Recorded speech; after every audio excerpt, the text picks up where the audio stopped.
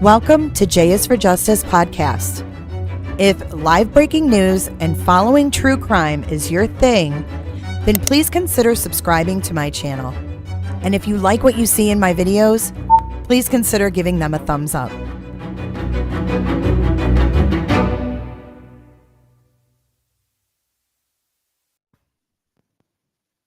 Well, hello there, potato and Maligator and uncomfortable neck girl. Hey.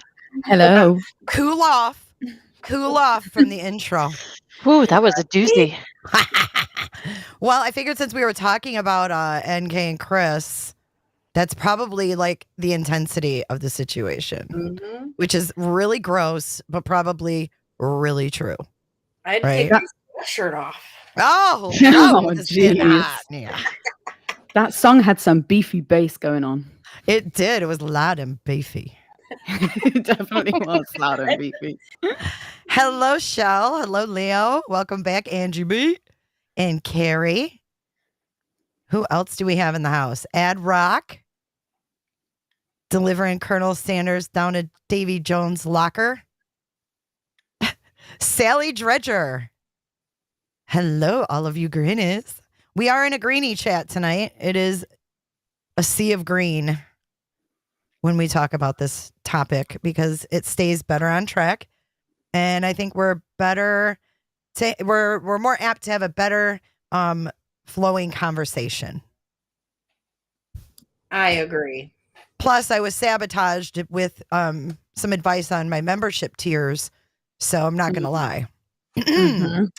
Yeah, so a new tier has been made, just so everybody knows. I went against advice. I took advice I should not have taken, and I found out now that was malicious advice. So all the people that lost their memberships, I apologize. Yeah. So with that being said, how are you ladies tonight? We will carry on, that's all. How are you guys? I'm good. Pretty good. So tonight's live, hey Mike Sanner and Olive Juice and Muffin. Tonight's live was unplanned, but I had to fact check something. Hello, Trace. And that was the sheets, right? So I was saying that Chris was laying on the unsheeted bed on Sunday night. And then Snow and somebody else were like, no, that was on Monday the 13th or the 14th. And I was like, damn, why have I had that ingrained in my head? Like I've just always had that ingrained in my head. And I thought, how weird that the beds were stripped prior. So I went back into the discovery and I typed in a keyword and I found out that I was wrong. I stand corrected. It was Monday. So he was lying on the bed. And she says in a black wife beater style tank. Blit.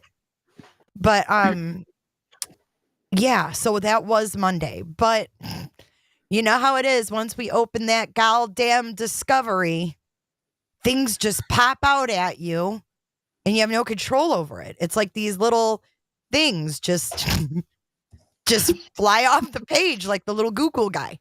And it's just like, fuck, look at me. So I had to look. Dangly legs. So I was forced to look. And then in turn, I hit you guys up and said, you're going to be forced to look too. And you guys were so kind to come on here and entertain my madness tonight. So thank you. I appreciate you much. Because you know how I get sometimes. I get on these things and I'm like, I can't let it go. I haven't opened the Discovery in so long. Yeah, I know. Me neither. I hadn't find either. it. Did not think I'd be going back to it either. Right. Okay. You know So what's here's crazy. Last week, I went through my Mac to make storage, and I deleted all my Watts stuff. Why would you ever do that? What would ever possess you to do that? I know. Uh-oh. Craziness. You better call Apple. Okay, so here is, and you know what? It's sad. I had the original Discovery. I think there was more in the beginning. Yeah. And took it's some out. on a hard drive. Actually, it's right here. Because unlike Maligator, I didn't want to get rid of it. But listen, this thing's corrupt. Oh, Can you see it? no. It's a hard drive. It has all my Watt stuff on it, but it won't read on the computer. So I've been meaning to like take it somewhere and have them like fix it or get the stuff off it. So I'm gonna have to do that. Did you try both your Mac and a regular? It's literally been sitting here for 3 years. It's been a long time. I've tried everything. Oh my gosh, Northern Light is a reverter. Woo, woo. Yay. Reverter. We don't have sound bites, so we're gonna have to be the reverter. You guys like my big bun tonight? Yeah. Yeah, I'm gonna have a neck like frickin' Heather when we get done tonight because it's so heavy. It's the only thing that sucks. Get your heads leaning to that side. yeah, I'm gonna have a neck like Heather's. Okay, so you guys, I'm gonna put the link to the Discovery if you don't have it. But up here there's a cute little tool. It's this little search button, and you can like type in anything. So I typed in sheets. Okay. Now this will pull up everything that has the word sheets in it. So we have like page 6, we have page 12, 2 occurrences. We go down, down, down. And I was just like scrolling through these. And we will click through every one, but I want to show you real quick what I saw first. And it's the wife beater. So of course I saw wife beater t-shirt and I clicked on it. Oh my gosh, that is Northern Light's first ever membership on YouTube. I am honored. Thank you so much, Northern Beans. Yay. That's awesome. She popped her YouTube cherry with Jay. I know. I feel honored. I feel a little dirty. Well, look at your intro. Maybe it was the song. Northern Beans. It got Northern Beans to come on board. I'll read it to you, Angie, so you don't have to worry if you cannot see it. And Mike Sanner, is it a solid state drive? Dude, I don't know these technical terms. I doubt it if it's that old. What's solid state? It's like a hard drive. No, it's like your hard drive, only it's a different type of drive. No, it's Porsche design, whatever that means. It does damn sure don't run like a Porsche. Solid states are faster. I don't know if is it made by Porsche? Is that why it says Porsche design? Because this is a sorry excuse for a Porsche. Because this thing only worked for not even 6 months. So, I don't know. I'd rather have a Tesla. Oh, you and your Elon. I popped Leotex cherry too. Gosh, I feel super dirty. Feels so wrong. All right, so let me read this to you guys, and then we will discuss. Are you ready? Let me clear my throat. All right, so we start with the EpiPen discussion. I'm going to read through that real quick. So this says, Nicole said during the same phone conversation. Now this would be, no, we'll go back. When was this conversation? That's what I need to know. No, that's not. That's just the dates of. I don't know when the freaking conversation was. They make this so confusing. And you're going to see. I'm going to show you how damn confusing this actually is. Well, that's the call logs from July. Oops, scroll back up. Yeah, it's call logs, but that's just saying what they have. This isn't saying when they talked to her. But anyways, okay, so here's the synopsis of it. It doesn't really matter when it was. Nicole said during the same phone conversation, she and Chris discussed why Celeste's EpiPen would have been left behind by Shanann, knowing that Celeste had an extreme nut allergy. Nicole said she questioned Chris about this, as it seemed odd. Chris responded, saying they had a stash of EpiPens and maybe Shanann took one of those. Nicole said she knew this was a lie, as the EpiPens are very expensive. How the hell would she know? Nicole also questioned Chris during this phone call as to why he had not come into the Anadarko office location on Monday, August 13th, 2018. the same day she didn't clock in. Okay. So she's asking him in text, why weren't you at the office this morning? Like, dude, you just talked to him last night. What are you talking about? Why would she be asking that? Weird. She said, although Chris usually comes to the office locations in the mornings, there had been times when he reported directly to the field. Nicole said it was, quote unquote, ironic that his wife was missing and he did not come to the office that day. So she questioned him. Nicole recalled Chris telling her on Sunday, August 12th, that he was not going to come to the office and was going to a pump site. So why was she asking him why he didn't come in? Yeah, she wasn't expecting him to be there anyway. Right. He told her the day before. So here's a lie, and they've got it written out for us. Nicole recalled Chris telling her on Sunday, August 12th, that he was not going to come in the office and was going to the pump site. She recalled during this phone conversation on August 12th that a television was playing in the background, and she thought it was strange Chris was watching television very late at night. Nicole believed Chris was waiting up for Shanann to arrive home from Arizona that evening. That is why the television was on. Chris told her during this call that he had to go to the field to check on a quote-unquote release. Now you guys know what a release is, right? It releases whatever's in there, right? It releases the shiz and the oil in the water. So he told her on Sunday night, hey, I got to go to Cervi 319 to check on a release. Nicole then explained a release was a small oil leak at a well or pump site. Nicole was suspicious as to why Chris would be checking on a release, as he was not part of the environmental team. She explained usually if a release is reported, a team of environmental specialists respond to deal with the release. Chris occasionally deals with a release and may be responsible for closing valves and or shutting off tanks to stop the release. So a release is a leak.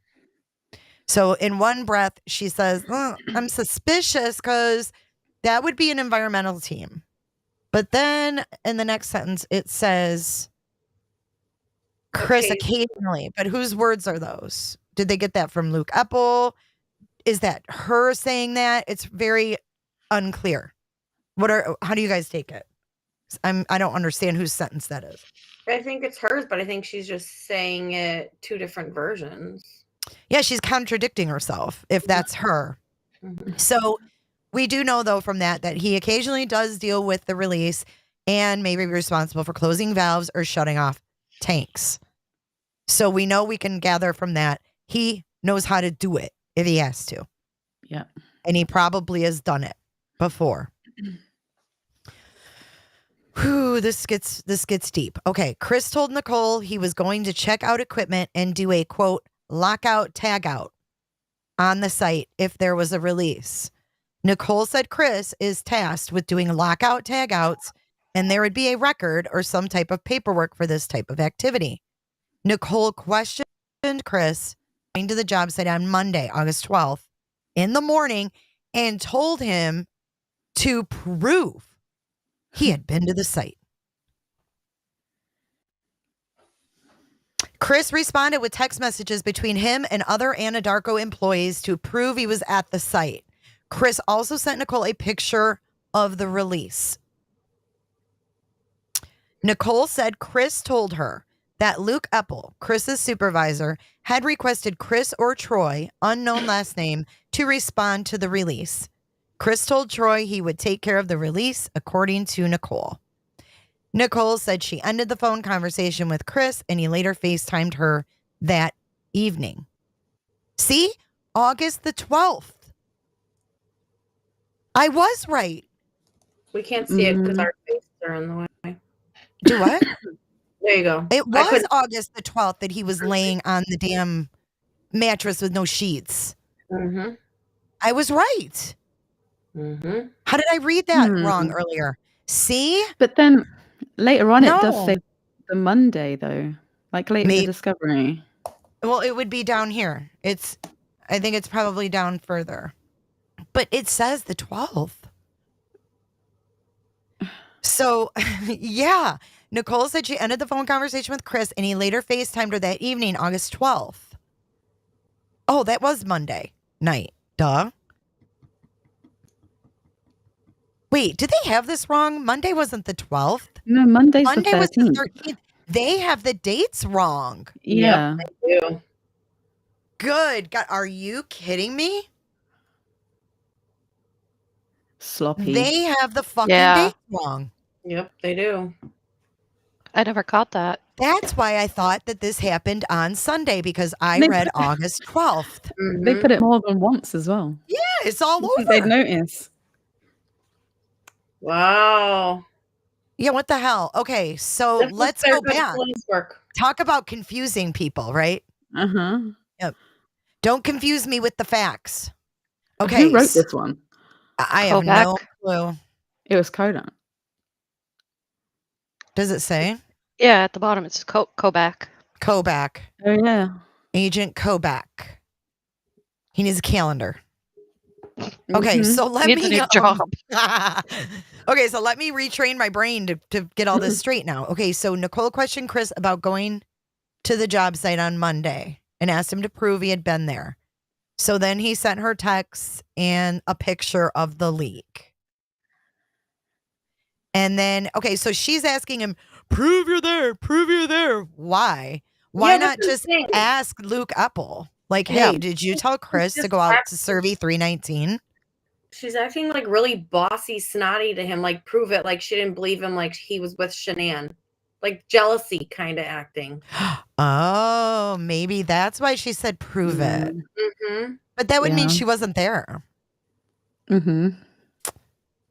So it could just be a cover-up, like saying that. Mm-hmm. Just like all their other fucking texts that morning. She's acting totally weird in this conversation. Like it doesn't make sense. Do we have this conversation on audio, or is this just because part of her shit is only read, part of it's audio? It's all scattered. Like there's no continuity to these interviews. It's all in bits and pieces and supplementals, and that's how it's organized in the discovery. It's fucked up. It's not organized by date. They should have a record of a text in there as well if it's used in the discovery. They should be in there as evidence too. This was all done by telephone. And this was the phone interview. It should have been recorded, right? The following is a summary of the phone call with Nicole. The phone call summary. was recorded. It is attached. It's not even the full thing. Oh shit. Okay. We probably don't have it though. It's probably redacted. Mm-hmm. Okay, so we're talking about Monday, August 13th, not the 12th. That was Sunday. Yep.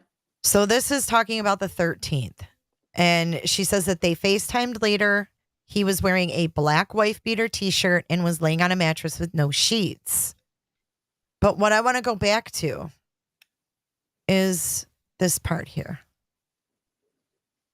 Chris told Nicole he was going to check out equipment and do a lockout tagout on the site if there was a release. And then she says that there would be a record or some type of paperwork for this activity. So let's take a look at something here. Yeah, when we do lockout tagouts at work, if something stops working, we have to lock out, tag out, and then... This is straight from the American Petroleum Institute. So OSHA has different, procedures for different,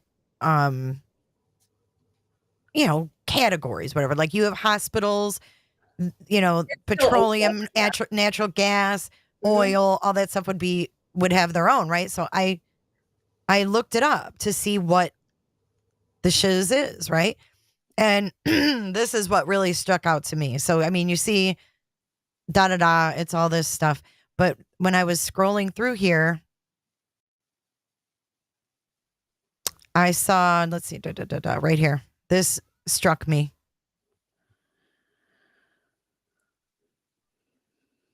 Locks or tags should be removed by the person who installed them. So that stuck out to me because I'm thinking if he did the lockout tagout, he's going to be the one to go out there and take the shit off. Like, no one else is going to go back but him, if that's how the procedure goes. And this is from the American Petroleum Institute. So I would assume that all of the oil and gas companies in America would go by these rules. Or should go by them. Or should go by them. But so, I mean, would he know this? I don't know. It's different for us, so I don't Well, know. I mean, we're reading it. So if Anadarko went by the rules, Chris Watts would have been the one that went out there to remove it. He should have known about it. Yeah, I mean, they get training on this. He was a supervisor. See, if the worker who installed it is unavailable, then the supervisor. He knew no one else was going to be doing that shit if he got his hands on it, is what I'm saying. Mm-hmm. So now let's take a look at this. This is not Anadarko. Anadarko isn't even Anadarko anymore. They've been bought out. But this is from Refinery Knowledge World. And these are storage tanks, and it shows you how the processing valves work, but it kind of shows you some of the functions up there on top. It's not identical by any means, but it's the closest I could find in an hour. Are you trying to share that, or are you just looking at it? What do you mean trying to share it? It's showing the Discovery right now. Oh, it's still showing Discovery? Yeah. That's why I wasn't sure if you were just reading it or if we were. No, it's a video. Oh, yeah.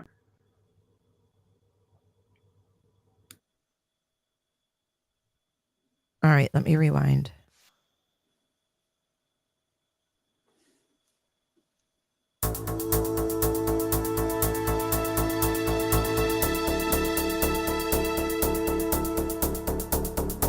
Oh, wait, let me move our heads. That's a bad spot for our heads. You can't see shit. Let me put us over to the side and get rid of this chat. Much better. Yes.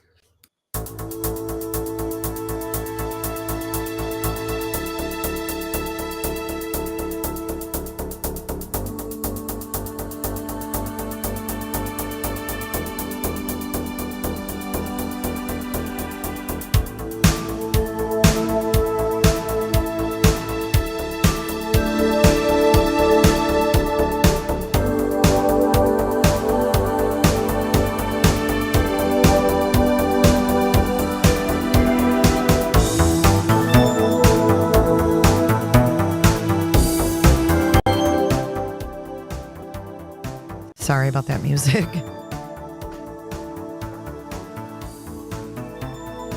What do you guys think of this illustration?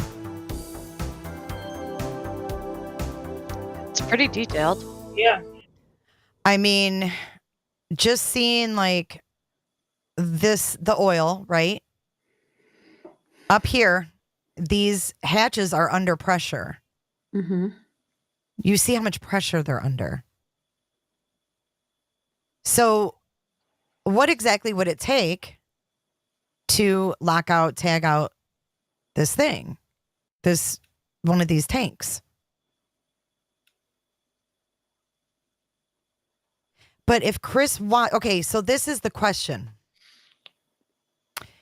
The reserve, right, which is that what they call it, a reserve? Where the oil is? Yeah. Yeah. No. The leak. What was it called? The release. Release. Yes. Yeah. So could a release have been made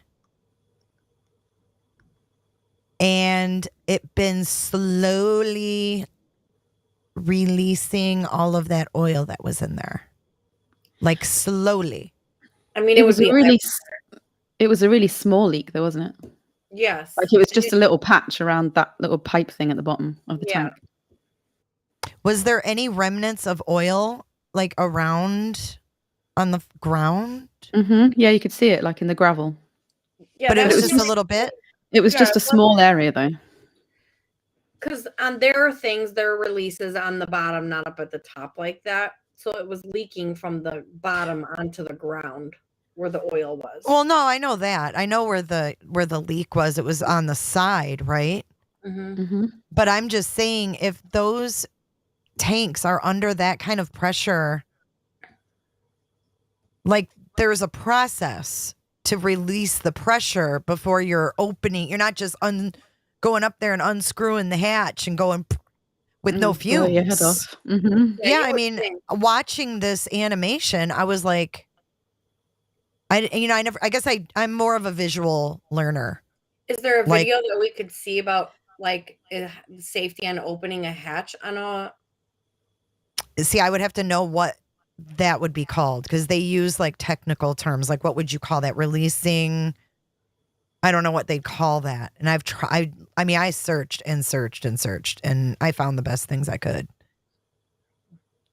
But I mean, this gives you a look at the inner makings of those tanks, Yeah. in a sense, you know, and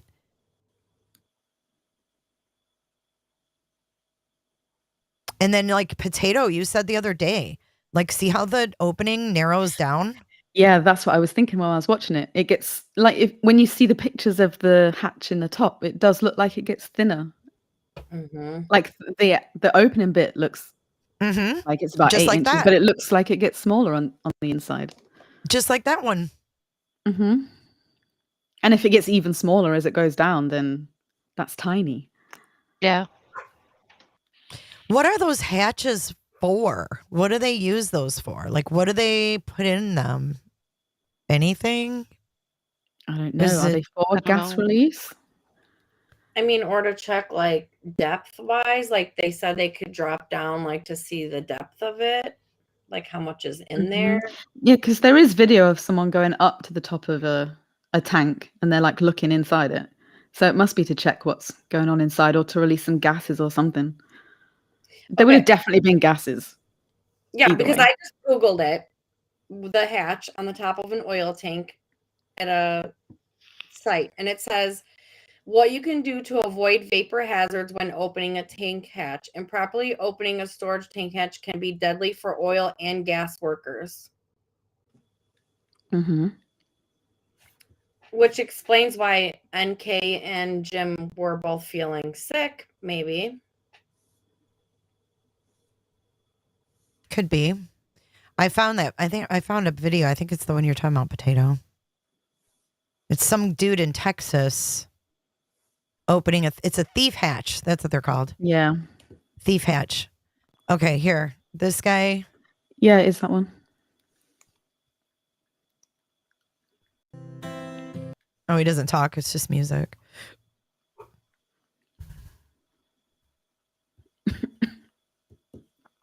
Thief hatch. Let's see what it is.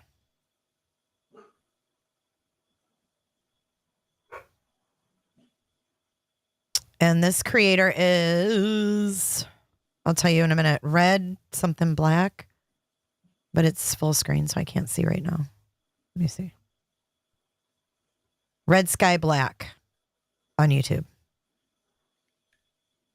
See, there's his hand compared to the hatch. Okay, here, let's put some volume on. Oh, this is good.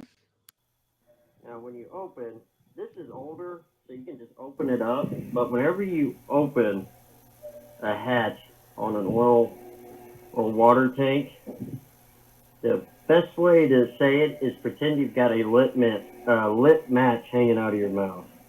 Like, know which way the wind's blowing.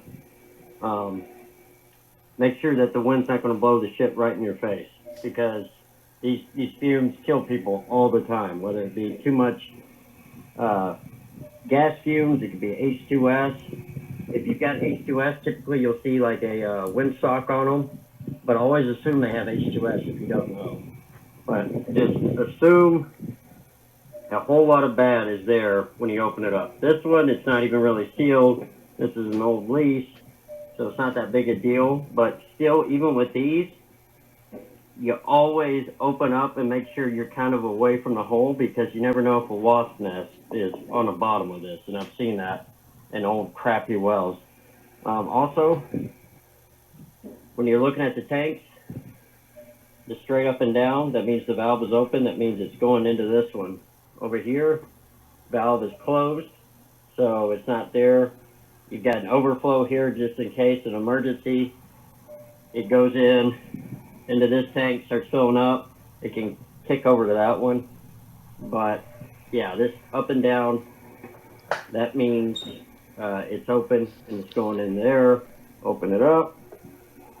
As you can see, it cuts stay back. And ooh-wee. Love that sound. This is a smaller well, so it kind of trickles in a little bit, but you get the idea. That is high gravity, baby. But let's gauge it now.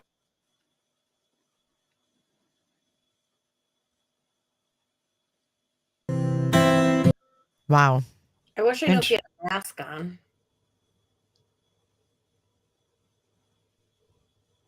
I mean, regardless, look at the size of those things. Yeah. It's tiny.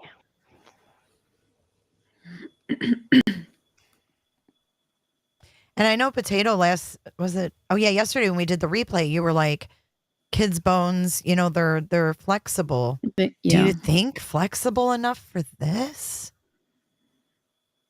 I don't know. I mean, when you look at the inside of that, it is smaller. In fact, you can judge how small it is when he opens the hatch up and you can see the bit that seals it on the inside. Like, that's the size of the hole. Let me see. It looks a lot smaller. That bit.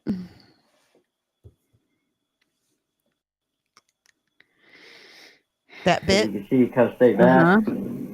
Yeah, see how the round Yeah. Yeah. There's a lip. Yeah, there's a lip. Mm-hmm. A pretty big one too. Exactly. I don't know. That's so small. It looks It's like so at least small. an inch and a half, if not 2 inches. Yeah. That lip. For the lip? Yeah. Okay, so another thing that bothers me now is the Cervi 319 oil tanks are gone. Yeah. Yep. They're gone. Why? Why did they get rid of them, and where are they? Well, I think they said they had planned on demolishing that one anyway, that site to begin with, and I think that's just what they did to hurry up and get it all gone. Yeah, because it wasn't used anyway, was it? Yeah. Then why did it have oil in it, and why was it leaking if it wasn't used? Maybe it was leftover. Yeah, there wasn't. Is that safe? Like, they weren't full. And if they were planning to get rid of them anyway, how do we know that? Maybe that's why. Yeah. That's what they said. Maybe that's why he used those ones, because no one was really going out there because they weren't used. But Luke Epple knew there was a leak. So they must have gotten a notification on their computers. Pressures. Yes, that there was a pressure drop. And I'm sure they still have to maintain and check them out. I mean, and because if they weren't using it, why was the water truck there? Why'd the water truck guy come? Safety, probably. Just safety precautions. But I don't know. It's just so weird because, this property they're on, Cervi, is a family. That's a last name of a family, and that's their ranch.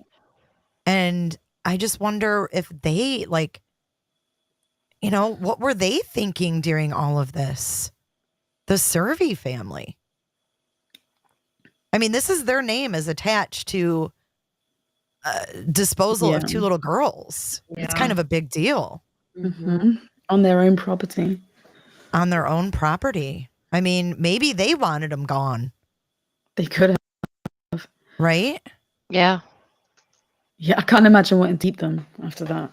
They probably just wanted no connection to it whatsoever. I'd say get them all off my land. Yeah. So they got him out of the tank, Mike Sanner, from the side.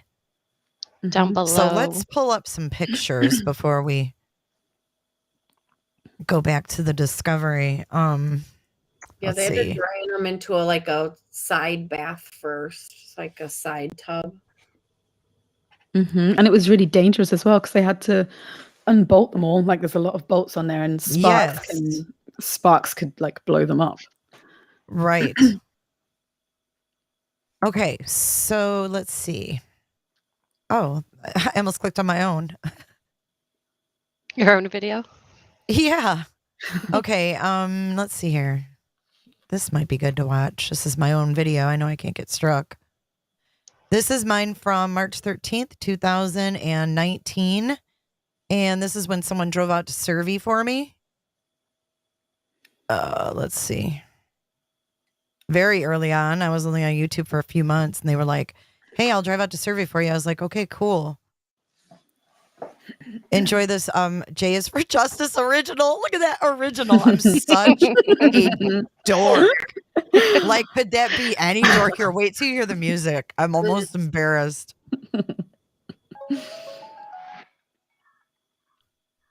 Oh, I had to cut it out. That's right. I got copyrighted on it. So there's no music.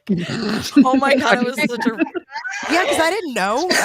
I liked everything. Dude, I liked the beat. So I used it and then I had to trim it out. I remember now. But it was a J is for Justice original, y'all. Nerd. Okay, maybe we'll get some sound. Oh, there's the end of my intro. I remember this. Yep, You me do too. remember? I know it's like a fucking I do as well.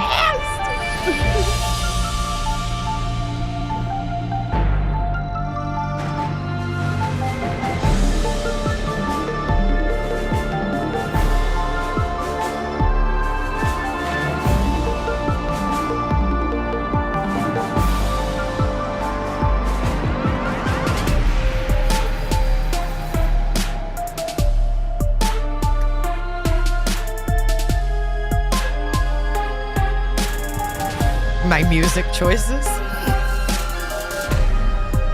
Do you want me to turn it down? Is it okay?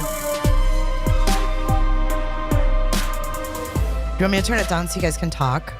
That's a little better. Yeah. Okay, sorry. Was it like blaring? I can't tell on my end. Yeah.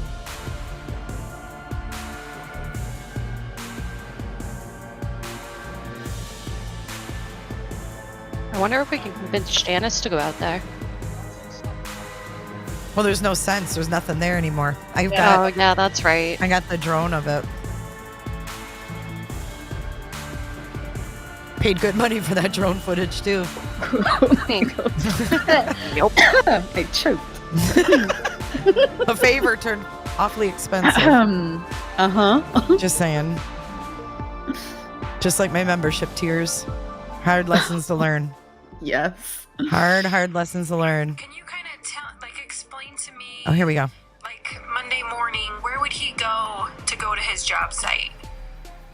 So first thing Monday, we had planned on working out by Rogan. Okay, did he ever show up there? Yes.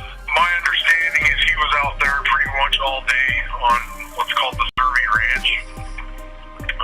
Cervi, is that what you said? Yeah, it's Cervi. Cervi Ranch, okay. We have several wells out there, and him and a few of my other guys were out there pretty much all day with him. Okay. Until he left to go home. He called me to let me know that Shannon couldn't get a hold of her.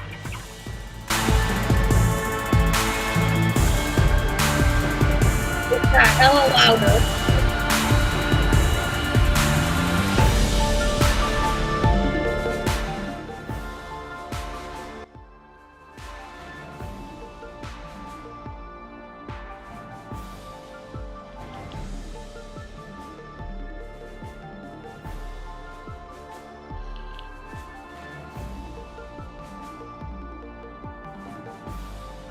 I forgot how far out it was. Mm-hmm.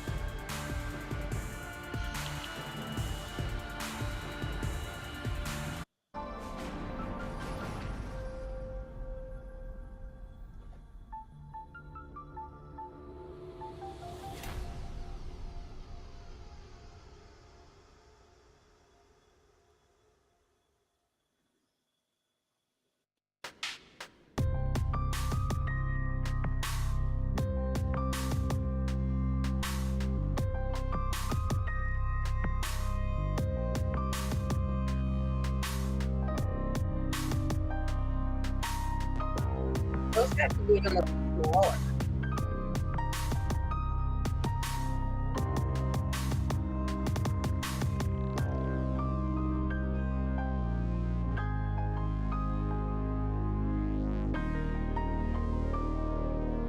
I was muted. You'll see an Not surprised. investigator up there. They'll open the hatch, and he's got no protective gear on. But that part right there, that's where Shanann was. And there's a garbage bag, right? That black garbage bag. Yeah. Angie, there's so much. Gotta love Colorado for that.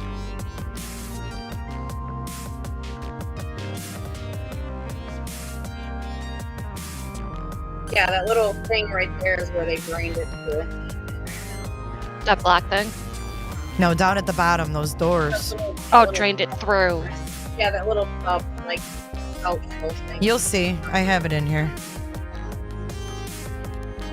It's been a while since I've watched any of these. There's the sheet. There's the sheet. That's what got him right there. They went out there, droned over this area, saw that sheet. He was done. Yep.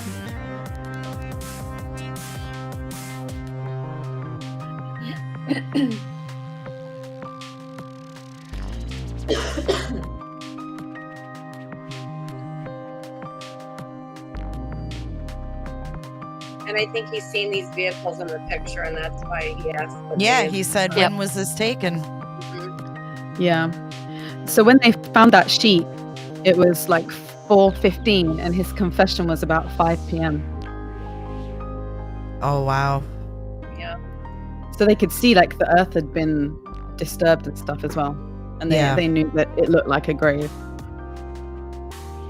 There's no perfect crime, you guys. Oh, this was far from perfect.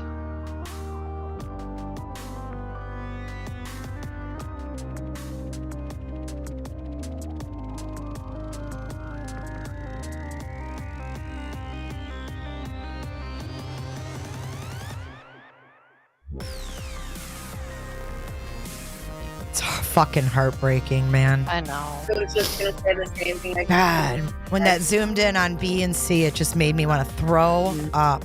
Yeah. Good grief. And this as well, seeing Oh my God. Where So she here, was. this is how they got them out. Mike Sander, I hope you're still here.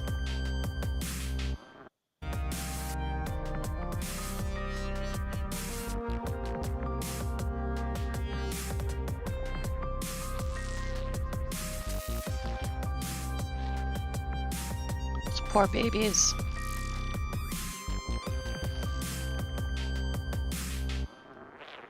Yeah, heartbreaking. But Yeah. good footage. I mean, to get, Oh yeah. you know, an idea of what that was like. Here's another one. Vomit. Oh, Girls. Poor baby. Where? You're so smart. My turn. What's your say, Cece?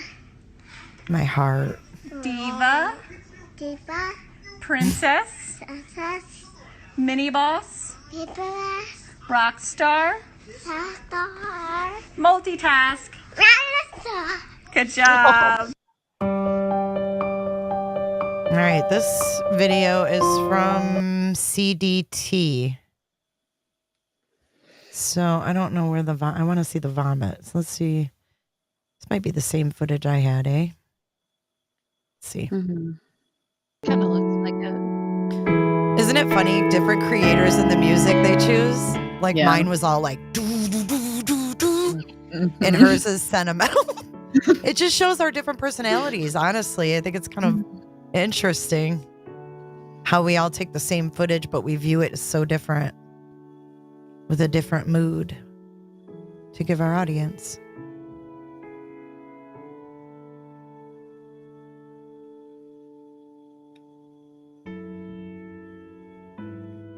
Wonder what the conversation was down there, you know?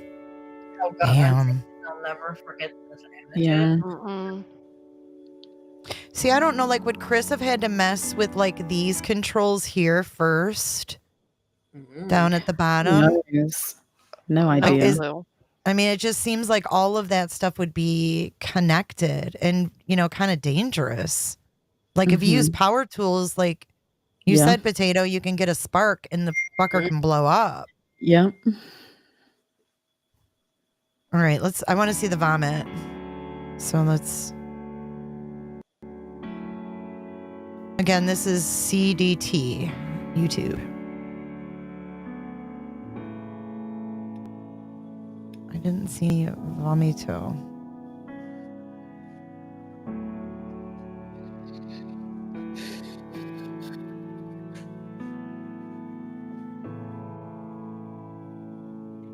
See, this doesn't make me want to investigate. This makes me want to like cry. Yeah. That's so eerie. And they're hanging Especially over when that. when you know the condition of the girls when they were pulled out. I mean, Yeah. this music is not helping. Mm-mm. Well, I wanted to see if there was a different shot. I didn't. And there, we just showed that. I just didn't know where the vomit was. Maybe it was in the beginning. I don't know. They said it was like by the side of the tank of the grass. I feel like it would be a zoomed in. I don't know. If it didn't stand out to me, I guess, because I have that same footage. I thought they took a picture of it. I didn't think it was in a video. Yeah, I thought it was like a close up. And Yeah, it I just can looked remember like seeing it. wet It was or some shit. Yeah. Let's see. Let's go like this. Let's go to Google Images. Fuck. Why am I froze? Oh my God. It's like I can't do anything. There we go. So this is from actually, oh look, it's from J is for Justice. Cervi 319 is gone. That's where it was.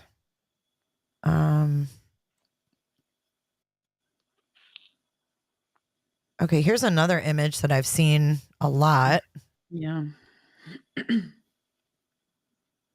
And that's a paper plate with a kid standing on it.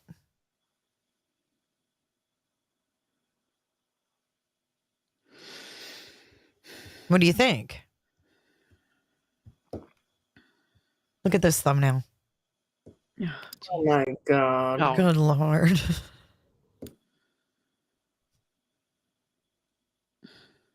Okay, so the clean out manway and the thief hatch looks like the only two openings. This guy had a lot of pictures, but now they're gone. All his stuff was taken down this shakedown title. He had everything. But he does say here, look, bear in mind, the area below the hatch tapers inwards. So although it appears wider than 8 inches at the surface, below the surface of the tank, it narrows down. Mm-hmm. It's difficult to say for certain whether a small and smaller child would definitely fit through such a small orifice or not. The problem that arises is if you can't fit a body through there, is that this suddenly becomes a complicated and badly suited crime scene.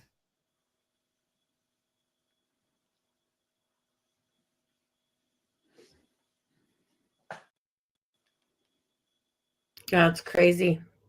I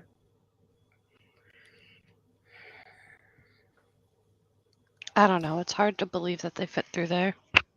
I mean, you'd have to I don't want to sound gross, but like really smash them in. Well, it wouldn't be easy to get them in. Yeah, but there's no trauma or anything like that. Their bones weren't broken. Well, they get oil too. Mm-hmm. Mm. Well, you see the oil around the top of the other one when you opened it. Yeah, but they could tell that Bella only had abrasions on her bottom. Mm-hmm. So they could tell what once they cleaned the skin, like the skin was there. It just wasn't attached to the body. So what they had to do, and it's gross, but they had to clean it.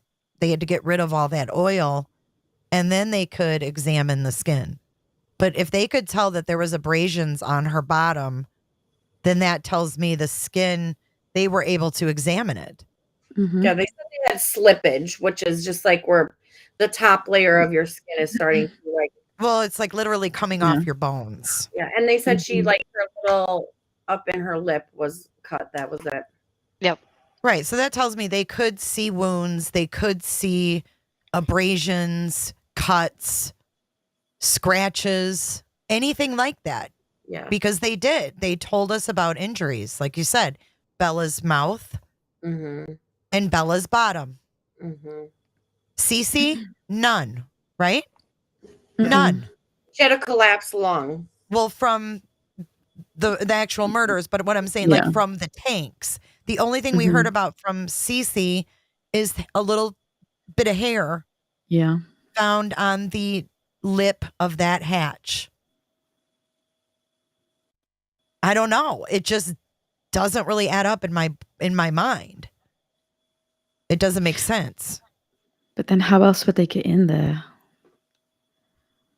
Yeah, there is no other way.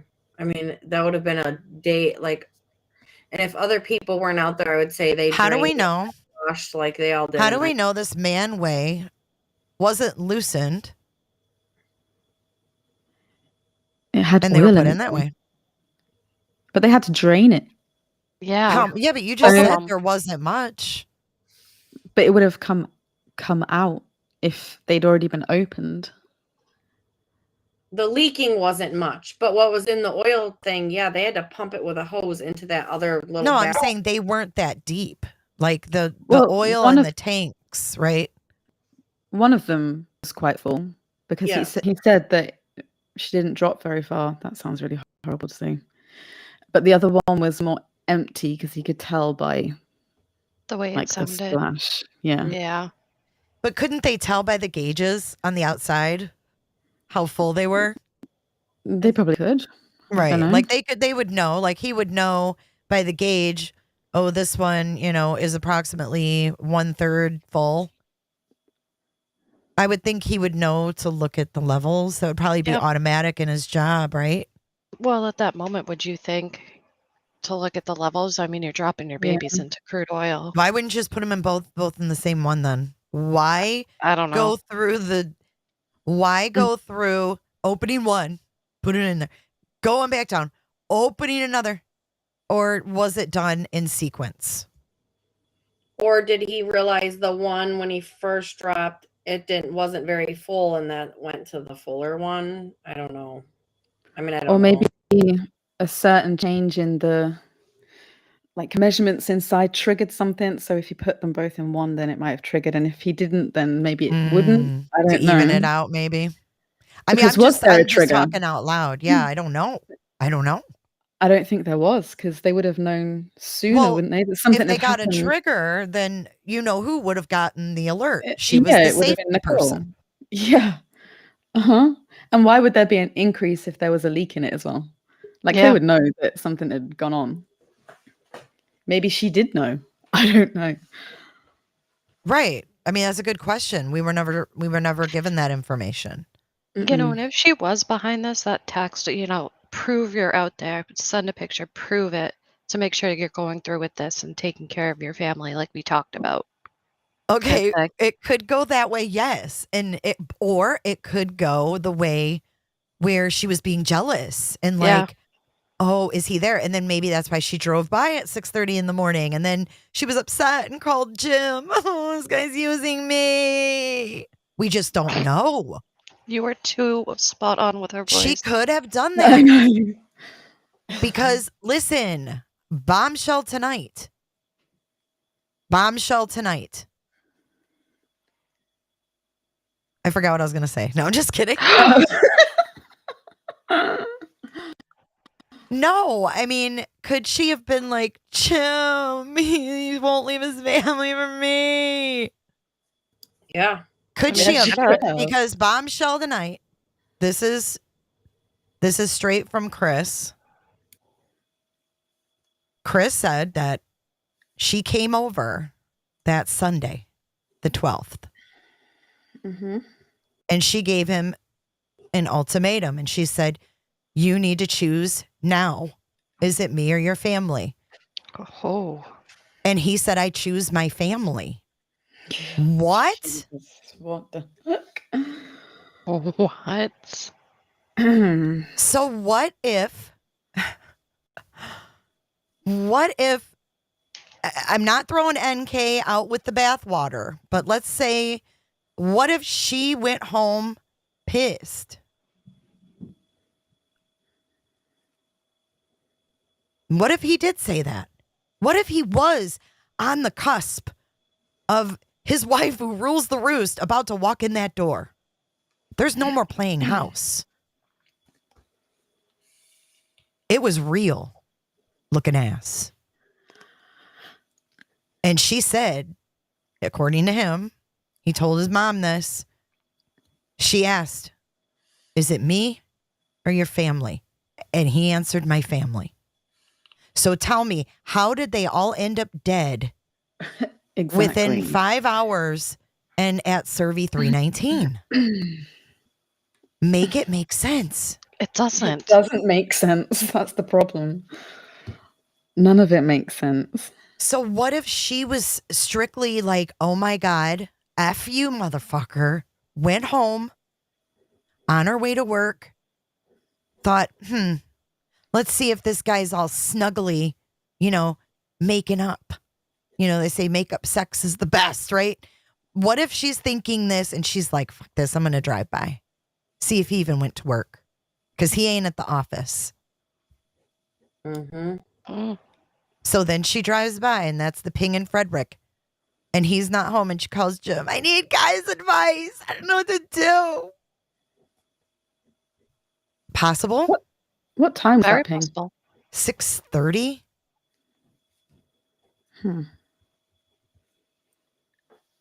And then now I'm reading this discovery where she says, prove to me you're at the site. I don't know why she was asking that anyway, because wasn't he messaging her and sending her pictures and stuff from the site? Yeah, daisies. That's why, but he that's why sent he sent them. sunflowers. That's why, though, they're saying. So why is she asking him afterwards? No, Prove that you were there. It was no. It was before. So she asked, prove to me you're at the site. Let's go back and read it. Yep. Yeah, when was that? Let's go back and read it. I hope it Because has now I'm times on there. confused. Tongues. Times. Oh, times? Of when they were talking. No, of course not. Because this is just a summary and the date is wrong. Do you think that he has times? He didn't even get the date right. Good point. Oh, we're asking too much. We are asking too much. Okay, so what were we looking up? Questioning him. Yeah. Why he didn't go to work? Well, to prove that he was To prove. there. Yeah. It was further up. I just saw the word prove. Go up, up, up, up. There. Oh, here it is. Okay. Well, let's go to the up here because she says here, Chris told her during this call that he had to go to the field to check on a release. And then she explained, and I'm curious, did they ask her, Nicole, what's a release? Because if she didn't and she went on to say, a release is just a small leak, like that's too TMI. Right. But if they asked her, oh, well, what's a release? That's why I hate these summaries. Chris would be checking on a release. If a release is reported. Chris told Nicole he was going to check out equipment and do a lockout tagout on the site if there was a release. Nicole said Chris is tasked with doing lockout tagouts and there would be a record or some type of paperwork. Would he turn that into her, I wonder? Nicole questioned Chris about going on Monday in the morning and told him to prove he had been to the site. Chris responded with text messages between him and other employees to prove he was at the site. And he also sent her a picture of the release.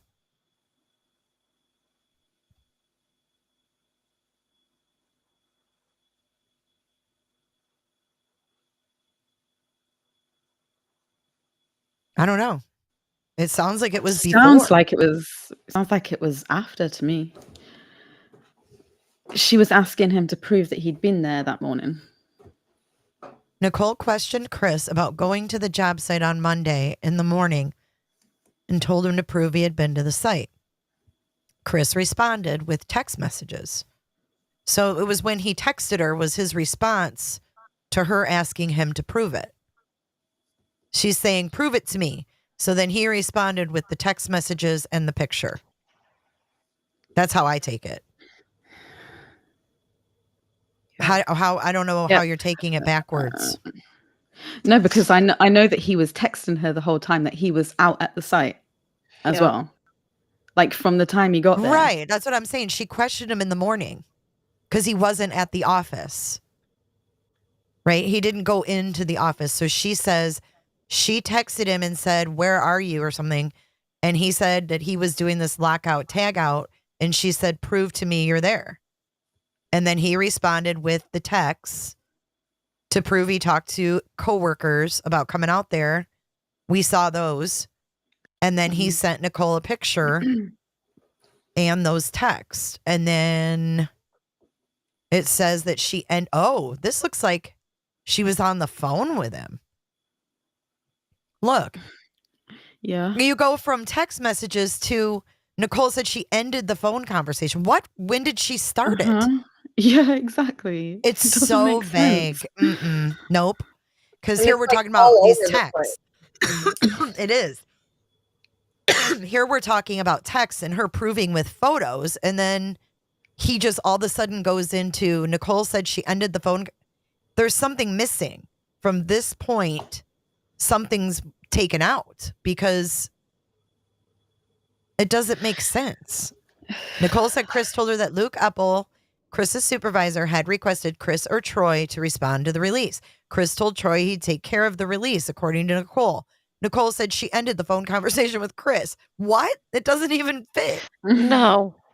Something's left out. They've chopped this. I mean, clearly chopped it. Chris and he later FaceTimed her that evening and said, she said on the video call he was wearing the black wife beater and laying on a mattress with no sheets.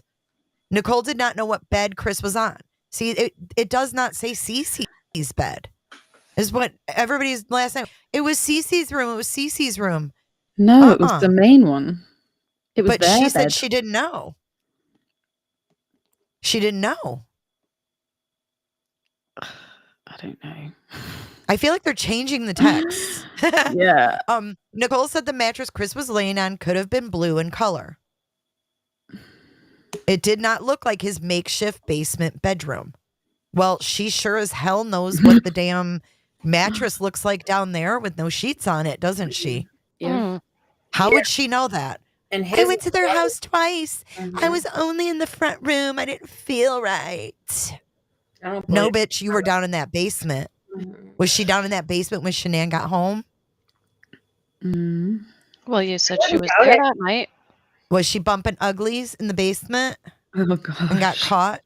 Who knows? What if she came back to see what happened and snuck through because the basement window was unlocked and came into the basement window and heard them being intimate. There's no way she climbed through those windows, though. Not that one that was open. She would have had to jump in that well, the window well. Yeah.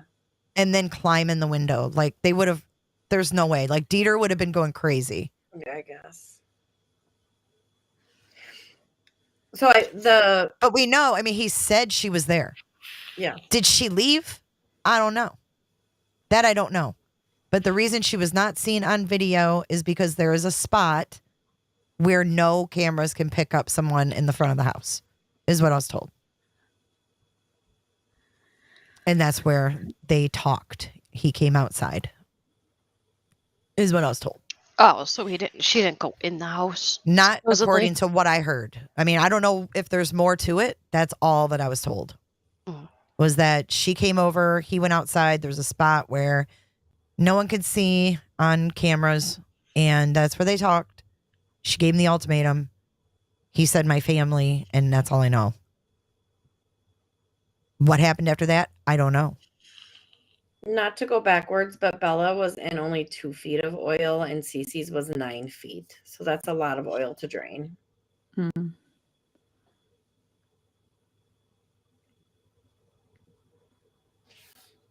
Well, I would just have to say maybe we're not getting the truth on their injuries then. Who knows? Look at this reporting. They're screwing up their dates. They're screwing up their Uh-huh. timelines. Mm-hmm. Things are being left out. It I mean, feels like listen to it's this. being deliberately confusing. Oh, it is. It is. It's so deliberately confusing. Wait till we get to the end of this page. Okay, so he says, I asked Nicole about her social media use, and she said she has not used social media since approximately 2018. Nicole said she last used LinkedIn, however, rarely. Nicole said she discussed with Chris shutting down his Facebook.com profile. Now listen to this. Chris mentioned to her on Saturday, August 11th, 2018, during their dinner, that he had shut down his Facebook.com account. Chris said he did not use the account. Now, listen what she follows up with. Nicole asked if he shut the account down all the way by sending a request to Facebook.com, and Chris did not know about this requirement. Nicole believed his account was only deactivated on August 11th, 2018. So she wanted his ass to fucking make that go away. Yeah, like completely gone. Yes, Yeah. like you can't put your password Yeah. in and reactivate that motherfucker. Mm-hmm. Like all that shit that bitch put on your Facebook, that shit's gonna be gone. Gone. Yeah. That's what she was thinking. Mm-hmm. Why'd she want him to get rid of everything? She wanted to wipe out Shanann, didn't she? Yeah. Didn't want She to wanted to wipe Shanann out of his life. Mm-hmm. That's the only thing I can think of. Mm-hmm. He just said, I don't use the account. So that tells you who does. And she said, did you send a request to get rid of it all the way? Mm-mm. He didn't even know you had to do that. Doesn't sound like someone who had just told him to go and sort out his relationship either. Exactly. Yeah. And then No, another bombshell tonight. FYI. The whole time he was in North Carolina, she was blowing up his phone. Yep. You're with her, aren't you? You're with her. That's what was fucking going on with this girl. Psycho. Mm-hmm. Yep. Told him to go out there, do what you have to do, and then hit him up all the time. Yep. I never believed that she told him to go out there and sort out his relationship. Not a chance. You know those weird pictures that that girl caught of them at the fair with her dad? Yeah. Mm-hmm. What is he doing? On his phone. Because you're with her, aren't you? Mm-hmm. Jealous stuff. Where are those texts? Yeah. Those ones were the ones she deleted. Yep. She wanted to seem like she was this perfect little person. Yep. Just there to try and help them out. Encouraging him. So that tells me, now that I know that's a freaking lie, I don't believe that she was encouraging him with his girls in this apartment and all that. Nope. There was another creator who kept saying, she had no problem with those girls. She was planning their living arrangements, and she wanted to help him, and she loved him and loved those girls. No, she's a liar. But she also she's knew a liar. was pregnant and was telling him, "I want to give you your first son." Because she's a liar. She was not encouraging life after Shanann with his kids. I don't believe it. Mm-mm. Me either. I don't believe it. Okay, so here's the last page of this section. Nicole and I discussed her willingness to provide me with her Apple iPhone 6 so further attempts could be made. Further attempts? How many attempts did they make? Further attempts could be made to recover her deleted text messages. Nicole said she would provide the phone and would consent to a search of the phone. Nicole further stated she had recovered from Verizon her call logs. Oh, here's my logs. No need to subpoena those. Nicole is going to provide me with those documents at our next meeting. Okay. Then you go down to the next page and you're like, oh, I want to read more about Nicole. Right? You think it's going to be more. So here's the shit about their phones. And then we have like all this. Okay. So then we go. It just says how much of a person she is that she could even walk through his house and look at his wife and the pictures of his children and still do what she did. So for me, I don't believe a damn word she says. She's serious. I could never do that. So then you have them going to the doctor's office. You go from that to them going to the doctor's office. Like, there's no rhyme or reason to this shit, you know? It's all over the place. I mean, it is, because now you're going into it, like, if you want to read about the Nicole Chris thing and you keep scrolling, you're in a whole nother section of the case and you're switching gears. Yep. And that's what they want. Just to confuse you even more. Mm-hmm. And the dates, like, don't people proofread this stuff first? You would think before they release to the public. You know, and then you have them at Primrose. And this, so I started reading. I just always keep reading, but like, I'm going to go back to this, to the initial search in a second. But I did see this as well.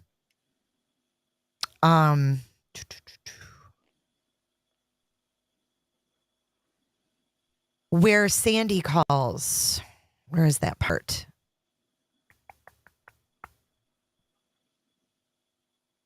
Yeah, she did call. She called twice. Mm-hmm.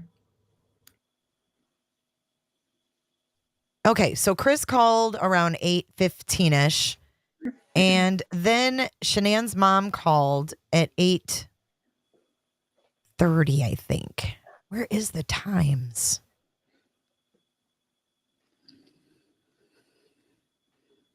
Okay, no, she called at 11:30. She called 3 times. Okay, so Chris Watts called between 8 and 8:15, stating they would not be to school. Chris asked Chris Lang asked this Meyer if the girls were at the school, and Meyer was freaked out, but didn't report it until they found out that Shanann was missing. And then the director comes into the meeting and said that Shanann's mom called between 8 and 8:30.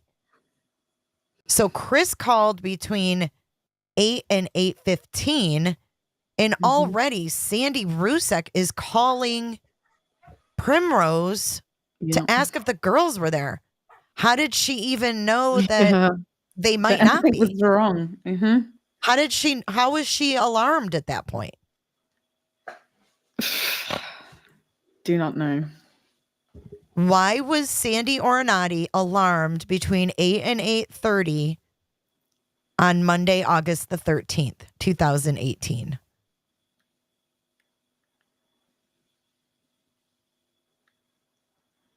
Anyone? Bueller? Bueller? Speechless. No clue. I have no clue. Okay, well then, Elba Orantes, the assistant director, then spoke with Shanann's mother again midday. And then Wood asked Orantes what time they spoke, and she said around 11:30, asking again if the girls were dropped off. So that's the second call. 8 and 8:30, 11:30 a.m. Then we have a third call. That's what I think too, Bella. At 3 o'clock. Is that 3:15? 3, yeah. 3 o'clock, asking if they were dropped off. But this time, Wood said they hadn't been, and Sandy said they were missing at 3 o'clock.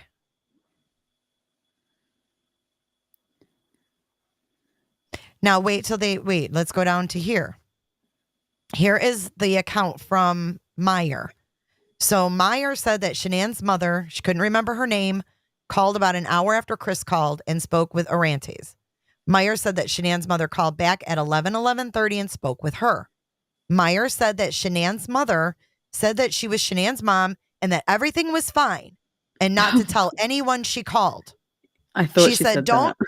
She said, "Don't tell anyone I called and excuse me for caring. Don't worry about anything."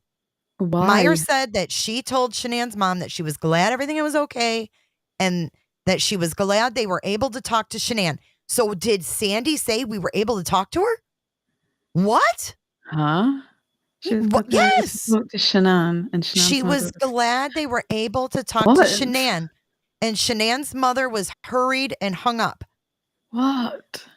What? Meyer said Shanann's mother called back again and spoke with Wood around 1500 hours. I asked Meyer about Shanann's mother stating, quote, "Excuse me for caring." And Meyer said that she assumed that she had spoken with Chris, who became upset that she had called the school. I asked Meyer if they told Chris that Shanann's mother had called, and she said no. The only time anyone at the school talked to Chris that day was when he called in the morning. So Chris did not know that Sandy called there. So why did Sandy say, "Excuse me for caring"? Mm-hmm. What? That's odd. Odd? I mean, it's Odd? Well, I mean, Odd? It goes against everything that we've ever been told. What? Yeah. From 8 a.m. Yeah. 8 and 8:30 a.m. and How did she 8:30 ever know how did- anything was wrong? When Yeah. did what's their nuts get over there? 9 something? I thought it was NA? later than that. it was later than that. It, because it was she like was sup- it was like 12, wasn't it? Like lunchtime. when she was supposed to be at her appointment. Mm-hmm. Well, what? Okay, let me read this again. Maybe my eyes are playing tricks on me. Meyer said that Shanann's mother said that she was Shanann's mom and that everything was fine and not to tell anyone that she called. This was at 11:30. She said, "Don't tell anyone that I called and excuse me for caring. Don't worry about anything." So, okay, if NA went over there right before that 11 o'clock call, then it would kind of make sense because Shanann would probably be like, "Mom, why the fuck are you calling the school?" You know, like maybe she didn't want Shanann to get mad at her, which gives me a feeling of walking on eggshells. Yeah. But I don't know where this "excuse me for caring." Yeah, sounds kind of sarcastic. It's Yeah. Excuse me for caring. Like, Like, I think Shanann would have been What upset was that the her mom conversation? called. "Don't tell anyone that I called. Excuse me for caring. Don't worry about anything." So Meyer then said she was glad everything was okay. And she was glad that they were able to talk to Shanann. And Shanann's mother was hurried and hung up. And then she called back at 3, asking again, were they dropped off? And then says they're missing. If you know they're missing, why would you ask if they were dropped off? What? Why is she calling so many freaking times? I don't know. yeah. I don't know. Damn.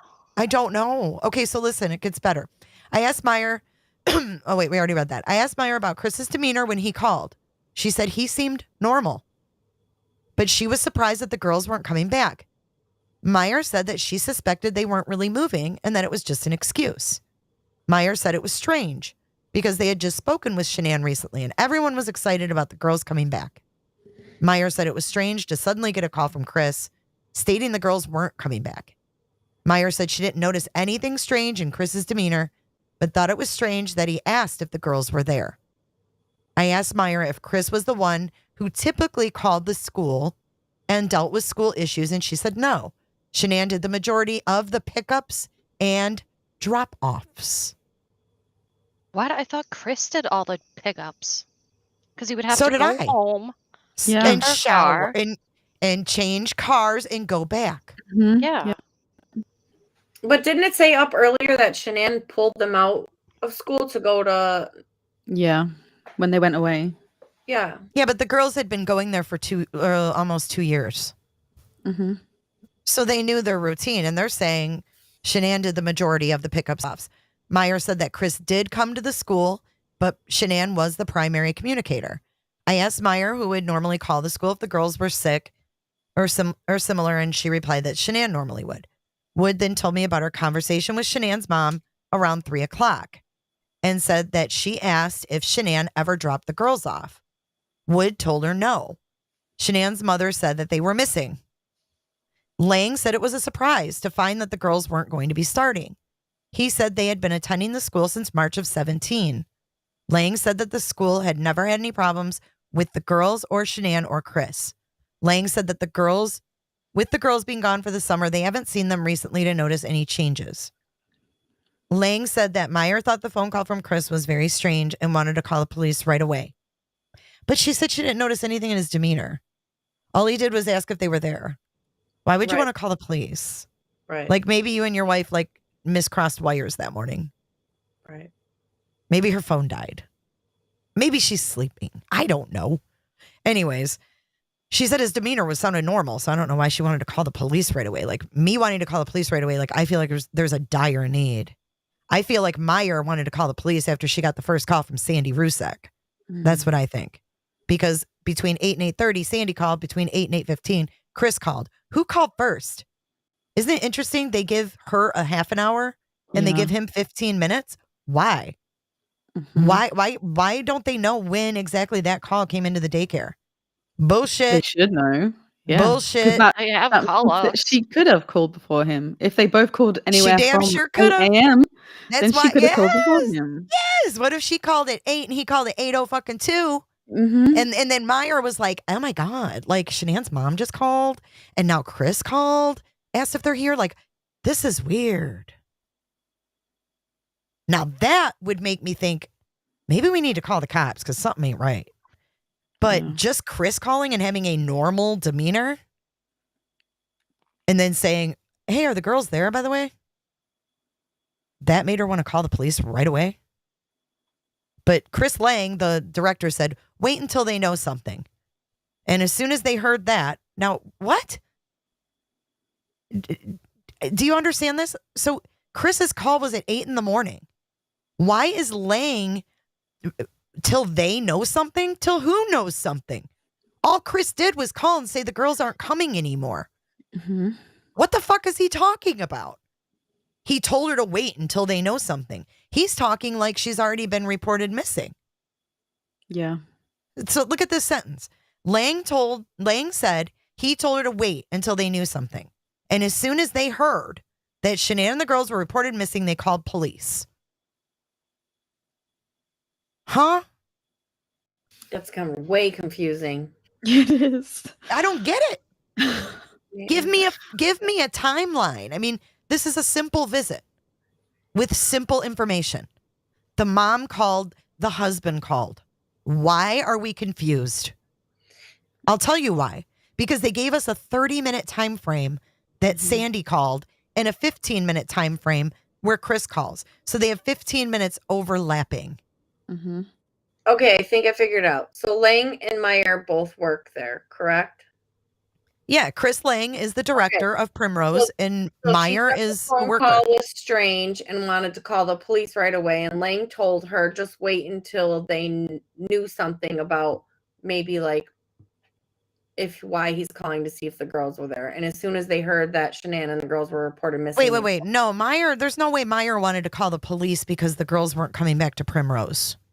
Because I'm sure people call and lie all the time because they're embarrassed they can't afford it.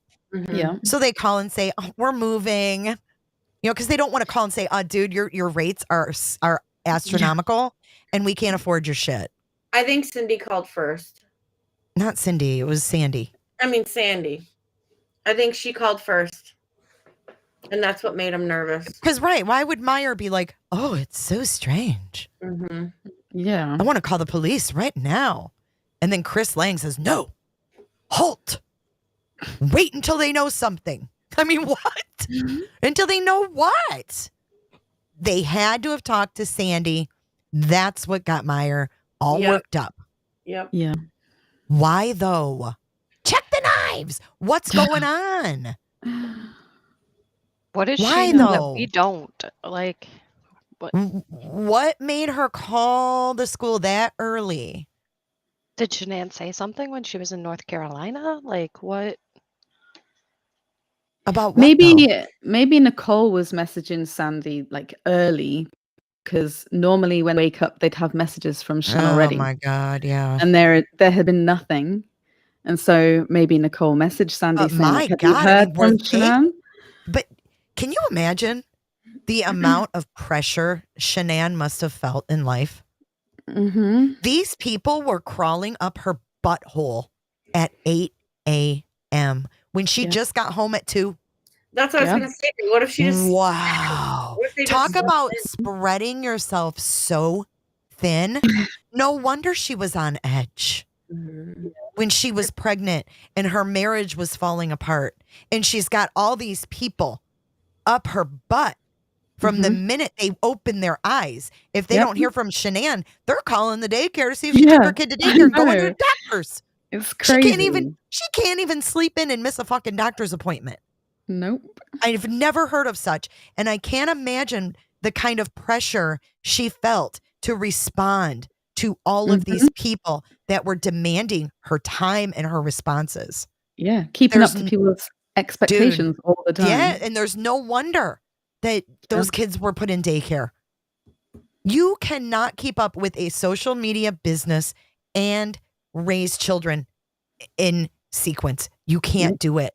It's a full-time job, just like sitting behind a desk or doing cartwheels on a balance beam or, injecting someone with, a needle and using Google fingers. They're all jobs. Like that. I'm playing. I say things serious and you guys sit there like, oh, is she on a rant? Or is she joking? Well, No, I'm I'm kidding. so fired But I mean, up. really, It's crazy. but her job was just as demanding as an executive at a corporation, if not more. Yeah. But I mean, she had all these people underneath her that she had to make sure they fucking produced. Or guess what? That Lexus wasn't paid for. And that was an $800 a month payment. Yeah. And she has to keep up her social media presence. Otherwise she loses people. Like that's the only way that she gets people in is by being constantly there. And I then took a break for 2 months and I noticed it. Yeah, looking after children as well. Like 2 little girls is a full-time job as well. So you can't do both at the same time. Nope. It's impossible. There's Something no has to way, give. the way that she wanted to excel in that business, there's no way that you can do that part-time. And shame on the MLMs for marketing these jobs to stay-at-home mothers. Acting like it's doable to be successful and stay at home with your children. Yep. I think too, like they already knew and maybe were on high alert from the morning because they knew what she was going home to. Like things weren't good. They weren't communicating and they were Well, he was worried. cheating. He was cheating. And they were worried that they hadn't heard from her right away in the morning. Yeah, and because she was sick as well that weekend because she was so stressed out. So they knew that something was wrong. And then they couldn't get hold of her or they didn't hear from her like they usually would. So then that would make them be like, what's going on? I guess, you know what? Yeah, but we talk to each other all day, like all of us. We talk to each other. If we don't hear from someone at 8 o'clock in the morning. Heather, we have fucked up schedules. They didn't. Well, they were true. routine people. So if we all got up at the same time every day and started on our little Thrive journey and I wasn't there, y'all would be like, where the fuck is she? Yeah. If you think about it that way, this must have been every day routine. Wake up, eyes are open. Here's my team. Everybody, let's get up. Let's get moving. Make your fucking shakes and let's get this shit sold. Yeah. They even said that though, that Shanann would be straight on there, like with a plan for the day kind of thing. So they'd expect her to be there. Okay. So that makes it what to do. That makes it not as weird. Yeah. But now if the mom called and told Meyer, they're having marital discord. Not sure what's going on. And then Chris calls and she's like, wait a minute. Chris asked if they were here. Her mom called. There's something going on. And now Chris is asking if the girls are here. And they're not here. We need to call the police. Yeah. So I like talking it through because when you just read it in half structured sentences, you don't get the full picture. And so it kind of makes sense now that her mom called. Yeah. And why they were worried because they would know, well, doesn't sound like the kids are with Shanann and Chris is asking where the kids are. So they're probably like, okay, where are the kids? Because they're not here. And they're not with Something the happened parents. to Shanann. Yeah. Not sure if they necessarily suspected Chris. I just think that she thought the phone call from Chris was strange. And maybe they thought something had happened to Shanann. I don't know. Because his demeanor was fine. They weren't saying, oh, yeah, he was acting out of breath. Yeah. I mean, how could he called like calm? But like, Mhm. he's out at that oil site, digging, running out of time, carrying bodies. It's, upstairs. Oh, he's digging. The rake breaks. The shovel breaks. And then he calls Primrose calm. Mhm. How? I know. How is he not even out of breath? Oh, and then they go into, then we keep going. Oh, now we're on Leonard King. Like, why is he even interviewed? Why was Leonard King even interviewed? Don't No know. clue. He had nothing to do He with wasn't Shanann. even there. You want to know why he was interviewed? Do you want to know why this is in here? I think. Mm-hmm. I'll show you. There's one sentence.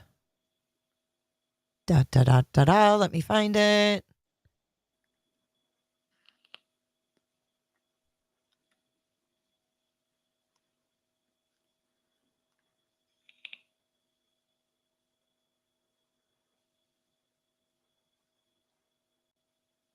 Oh my God, why can I not? It's like they take things out.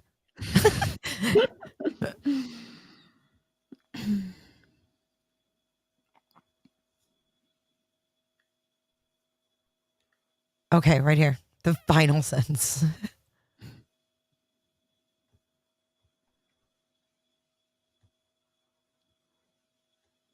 Because he doesn't hesitate, because it says she was not confrontational. Because he didn't hesitate to say, like, up here, like, he doesn't really say, like, bad stuff, but it isn't too positive. Like, and I think they talked to him because they once had life insurance policies. Oh. Because it says Leonard reported that he and Shanann took out life insurance policies when they were married. They were large policies, $250K or $500K. Those are very fucking large. Mm-hmm. After the divorce, Leonard kept his, but changed it to $100K and changed the beneficiary. He assumed that Shanann kept her policy and would have changed the beneficiary. No, she didn't pay for that, I'm sure. Leonard denied that he currently had any policies on her life. Leonard does not believe that their divorce decree addressed the life insurance policies. Now, this is what I thought, Potato, you probably remember this part.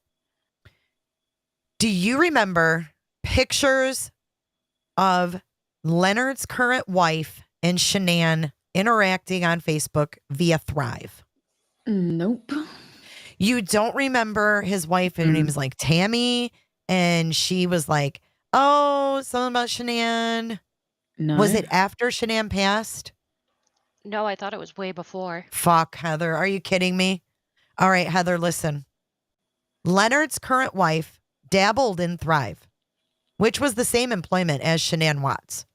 Leonard had heard that Shanann was really involved in Thrive. Leonard actually did not know Shanann's last name until a few days ago. He learned of this case from social media and news. He had already been contacted by NBC News. What? Whoa. Leonard agreed to share my contact information with his wife for her to call if she knew anything about Shanann, possibly through Thrive. I thought she was her fucking downline or upline. Yeah. I thought Shanann was her upline. I thought so too. And I always thought it was weird. I was like, damn, they must have stayed really good friends. I thought it was before because I was like, God, they must have really stayed friends for his wife to like sign up to sell Thrive under her. I mean, I can picture this lady in my head. Like, I'm almost positive I have a video on it. And then it says, I asked Leonard about his relationship with Shanann when their marriage was not going so well. Shanann poured herself into work and worked a lot and stopped coming home at night. Leonard was unable to get details from her. Shanann would stay gone, but he was never concerned that something happened to her.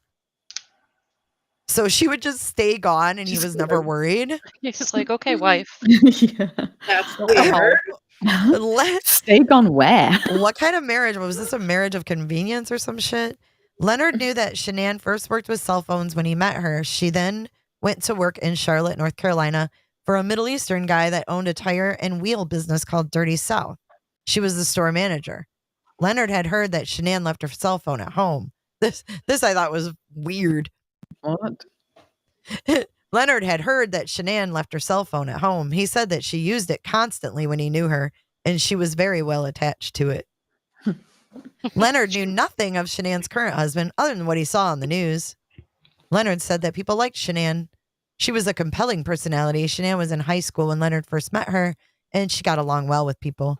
I asked about Shanann's skills in conflict resolution. Leonard said that he was very interested in marriage counseling, and they went to a couple sessions, but it was virtually impossible to engage Shanann in conversation. Wow. Once she was done, she cut herself off from him. At home, they would be in different rooms, and she was always too busy for what Leonard had going on. She was not confrontational and more withdrew.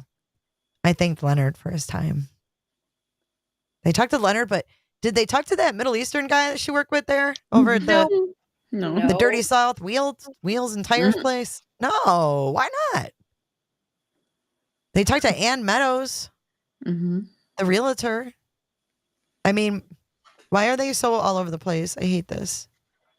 They're very But Very you know, much. that's why you got to use these Google fingers, use what? the search bar. Oh yeah, Control F. Keywords. Okay, so let's get our brains back to the sheets. Because see, now we click on this and we're back to Nicole. It's like the little Google guy, and we just randomly drop it in the middle of Discovery and see where we are. Okay, so the master bed had comforter, sheets, and pillows removed. So this would have been, this is Scott Coonrod. Was he CBI or Weld County? I think Weld County, I think, wasn't he? I think Weld. Coonrod. Yeah. Yeah, because he's the Yeah. first one that met NA. Mm-hmm. So do you guys want to walk through NA a little bit, the narrative of that morning? Sure. Yeah. Okay.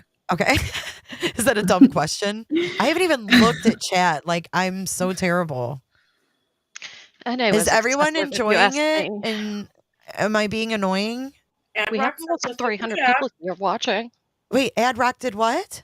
Sent a 1999. Oh, it's Ad Rock! Oh, Deliver Aw. Colonel Sanders down to JV Jones' locker. Thank you. I wish I had my sound bites. Thank you so much. Oh, and then I see Cheryl T. But he was a cheater. I know he was a cheater, but damn it, it doesn't make that make sense. we love you, Auntie. Baby D, hit it, Baby D. Come on, now we gotta sing Supersonic. That's all on, you, y'all. Jay. Go on then. Yeah, you start, Potato. Off you go. Hey, Potato, I'll give you a start. count. 1, 2, 3, Here, go. I'll put a beat. I'll put a beat in the background for you. You ready? Oh wait, here we go. Oh, that I'm not feeling that one. Potato. All right, hold on. Let me put another beat in the background. All right, come on. Give it. I'm just fucking with you. I'm just playing. It wasn't going to happen. I know it wasn't. What's up, Baby D? Oh, I love you guys. You put up with my shenanigans. She said the S is for super and the U is for unique. The P is for protection. Or what is it? The P is for perfection, and you know that we are freaks. The E is for exotic, and the R is for raps. Now, Baby D, you got to finish it. I'm not doing any more. No more. You got what you're getting from me. Green-eyed is singing it. The S is for super. I see that and I can't get it out of my head. You know what I'm saying? All right. So let's talk about, let me get a drink. Go get some Coke Zero. I need to get a fresh one. Do you guys mind if we take like a little intermission? Very much so. No. Okay. We're going to take a little intermission. Hey, Emanate. Welcome, Emanate. Hey, Fly High. Hey, Bella Brandy. All right. We're going to go get drinks. We'll be back in 2 and 2. Yep. 2 and Sure. 2. All right. I'm going to put some music on. Hold on. I already got drinks and food, so You're prepared. I'm hungry. What are you eating, Alligator? I'm eating one of my Factor keto meals. Ew, that doesn't sound good. Oh my god, they're amazing. Jay, ew. They're good. It's like Keto bars? Like, with I thought you were eating protein. something good. It is like, super good. They're super well, good. I thought you were eating like a Dairy Queen Blizzard or something. Like, I want some good snacks. Give me some good snacks. M&M's. M&M's, peanut or Oh, I peanut love butter peanut or plain. Peanut. Peanut. Yep. You know what I buy? Wait for this one. You know the ones with the 3 mix? They got the peanut butter, the peanut, and the plain. It's like an orgasm in a bag. I've never heard of I'm not joking either. Ooh, Oreos. I like some Oreos. I like those peanut butter Oreos. Laura W. a week. Oh, I didn't know you were doing keto. Yeah. Dude, just do intermittent fasting. It's the best way. These are really good meals. Otherwise known as forgetting to eat and then eating at the end of the day. That's what I do. Yeah, Yeah. that's what I call it. I call it intermittent fasting. And the But it's nice just is not you planned. You don't have to prep or make the meal. You just take it out of the thing and put it in and cook it. That's it. They have like tenderloin that literally was like butter. I mean, it was just cut like so. It's good. Well, you enjoy your TV dinner, and I'm going to go grab a Coke Zero. Dinner. Remember TV dinners? Come on, that was the shit back in the day. Mhm. You'd get your mom would get the banquet ones. Yep. I did. It was Right TV on dinner my night. Your fucking mashed potatoes tasted like cardboard, and you loved every minute of it. They were 99 Yum. cents. They were 99 cents. How about the banquet fried chicken? Did your mom throw Yep. that in the oven? Yep. I did with my kids. Yeah, I did too, man. And it was all like breading. Yeah, it was so good. Banquet fried chicken, nothing like it. My mom used to make that, and she'd make some instant potatoes. My mom loved those conveniences, I think, once she was able to have them, because my siblings are so much older. Like, they were like before formula and disposable diapers. Like my only brother, he was given pet milk as a baby. Mhm. So like I was the first one to get disposable diapers and regular formula for babies. Lex is a crazy. I have to buy her like the giant family size instant mashed potatoes, and she probably makes a bowl a day in the microwave. Oh, I She love eats them. for every meal. I have a suggestion. Take you some instant mashed potatoes. Make some bacon in the air fryer, because we all know it makes the best bacon. Crumble it. Yeah. Get some fresh green onion. Slice that shiz. Some cheese, if you like cheese. Put some cheddar in the mashed potatoes. Stir it in. Put some sour cream, the bacon, Like the chives. It's like a inside of like a twice baked, Mhm. but without fucking with it. Just Don't you go right love for the the bacon in the air middle fryer, part. Jay? Isn't it Huh? the best? The bacon in the air fryer. The bacon in the air fryer is the best. Yes. Crispy. Mm-hmm. Oh, it's perfect, and it's not greasy. Mm-hmm. It's just perfect. All right, I'll be right back. I'm getting a Coke Zero. Now I want some food. I'm starving. Now I want I loaded know. mashed potatoes.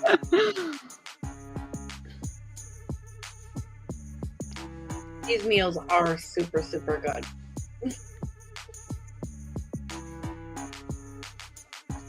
I feel like I'm in a video game with this music. Yeah. Right? Ready to like jump over a log. Yeah.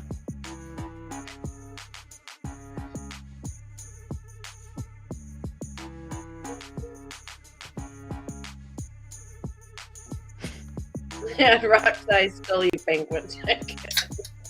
It's good. I'm back. Laura W. wants to know the brand of your food. It's called Factor. Factor. Yeah, and they have drinks. They're really good. Like Steve's like, God, they smell like something you'd eat in a restaurant. I'm like, literally, that's how they taste. They're so gourmet. All right, They're- Thrive, calm down.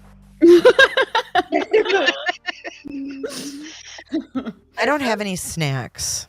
You don't have any M&Ms? Ooh. No, I don't have any snacks. Jay Shell said check your text with a laughing, crying emoji. Uh-oh. Oh, Lord. I placed my logo. She took a screenshot of the logo on the thumbnail, and it looks like my logo is on Chris's hat, like he's representing. Check this out. He's got so much. Yeah, let me show you. It's too funny. Shell, you are too much. Only you would notice that, Shell.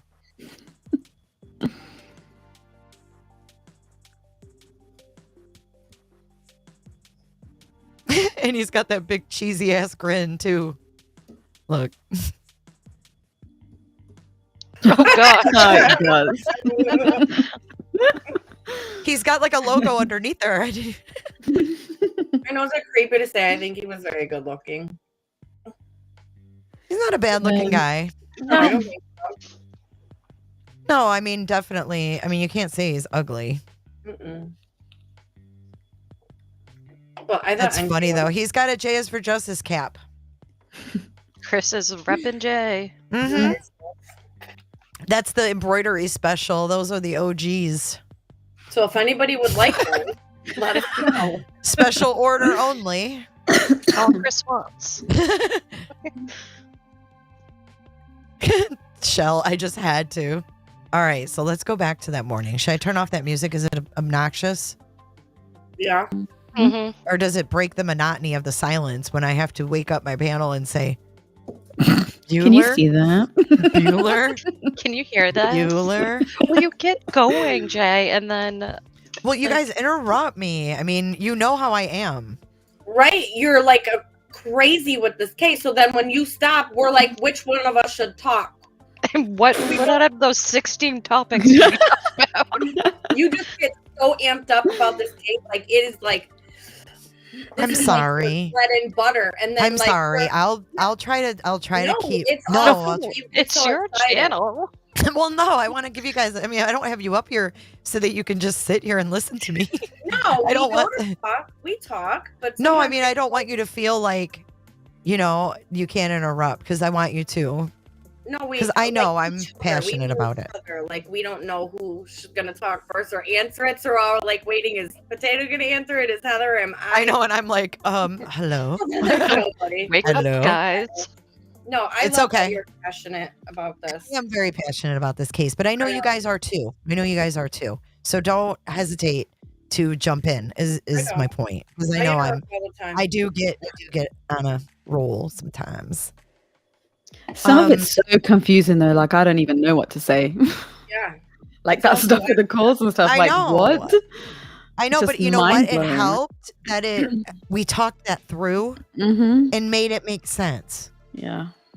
Because I think that what happens sometimes is these panels happen and people read things verbatim and they jump to an immediate conclusion and don't go back and reread and talk it through.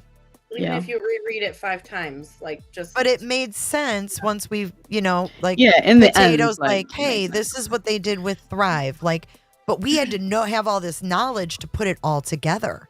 Yeah. Mhm. If you didn't know that about Thrive, if you didn't know that about their schedule and all of, Yeah. everything that all of our knowledge comes together to make sense of it.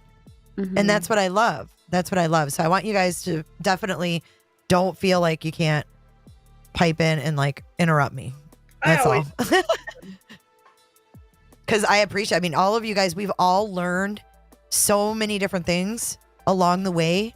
Like the journey of following this case has been different for each one of us. I know it sounds freaking weird and cheesy, but really it has. We've all read different things and different parts of the case sparked our interest more than others. Mhm. So when we go over one part of it, like Maligator might be like, holy shit, like I obsessed on this part. You know what I mean? And that's just how it Yeah. goes. And that's why it's a meeting of the minds, It's team effort. Yeah, because like look at how much you were like involved in this before, like all of us actually watching you from, day one, but we still miss things. And we still go over, and someone else might catch something that we didn't catch, So it's nice to have like the different views from everybody, I think. Yep. And it really kind of made me realize how different each creator kind of takes this in too. Like just playing that CDT's video, her theme was so different than my theme. Oh, with the music, yeah. Yeah, and I just think I wanted to like cry. I just think it just really sheds light on different creators and the competitiveness that goes on YouTube. She's not a competitor to me. She has her own style. She has her own viewpoints. She has her own brain. And she's projecting a video, the same exact footage that I did, and managed to bring so many different emotions out in you guys than I did with mine. Yeah. And I think that is what YouTube is all about. And I think that's what people need to keep in mind is that we are all individuals. We're not competitors. We're all looking at these from different eyeballs. All four of us up here have a different outlook. Everyone sees things differently. And that's why That's what makes it interesting. Yeah. And I'm tired of it's creator versus creator. It doesn't have to be that way, nor should it. Because someone who isn't, like, unless you're a clone of that person, I don't see how you're competition other than just adding to the platform with There's what you enough room have to for bring. everyone. Absolutely. All right. Well, let's see if we notice anything different in this beginning part here, which is from the 911 call. And it was who was dispatched? Coonrod? Coonrod. So Coonrod was dispatched to Saratoga Trail on a well check. So I think that's another thing we have to keep in mind. I know you guys were talking last night about the candle wax in the body cam and like the guy touching it. Really stupid mistake. Because even though it was a well check, they got in there and she wasn't there. And neither were two little kids. And then all their Nicholas stuff was there. Right. It was suspicious. So Nicholas Atkinson says to one of the officers, I don't know if it was Coonrod or who, but it's in the body cam, and he says, I think that might be blood right there. And there's like a little thing on the baseboard going down the stairs at the landing. And he leans down and he touches it with his bare finger. And he says, oh, it's candle wax. But my point is, what if it was blood? Exactly. If you thought it was blood, why are you touching it? Exactly. So even though the officers are called to a well check, if they think they see blood, that changes, right? There should have been gloves put on. It should have been processed. As such. Yeah, they definitely should not have been touching it with their fingers. No. Right. I mean, even we know that. Yeah, one, because it's evidence, and also it could be blood. And now you've It's a touched someone's biohazard. blood. Exactly. Yeah, same goes for her phone. Yeah. Fingerprints. I mean, Having they them all unlocked handled that everything. phone. They could have deleted anything. They could have disabled any. I mean, Chris could have been in there deleting contacts. God knows what. I mean, if it was found under a cushion, sus. You think you see blood? Sus. Yeah. You don't touch it with your fingers. No, but that's what they did through the whole case. I mean, shoving things in plastic bags, no gloves. All those things found in the trash. The book, the sheet. Going through her purse. Yeah. And Nicole actually did that first. Yeah, she did. Like, well, I think they were looking to see if she had her meds, because that would be like a telltale sign, like she needed her meds and she wouldn't leave without them type thing. yeah, but I feel like the cops should have been doing that with gloves on, not. Oh, her for friend, sure. you know? Oh, for sure. I mean, they basically but Chris was there. Like her husband was there. So I don't know. I mean, is there, maybe that's what Tammy Lee and Coder should be educating on. How to initiate a scene when it starts out with a well check and ends up to be a murder. Mhm. And go through Yeah. all the mistakes that were made. Maybe that would be better Yeah. education for Law Enforcement Week. Yep. I And don't what know. I thought was really odd is that her son found the phone, that NA knew the password, Chris didn't. Like, that's just so strange to me. That they both had information of her phone. What do you mean? Well, the son found the phone behind the cushions on the couch, and then Chris couldn't get in it because she changed her password. And Nicole Atkins, NA, whatever you want to call her, she knew the password. From that weekend. Right, because I think it was changed over the weekend. Yeah, it was. but I'm just saying it was strange that they found it and they knew the password. Yeah, I don't change my password and run to my friends and be like, here's my password, guys. Yeah, I know. My friends It's don't know my weird. password. Weird. No, I mean, no if- one knows mine. If anything, yeah, if I were married or whatever, then yeah, my spouse can have it, but my friends? So this was definitely pre-face recognition. Yeah. That's what I'm saying, yeah. It's just I keep odd. forgetting how quickly things Like, I think changed they with knew iPhones. shit was gonna hit the fan, and they prepped for it.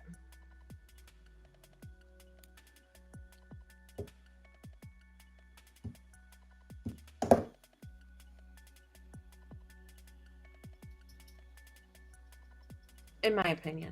Wait, how did she... How did what? Oh, Nicole knew the password to the front door, and that's right. The safety latch was on. Mm-hmm.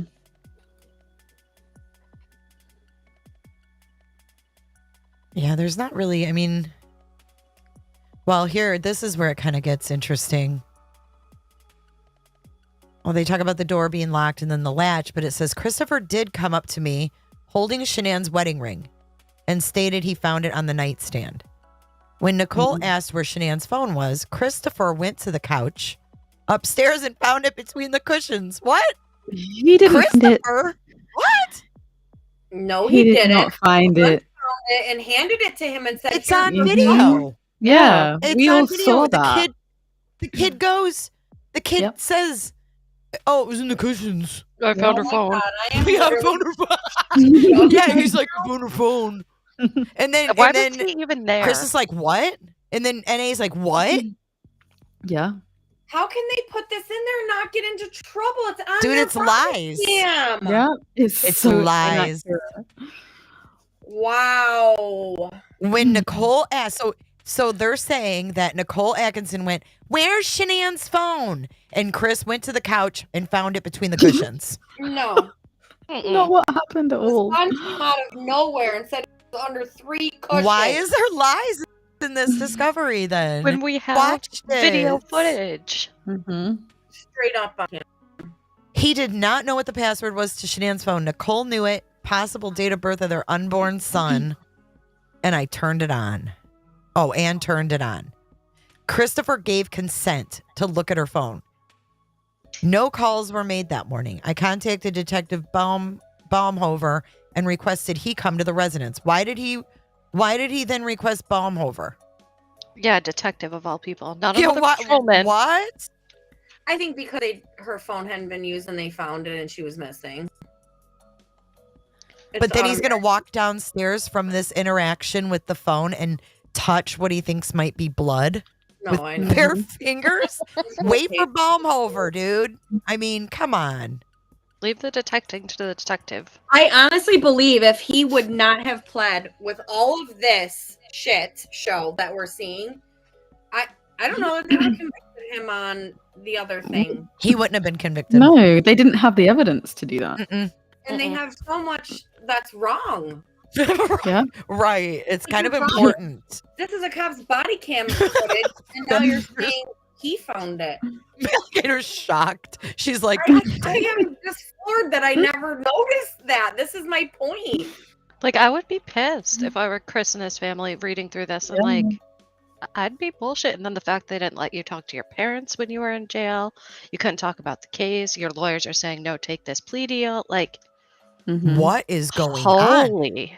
Right. I mean, now I see why Cindy Watts was like, dude, if you didn't do something, don't confess to it. Yeah. I would have said the same shit to my kid. Yeah. Mhm. Yeah. Oh my God. Especially if my husband sat there and heard him say, I killed Shanann, she killed the girls. Now I'm Mhm. going back in this discovery and I'm thinking, who's she? He never said a name. He said she. Yeah. She. I looked on the baby monitor. She was in there. How do we know she didn't go in there when she came over earlier asking if it was me or the family? But he did say that he did the exact same thing to her. Oh, Yeah, yeah, he mentioned did. Nan. He was You're so right. mad. Yeah. You're right. He said it was rage. Yep. Mhm. Good point. Okay, so it says that Christopher stated Shanann arrived home from a trip around 2 o'clock in the morning. He was asleep at the time. He woke up around 5 o'clock to get ready for work, and they began talking about them separating. Christopher stated it was a civil conversation and they were not arguing. They were emotional, though. So this is all taking place at the house and at Nate's. Christopher stated they had been talking about separating for a few weeks. Christopher stated about 5:27, he backed his truck to the garage to load up tools and left. Christopher stated he had tools stolen in the past and now he unloads his truck on his Fridays. Christopher stated Shanann was in bed at that time. Christopher stated Shanann told him she was going to a friend's house today with her 2 children. Lies. Christopher stated he did not ask which friend. Christopher stated he went to a job site, oil well past Hudson, Colorado to check on it. Christopher stated he was there alone for a few hours. Christopher stated he was an operator for Anadarko. Shanann's mother called. Shanann's mother was not giving up. Bless her heart. Shanann's mother called during this time and was adamant that Christopher had done something and that I needed to check the GPS on his truck. What? She was adamant already that Chris did something to her? Dude, more was going on in North Carolina. Yeah. Had to be. That's what I'm saying. I mean, to change her password, to be so diligent right off the bat in the morning. I think they knew she was going to go home. Shit was going to get crazy. And Well, they, yeah, the lazy dog receipt. She was going to confront him. Yeah. they were prepared. Mm-hmm. Okay, so Christopher's work truck has GPS on it. Detective Baumhofer and I checked the residence thoroughly. Shanann's purse, wallet, phone, credit cards, etc. were at the residence. We observed nothing suspicious inside the residence. Vehicles or garage that gave the appearance of an altercation. The master bed had the comforter sheets and pillows removed. That's pretty suspicious. I was The just fitted gonna sheet say was that. the fitted next to the comforter. Okay, wait a minute. The fitted sheet was next to the comforter on the floor, and the pillows were on the other side of the bed on the floor. I did not observe the top sheet anywhere. So was the top sheet in the trash? Because I No. thought they had the top sheet at the site. That's what I thought as well. I didn't think that was the fitted bunched up sheet. I think he There threw the wasn't. fitted bunched up sheet that in the trash after. Because they came back again and searched the home, and that's when they found the sheet. I think. So they saw it there initially during the missing person, Then and he- then it disappeared. remember he But there cleaned. were 2 sheets. And there then- was one she was wrapped in, and then one laying out there, or no? Yeah, the No. top sheet was what she was out there, and the fitted sheet was next to the bed. Right, but a sheet was found in the garbage. That was the Yeah. fitted. Yeah, Yeah. when he went to clean, when he was stripping Yep. Cece and Bella's bed, and Oh, so Yep. that night when he cleaned was when he threw the shiz, and Correct. they came back the next Yep. day and retrieved the garbage. Correct. Got it. Okay. So the fitted sheet was on the floor next to the next to the comforter on the floor, and pillows were on the other side of the bed on the floor. Did not observe the top sheet anywhere. Nicole stated Shanann works from home and it's extremely unusual for her to leave without her phone. She doesn't go anywhere without her phone. Okay, so I checked with neighbors to see if anyone observed someone coming or going. Nathaniel Trinistich, neighbor to the east, showed me his video for surveillance. At 1:48, Nicole's vehicle is observed leaving. The video does not show it arriving. At 5:27, Christopher's truck is observed backing into the driveway. Nathaniel and Nicole both stated they had never seen him back into the driveway before. I have a hard time believing that. I have a hard time believing that he's never backed a pickup truck in the driveway before. And why would Nicole know that? Like, is she there all the time? But maybe they just asked her, "Hey, Nicole, have you ever seen him back his truck up?" And she was probably like, "No." But that doesn't mean he didn't do it. Yeah. Right? You sounded like Bullwinkle. Well, I mean, they could have asked her a yes or no question, and then they put in the narrative, Nicole stated she had never seen him back in the driveway before. But it could have been, "Hey, Nicole, did you ever see Chris back his truck up?" Well, no. Yeah. But she could have followed that with a, "But I don't really see him like load up for work." Mm-hmm. Yeah, and does But Nate I mean, watch him every the day? context. Yeah. How would she The know? context is what's missing here, Yep. So it leaves a short time later. The rear of the truck was obscured from the camera by the garage. He knew what he was doing. He knew putting the ass end of that truck. He had a little bit of room where he wasn't seen at the tailgate. The video shows no other vehicles coming or going, but that's a lie. Wasn't there a car that drives by the road, down the road, when he was backed in? I could have sworn there was headlights. I think. Yeah. Yeah, there was. When Betty Oh, it was was leaving. that lady going to the gym. The neighbor, yeah, she left. Yeah, she was You could going to the see her. gym or something. Uh-huh. But they're saying no other videos or no other vehicles coming or going. The garage door of the residence was checked. It did not open from the outside, but did open and close from within. Christopher gave us consent to check Shanann's phone. That's his other mistake. It had an alert which stated the garage door was opened at 12:42. Detective Baumhauer took the phone to the Frederick Police Department. Christopher showed me his phone, which shows alarm times when the doors are opened.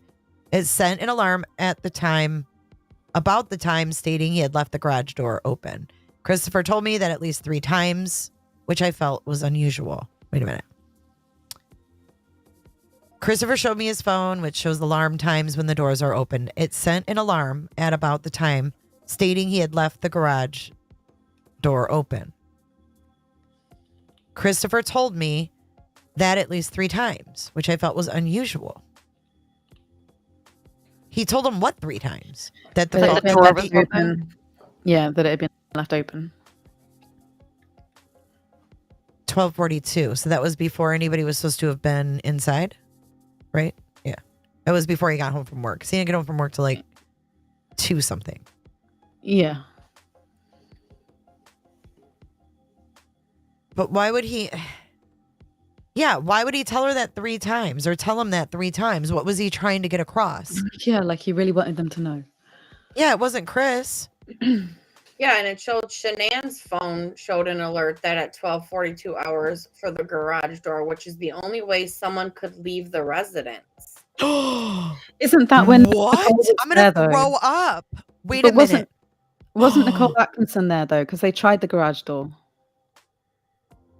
Yeah, but it was locked. Yeah, but Couldn't look. get in. Yeah, but I Look, think look. it set the alarm off. It would show an alert that like the garage door had been tried. Because didn't he call her and was like, "Hey, you're Yeah, setting all get my away alarms from my off"? house. Yeah. Yeah. They told them to stop. No, The garage no, no, no, door no, no, was no, no. Hold up. opened. No, he reached her on the ring when she opened the door with the passcode. She opened it and that latch was there. And he hit her up on the ring and said, "What are you doing at my house?" Mm-hmm. It But they wasn't when also- she was going in the garage. She fucked with the garage later because she had her kids stand How on the much car. later? Yeah. So what time was that though? What time was the front door and what time was the garage door? Well, the front door was before, because remember she called him or Mhm. he called her. He called her when she was on the porch. So what are you doing? Yeah. So it But would have been around that time. It was probably shortly after she got there because I don't think the cops were there yet. No. So I don't know weren't. how long she was there before the cops got there. That's what we don't know. No, we don't know that. She could have been there at 8. Because And a lot of Paul people and do Sandy. think, a lot of people do think that she was there a lot earlier than she said. Yeah, maybe she drove by there like at 8 and then notified Sandy. Like she didn't answer. She was out driving around and stuff because she had gone to do something else. Yeah, she said before she she went to look check. around all the windows in the house, and that's why I'm wondering if he went through the window and opened that door, because it says that the door was opened, not that somebody was messing with the door. It said it was opened on Shanann's phone. But it could open. Like they could open it a little bit. It was just Not that the latch was garage on. door. That's the Not the front garage door. one, no. Mm-hmm. This is saying the garage door at 12:42 hours. Yeah, for but the what garage you're not door. remembering is it didn't shut again. Right? It was left open according to this. No, that's the inside door to the garage. Yeah. That he was saying was left open. Because the house goes into the garage. Yeah. Like the service door? Right. Like you would open, like go through your garage and then you'd go into your house, like I do for mine. I walk out into my garage. I'm in my garage from my hallway in my house. So that's the door he was saying he left open, and that's why he was getting alerts. But at 12:42, it shows the big garage door was open. Or they got an alert for it. Yeah. The residence. So it doesn't say that the garage door was open, though. It just says there's an alert. So they could have set the alarm off by leaning on it or whatever. I don't think so. No, it says the garage door opened, which is the only way someone could leave the residence. Right here, it says open. Where are you reading that? Above it. It's just before the bit that you've got highlighted. Yeah. Nope, right here. Right. Nope, Christopher showed me on his phone which shows alarm times when the doors are opened. It sent an alarm at about the time stating he had left the open garage door. Go up and start it. Christopher gave us consent. But that doesn't make sense. When he left it open, who's he? Chris wasn't even at home. But he left the Left it when he left the house. Before he left. But when he went to work. Okay, but that wasn't. But you're not. Okay, listen. There wasn't. Chris gave us consent to check Shanann's phone. It had an alert that stated the garage door was open at 12:42. He was at work. Like he wasn't back yet. Right. That's what I'm saying. That's and then what it says, Chris showed me his phone and it sent an alarm time at the time. Oh, like in the morning. Yes. So he had an alarm on his phone for the morning, but the alarm for 12:42 was deleted off his phone. So he must have deleted it. Or maybe he didn't have service when it came through. I don't believe that. I don't believe that. He was out at that site out in the middle of nowhere in Cervi texting NA. And that's the inside door. But at the 12:42 when she came and the garage. Right, but what I'm saying is why? Okay, they're on a family alarm system. Yep. If you have the app on the phone and you have notifications set, you're both going to get them. Yep. So why did Shanann have one at 12:42, but he didn't? So my question would be, did they cross-reference and see if Shanann's had the same ones as him in the morning? When he says he left it open? They don't say that. I mean, isn't that what you would do? Like cross-reference? Yeah. To make sure it all lines up? Like her app got the same notifications as his. What's missing? Cross-reference them? I mean, Sorry. No, it's fine. Go ahead. I was just going to say, the thing that sticks out to me the most is that her phone showed an alert at 12:42 hours for the garage door, which is the only way someone could leave the house. So somebody left the house at 12:42 in that garage door, the big door.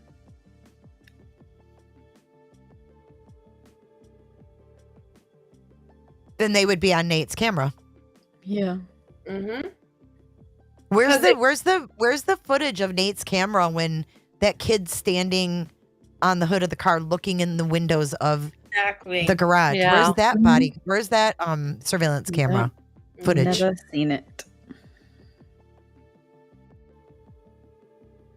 So And they she didn't did have say she let her matching. son search the house. The what?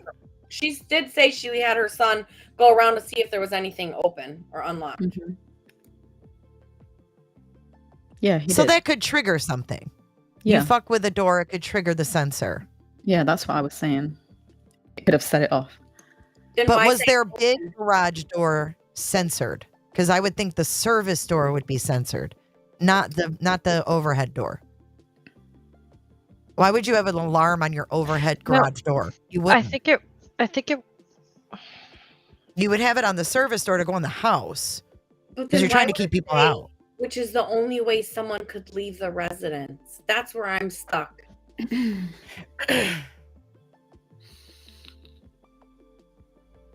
Because the latch was on the front door. The back sliding door had a bar in it, so it couldn't be slid. And no windows looked tampered with. So Okay. they would have had to go in and out of the garage. So here we go. So he was at work and her phone says 12:42 that someone went through his garage and that opened. It wasn't him. So who was it? I don't know. Why isn't that alert on his phone as well? Exactly. Why didn't he get that alert? Or why didn't he know about it? I don't know. Or why didn't he have it? Maybe because he was covering for NK, who was cleaning up. No, if NK was there, NA would have fucking seen her. They would have crossed paths. It couldn't have been NK because She left they for were- a little bit and went to the doctor. She could have went out the freaking back door and been gone. yeah, but Didn't you get just said tried. she went out the garage though. That couldn't have happened. Potato, what?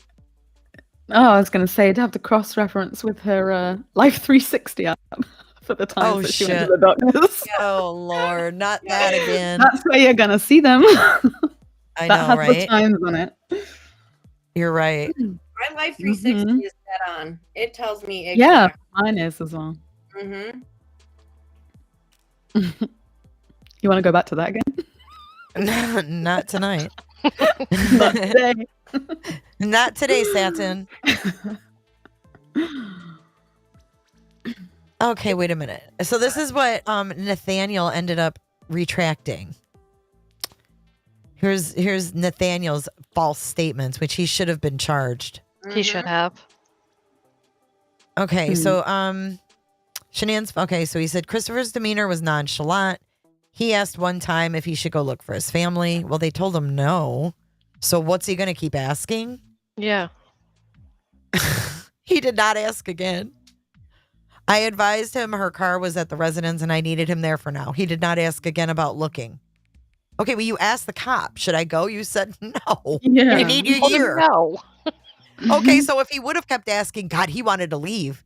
He couldn't wait to get out of here. I mean, you're And they fucked always in these say the best thing for you to do is stay like there, so that if someone comes back, then you're going to be there instead of everyone going out looking everywhere. So now he's being judged for staying put and doing what they said. It's cold. Yeah.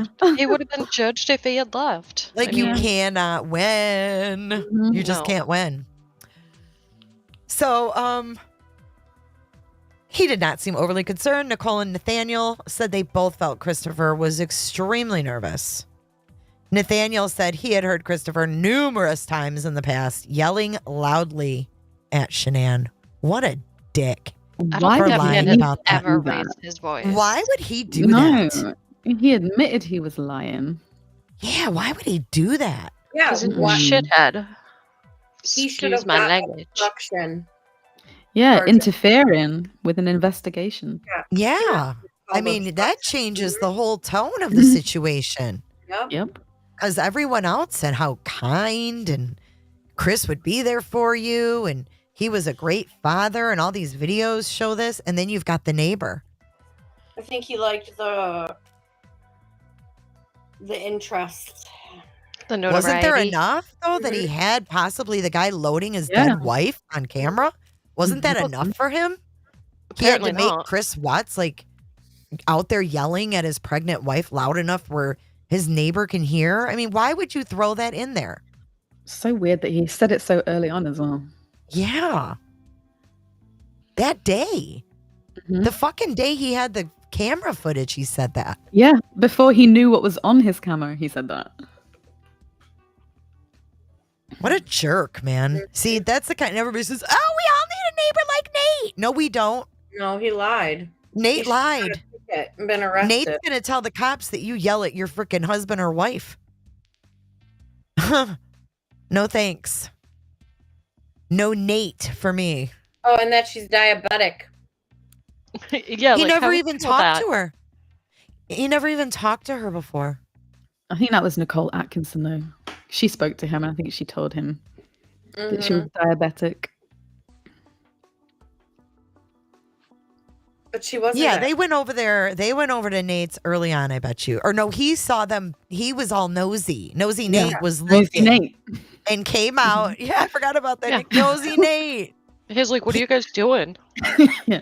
Just like he was Nosy Nate when I went there. I was like, holy hell. Is he like a permanent fixture? Like, he just stands there and he's Nosy Nate? Over there, On his you're like, bed. hey, What? Nate. What? I didn't know what to say. I was Like, completely caught off. I thought he moved. Had no clue that was not even close. Mm-mm. Can I help you guys? I was like, holy hell. Is this deja vu or what? But man, he had his nose looking out the window. Kind of like that other case. What was it? Casey Anthony. That yeah. neighbor. I was just Yeah. thinking Mine, that. ew, Yeah, stood at his window, watching when she's pulling in. Oh, yeah. Yep. You know it, too. You know it, too. Huh? Gross. Creepy neighbors. Creep town, dude. Okay, so this is when what's his name gets there, the detective. Coonrod. Wait, who is this? No, who is this talking? Coonrod still? No, it was later on. No. Who is this? I think this is the detective because he says, I arrived at the request of Coonrod. Yeah. Upon arrival, he briefed me that Shanae and her 2 daughters were missing. Mm-hmm. And then, that's when they're standing outside. And then they walk up to the house. And there's Chris. So whose car?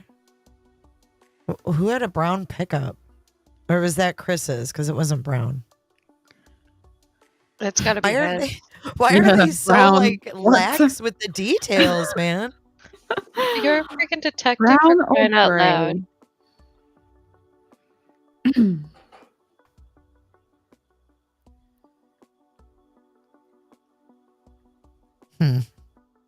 What other let me see what other things came up with sheets. Like, why wouldn't you have gotten the license plate of that brown pickup truck sitting out front?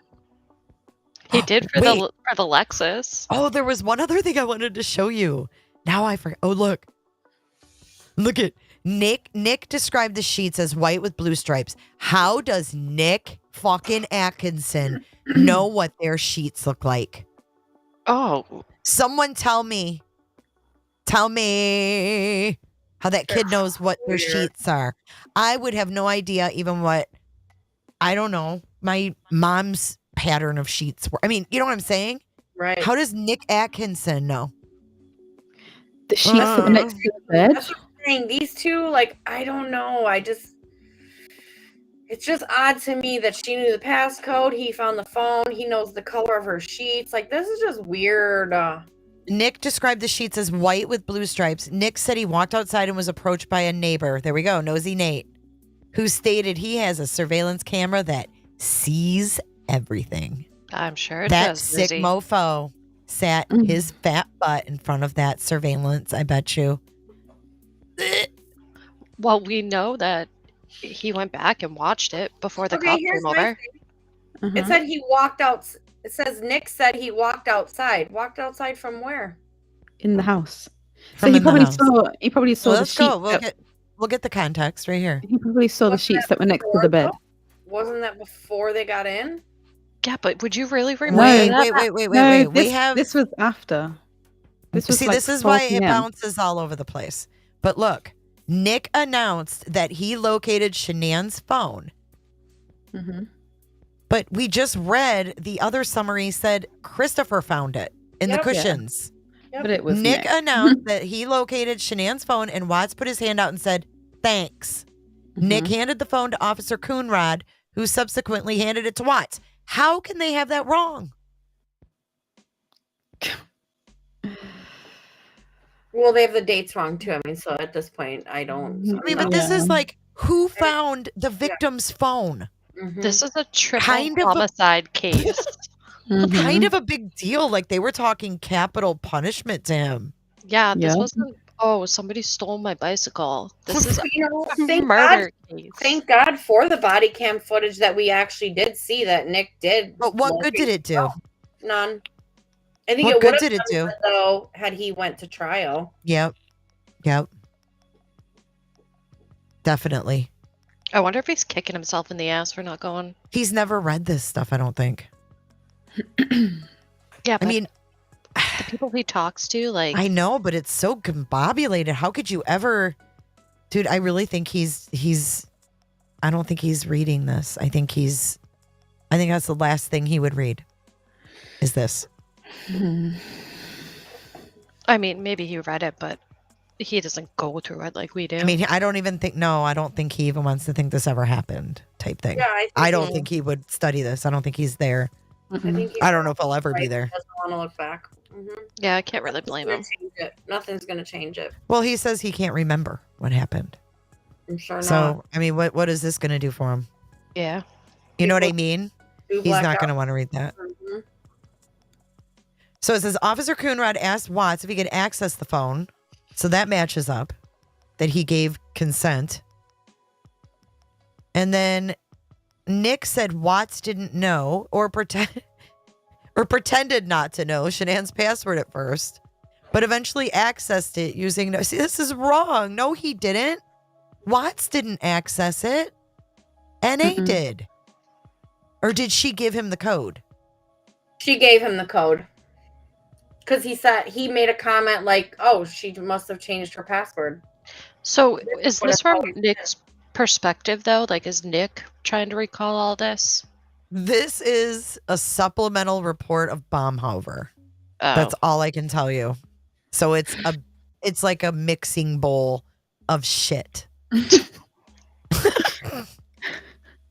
Imagine putting like your dog shit and my dog shit and Maligator's dog shit and Potato's dog shit all in a mixing bowl and mixing it up, and that's what you have in these supplementals. And at this It point, stinks.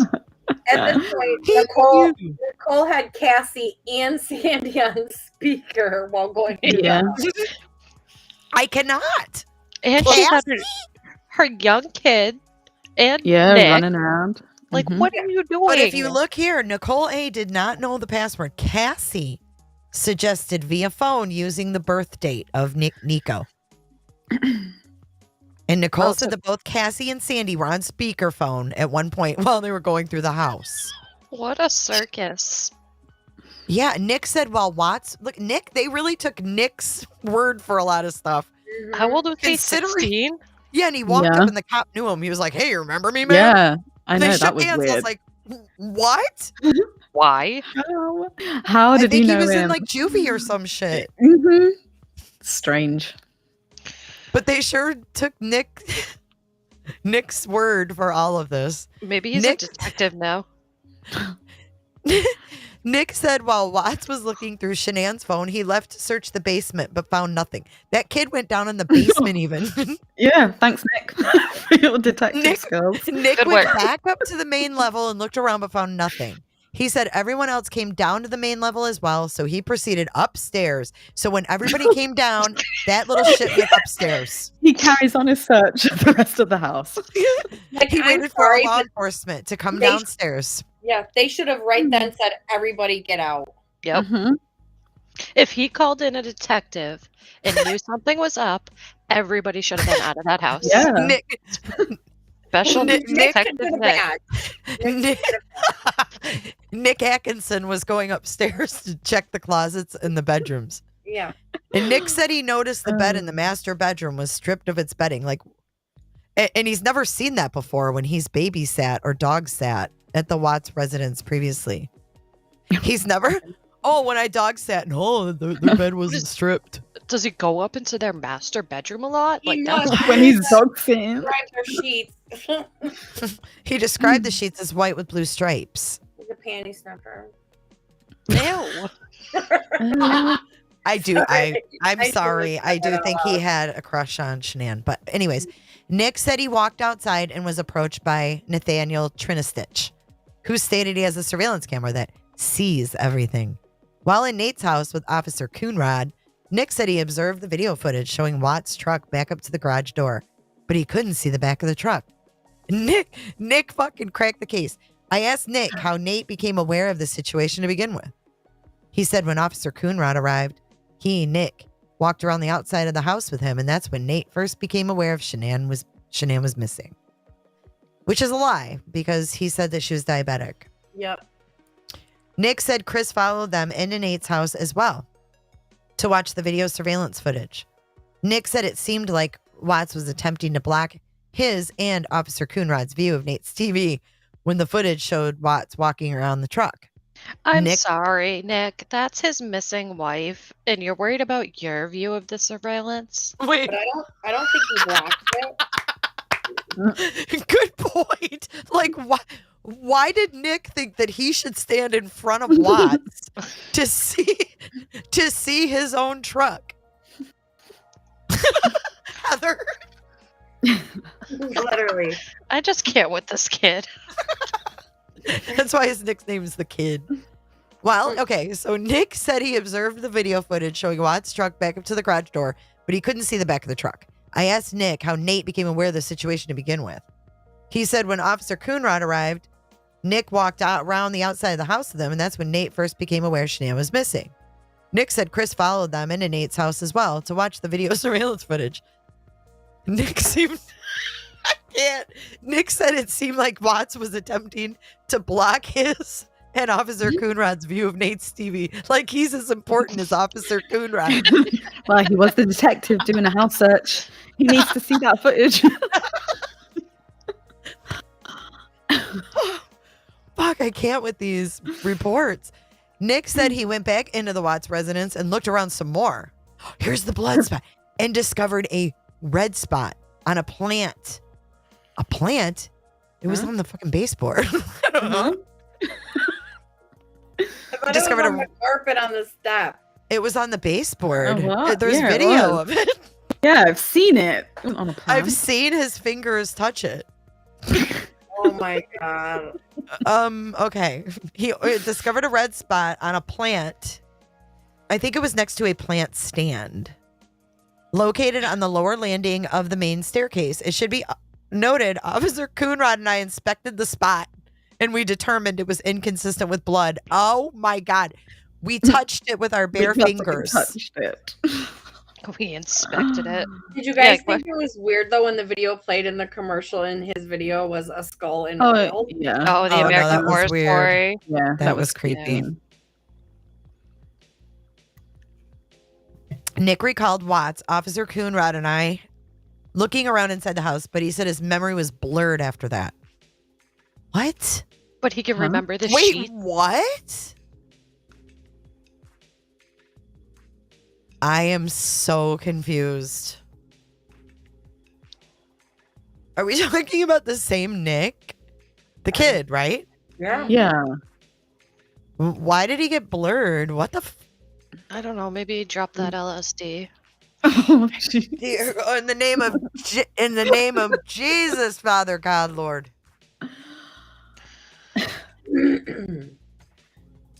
Nick said he, Madison, toddler-age sister, and Nicole left in their car when Sandy R. called and asked Nicole to return to Nate's house and provide him Frank R.'s phone number. What? What? Why They left does in the Frank R. car. need to talk to Nate? Yeah. Probably about the Mm. footage. Okay, they should be he should be talking to investigators only, Mhm. not Mm-hmm. they should be telling Nate not to talk to anybody. Mm-hmm. I asked Nick if he was aware of Watt's prior knowledge. He's asking Nick. I asked Nick if he was aware of, why don't they ask fucking Watts? Right. I asked Nick if he was aware of Watts' prior knowledge of Nate's camera and the direction it pointed. Nick said he knew Watts was aware of the camera because Watts previously stated to Nate to, why is Nick telling him this? This should be coming from Nate. They act like Nick lived there. What the fuck? I know. I asked Nick if he was aware of Watts' prior knowledge of the Nate's camera and the direction it pointed. Nick said he knew Watts was aware of the camera because he, Watts, stated he's previously asked Nate to review footage regarding an auto trespass. Near the end of the interview with Nick, Nicole offered information regarding an app named Life 360 that maps a phone's location and movements. Nicole explained her phone shows specific locations and times from the time they left Arizona through their, Nicole's and Nick's activities. Nicole explained her phone shows specific locations and times from the time they left Arizona through their, Nicole and Nick's activities. What does Nick have to do with Arizona? Mm-hmm. Nicole agreed to send screenshots of her activity to me. Didn't he pick them up, Nick? I don't know. No, I don't know. People speculated he did. I have no that was idea. one But of the why? thoughts. Wait. Why didn't they take her phone? Why are screenshots sufficient? Well, it was the same for NK's. They let her print out hers instead of just plugging it in and dumping it. Well, they tried to dump it. She deleted shit. Yeah. Uh-huh. They should be able to retrieve that. Well, they could have, I'm sure, from her fucking service provider. But I don't waited think they to went let that her- far. I don't think they subpoenaed her No. records. They didn't. I don't think so. She wasn't a suspect. They had No, no they reason. She Yeah. took like a copy of her bill and stuff and sent it to them and scanned it. Right. scanned They it didn't in. go further than that. No. But like, I They don't didn't go to understand. Verizon. Insane to me. Okay, so Nicole sent screenshots, and then they put those as digital evidence. I not sure why they need her fucking activity. Why do they need Nicole's and Nick's activity? Just showing, I think, what time they were at the house and stuff. Yeah, 'Cause she and like know. the night before. And Mhm. why did she ask, am I going to get arrested? Yeah. Why is Nick I so know. pivotal? Why is Nick so pivotal in this? Why is he even there? Yeah. Look at all this is redacted. Mm-hmm. I know it's bull crap. Okay. This is another supplemental from Dave Baumhover. On 8/20/2018, along with Michael Rourke and several DDAs, those are the deputy district attorneys like Mr. Roach, I met with Frank and Frankie Rusek at Weld County District Attorney's Office. While briefly interviewing both Frank and Frankie, why wasn't the mom interviewed? Yeah, That's she what I needed said. to. All she did was wrote a letter. Okay, but look, why are they taking secondhand information? Mm-hmm. Mhm. Their first bullet point, while briefly interviewing Frank and Frankie, I learned the following. Watts stated to Sandy that Shanann, quote, was in one of her moods. It's hearsay. Mhm. Why wouldn't they sit down with her? Here's They another one. should have. Nicole spoke with Sandy that morning and was concerned about Shanann and the girls' whereabouts. Mhm. That has nothing to do with Frank or Frankie. No. Yep. That's like third hand at that point. Yeah. Mhm. They found out from Frank and Frankie that Shanann's phone and iWatch were never turned off and that she charged them on her nightstand each night. Mhm. They needed her brother and her dad to tell them that. Okay, so remember, this all came from Frank and Frankie. The girls' Jack and Jill bathroom doors were typically locked at night to keep Bella and Celeste out of the bathroom. The next one, Sandy called Watts and left a voice message. She subsequently called him again to check on Shanann. Again, shouldn't that be an interview with her? Mhm. Yep. Watts was distant with Shanann's family the 1 week he was in Carolina. This was the last week of 6 weeks Shanann and the girls were visiting family. Frank stated Watt's relationship with his mother is not as good as the relationship with his dad. Frank confirmed the conflict between Shanann and her mother-in-law, Cindy Watts, regarding Celeste's peanut allergy. Frankie stated that Shanann wore the pants in the family. Shocker. Frank said Watts was more stern and confrontational with Bella and Celeste while he was visiting in North Carolina the last week of the 6-week trip. I have bombshell tonight. Do you want to know why he was more stern and correcting them? Because they had started calling him Chris. Yeah. Yeah. They were calling him Chris. Why? Kids don't do that by themselves, do they? No, they don't.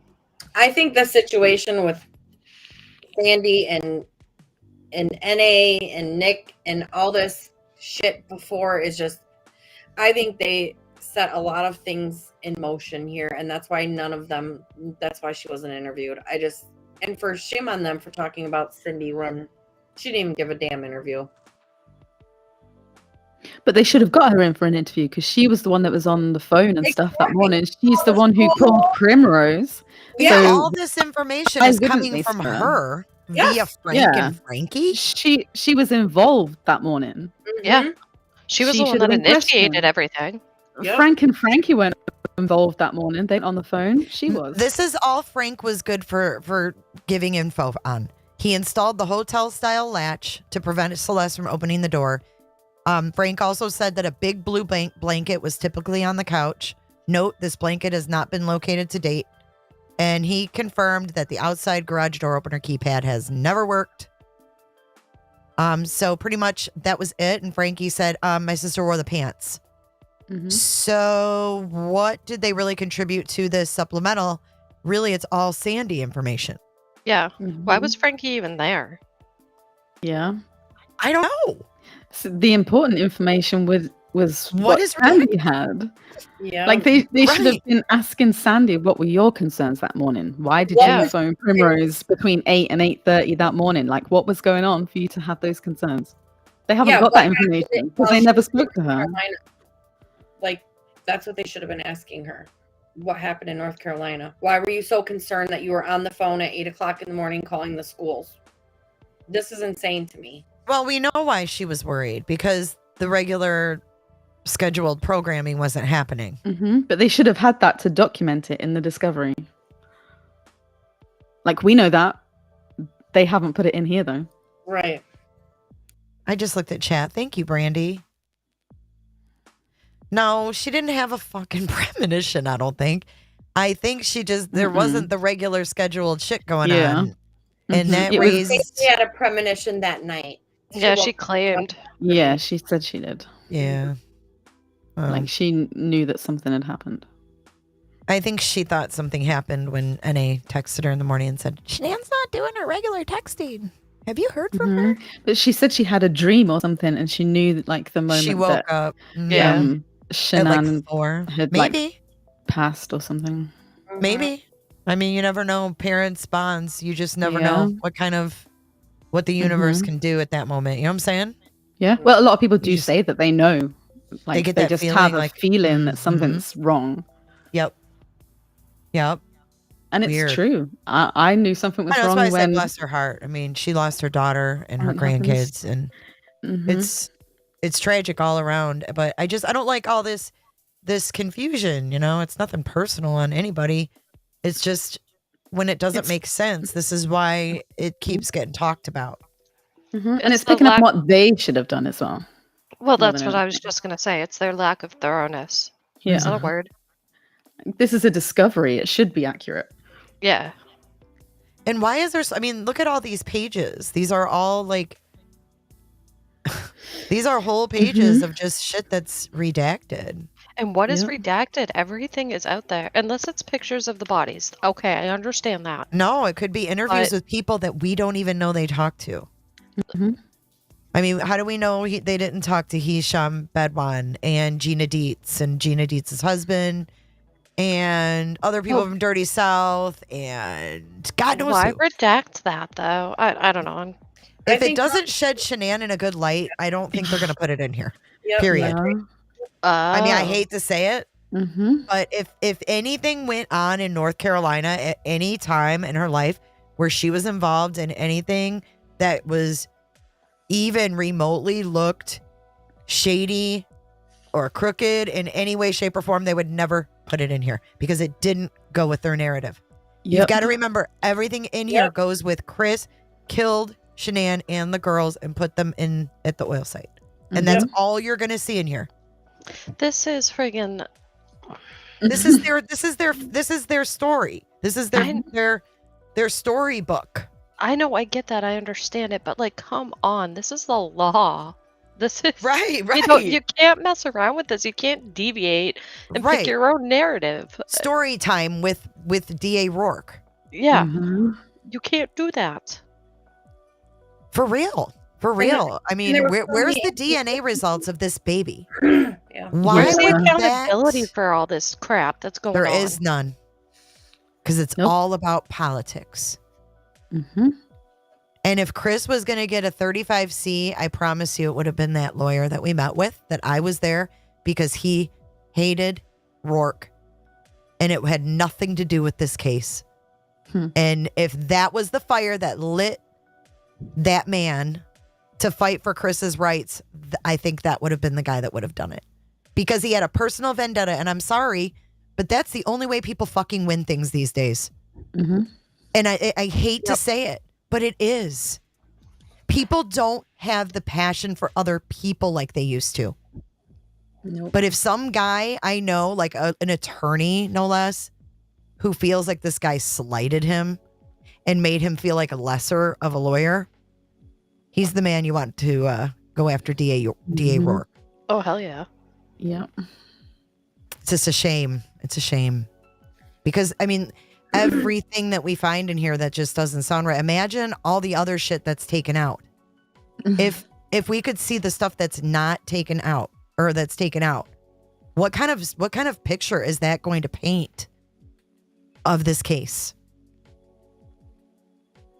A whole different one. Would it change the entire tone? Possibly. There's a reason it's not in there. Right. I mean, okay, Like, so here they'll put this about the baby, putting them in the freezer, but they won't put in other stuff. That makes no sense to me. do what? I said they put this in here where they put the baby in the freezer until the coroner, but they redacted other shit that I would redact this over. Oh, the fetus? Oh, I wasn't even reading that. Like, why not redact that versus all this other stuff? An interview with someone. Yeah. Someone Because like, this is factual, and so are interviews, but interviews that are factual can shed light on people that may not be what the light they're trying to portray. I don't care what you're trying to portray. You're the goddamn law. Well, get them, Heather. No, it pisses me off. You can't do that. Well, they do. Yes. And the sad thing is, that's why we have like the Innocent Project and all Innocence Project and all that. But someone like Chris, who admitted to killing his wife, but didn't get the whole context of what his story was out there in a trial, they're not going to pick him up. No. Because he killed his wife. Yeah. So, I mean, he knows he's where he is and he's going to be there for the rest of his life. And I don't think that he will ever say publicly like anything different than what he's already said. But it's not going to stop us from looking at this and being totally just appalled at the lack of transparency, organization, and fact checking. Yeah.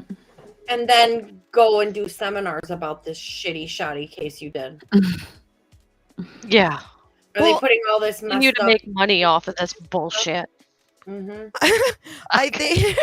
Sorry, I gotta go smoke a blunt. Heather, I'm sorry. I typically don't swear this much. Yeah. What is her saying? What is her That's saying? her. Oh, sorry. Sorry for swearing or something. I can't remember.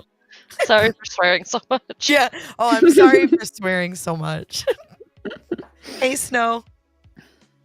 Shell said, Heather J, it happens more than you know, and it's called corruption. I know, unfortunately, Shell. It just... It sucks. You know, these are people's lives. Yeah, that's it. That's the thing. You're not playing friggin' Monopoly. You're playing with people's lives. Big time. So here's a lot of Purcell. Who's Purcell? A lot of his are redacted too. I don't know. Amanda Purcell? Officer? I don't remember her. I'm gonna Google it. Records supervisor Purcell, so she's the records supervisor, received mail for the department from Greeley Police Department. The envelope contained a report by Greeley Officer Brown in regards to an abandoned vehicle.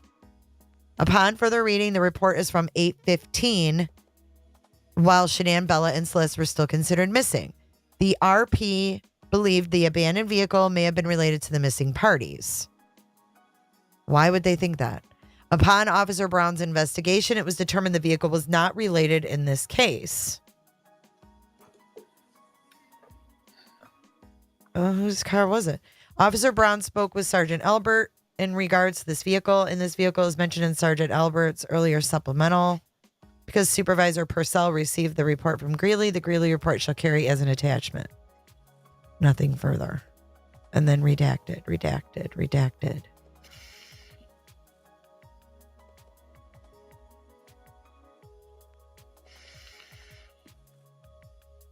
I wonder if they've released any more. Don't hold your breath. Nope. Next check time the you courts vape, don't just to hold your keep- breath. Yeah.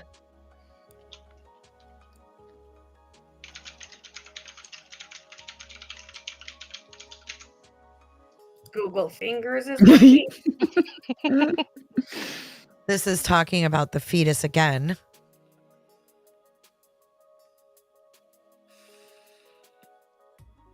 Oh, there are no cases of interest. That's a lie, Weld County. Okay, this was also interesting to me. On 10/10/2018, evidence supervisor Purcell, Amanda, I don't remember there being a female. Do you? Respond. The chick that went through with the dogs, maybe? Is that Amanda Purcell? I don't remember her name. She responded to the CBI lab located in Arvada to submit the buccal. Is it buccal? Yeah. Buckle? Buccal. Buckle. It's buccal. No, buckle. No, it's buckle swabs. buccal. Buccal swabs. They're buccal, Jay. I thought it was buckle swabs. No, they're buccal. Are you really Anyways, questioning prints me and there? hand foot impressions collected from Chris Watts for comparison. Foot impressions collected from Chris Watts for comparison and what? I didn't know they took foot impressions. I must have missed that. Hand and foot impressions collected from Chris Watts for comparison to what? Maybe from Cervi. Yeah. Should we be guessing? This is a fucking discovery. Exactly. We should know what they were comparing it to. Makes no sense. Foot impressions? Was he barefooted?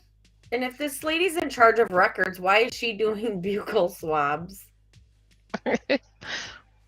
She's an officer as well, I guess. So she was met there by CBI evidence tech Tracy Benson. Purcell took custody of 6 pieces of evidence from technician Benson. These items included clothing belonging to Chris Watts and handwritten notes. How does clothing and handwritten notes go with hand and foot impressions? The fuck? Was there a footprint on that garbage bag or some shit? I don't know why they would take foot. It could have been in the sand. I mean, who knows? Bare feet? Did he take his boots off? He took his boots off? It didn't say. It could have just. I mean, they could have just said footprint. It didn't mean it was barefoot. I'd assume that meant barefoot. Hand and foot impressions. Yeah, so just he could have been standing in a shoe even, just to see if they matched from Cervi. It should specify that. Yeah, I mean, we should not have this many questions. Once again, This we're should talking not about be- this supplemental shit report. So Right. I mean, this should not be left up to so many questions. Okay, look at redacted, redacted, redacted, redacted, redacted. Now, let's see what they're going to throw us into. What is this?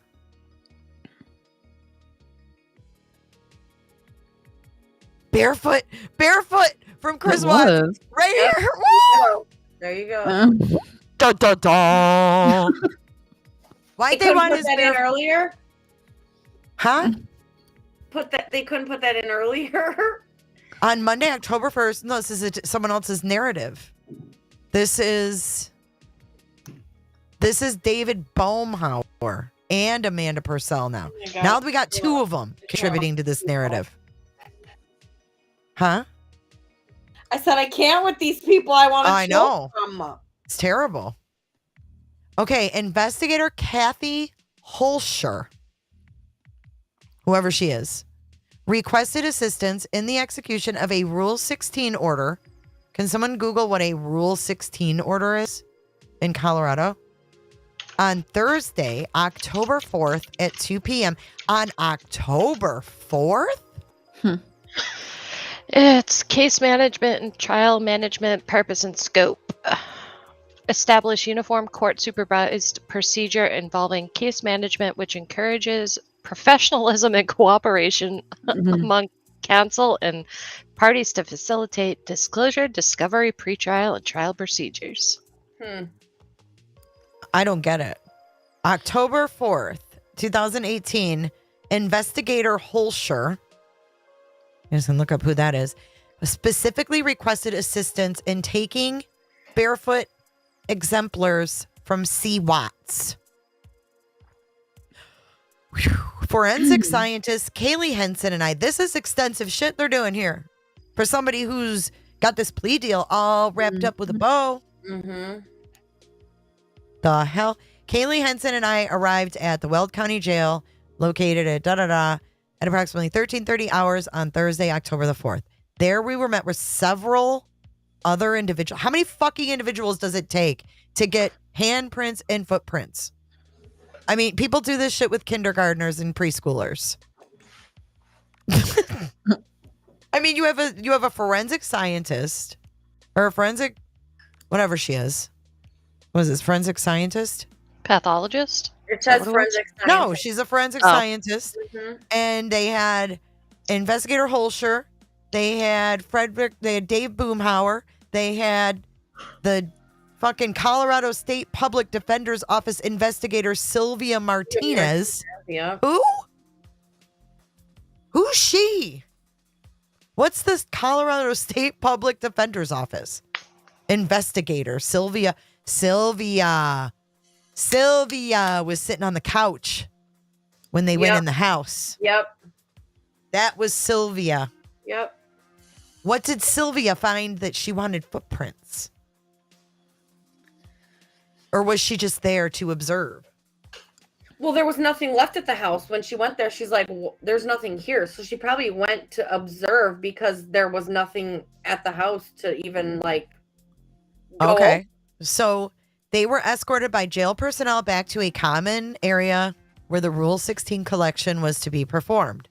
The Rule 16 collection was initiated at approximately 2:06 after the buccal swabs and major case prints from the hands were taken by WCDAO investigator Holscher. FS Henson and I collected barefoot exemplars. What's an exemplar? What's the definition of exemplar? A person or thing serving as a typical, an example. Okay. So a total of 5 barefoot exemplars. 5? Using the fingerprint powder handy print adhesive lifter method.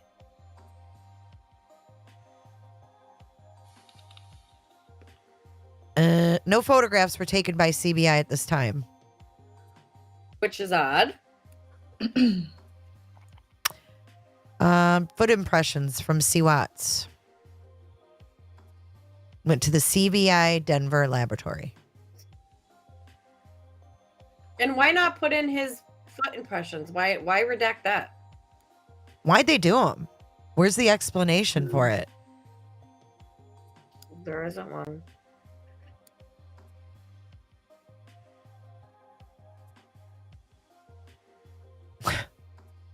I mean, I don't even know what to say about that.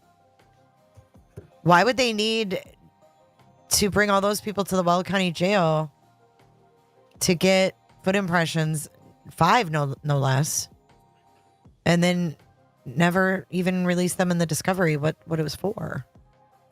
What'd they compare them to? That's what I want to know. The reason why they did it. It's not like they just wanted a size of a shoe. No. Mhm. You know, what size shoe does he have? You know? Why wouldn't they have put that in to compare to what? Like, And they took their time to get them as well. yeah. There had to have been a footprint on one of those bodies. Or That's all I can tell somewhere. you. There was a footprint on a body. You think Because- so? I do, because my friend's daughter was murdered, and they identified the murderer by the bottom of his shoe. He stepped on her neck with his foot, and they identified him by the pattern. He was wearing a Air Jordan tennis shoe, Mm-hmm. Oh my and the god. imprints were on her neck. Jeez. It's possible. Yeah, it is. 100%. I don't know why they would want to match a footprint in the sand. It doesn't really make sense. I didn't know it was without shoes. They didn't make that until later, a month I mean, that's later. really the only thing that makes sense. Yeah. What Yeah. would they be comparing and need a cast of his foot for? hmm Unless it's to take it to an autopsy and line it up with a body. Mm. Because that's Yeah. what they do. Mm-hmm. Just like they take with teeth. That's how Ted Bundy got caught. Mm-hmm. He had fucked up teeth and they had a bite mark. And they took they went in and they said, "Come here, open wide, Ted." And they put that shit in his mouth and they got a thing of his teeth and they went and they matched it right to the girl's bite mark. Boom. Yeah. Even the size of fingers around someone's neck. That's why that's why they got hands. Mm-hmm. But the question is, why did the judge shut down DNA on the girls' necks? hmm Yeah. Well, he said he didn't want to tell them how to do their job. But that was And kind then- of a specific request. I mean, just like Mhm. this, the foot things. If I was Yep. Chris's lawyer, I would have said, "Fuck no, you ain't getting a thing of his feet." Yeah, you want None of this? this- What's that? Yeah, I mean, no. They got this shit, everything they wanted, but why did they go in October, you guys, for Uh-huh. footprints? Because he was sentenced early November. I mean, Mm-hmm. we're talking, this is concerning to me because they're asking for Chris Watts' fucking footprints less than a month. Then that man took a plea deal Yeah. That's what I'm saying. They waited and was months to get it. sentenced. Yeah. Mm-hmm. In less than a month Yeah, of it giving was these footprints. Well, way too maybe quick. they did find something, and maybe they said, "Here you go. We have all of this, and this." Then why wouldn't it be in here? Yeah, it That should would be. that would sum up their case. Yeah, I don't know. It's so confusing to me. I don't know. There's so I- many I can't- lies. But I can't give them the benefit of the doubt anymore because Mm-mm. they can't be trusted. No. They didn't do this right and just. hmm I mean, they had false statements in this report. They had false dates in this report. False dates. They couldn't even get the dates right. Yeah. I mean, they had false statements from the neighbor, from all of it. Just From their own lied. body cam. from their own body cam. Yeah. Saying Chris found the phone first. I mean, it's just all so messed up. We should be highlighting all these mistakes It seems rushed. and then email them to Tammy Lee and be like, what the fuck is this? Take this to your conference and maybe learn how to do your job correctly instead of using a Netflix movie. I'll totally send it. Highlight the shit out of it all. I'll send it to her. I'd be like, yo, this is Malagueta.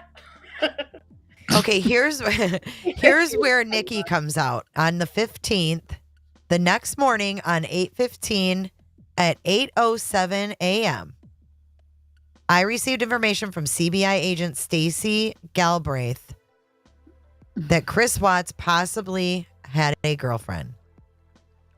And this was brought out by Tony Husky, the IT guy for Anadarko. This information was provided by Tony Husky. Husky forwarded an email communication between Kessinger and Watts that may be relevant. Agent Galbraith requested that I do a full workup on this individual. I completed searches in public and criminal justice databases to provide a full and complete law enforcement support packet.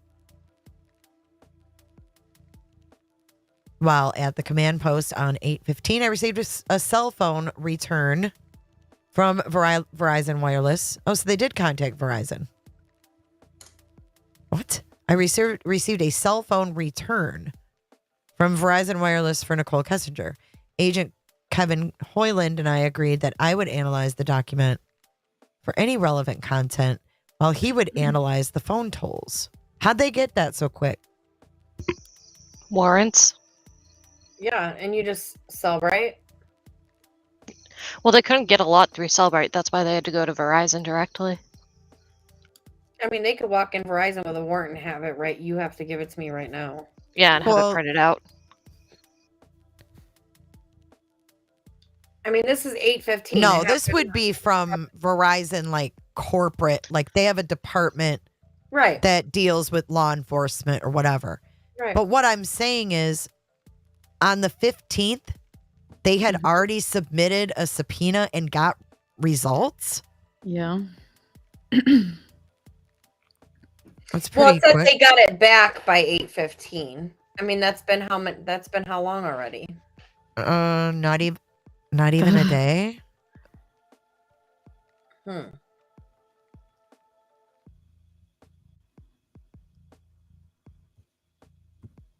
Weird. Who knows? They've had their dates wrong before, so. Yeah. On 8:15, I also received a copy of the Celebrate cell phone dump that was done by Dacono Police Department on Chris Watts' phone. Like the other phones, Agent Kevin Hoyland and I came to the agreement that I would analyze the content and he would analyze the phone tolls. Throughout the next several weeks, I started building a timeline on I2 Analyst Notebook to illustrate any relevant in the weeks leading up to the homicide. I pulled my data from official police reports, cell phone returns, and phone providers. Shanann Watts, Chris Watts' personal, Chris Watts' work, and Nicole Kessinger. Didn't she have two phones as well? Or no? Yep. No. No, she used one. That's right. She had one and then her watch. But then she The got a new Celebrate. one. No, Nikki did, yes. Nikki had. Yeah, but this is two about the phones. original phone. The Celebrate dump on Chris Watts' phone and screenshots taken directly from Shanann Watts' friends' phones. The timeline is not a complete representation. On 9/11, it was determined that another investigation would complete the timeline in another software that is more easily shared with the group. My work on the timeline ceased at this point. So on 9/11, this person that had spent weeks doing all this research was pulled and said, "Hey, you're not even going to work on it no more. We're putting it in another software that can be more easily shared, but we don't need your work anymore." But this is what they found, or what they went through, I guess.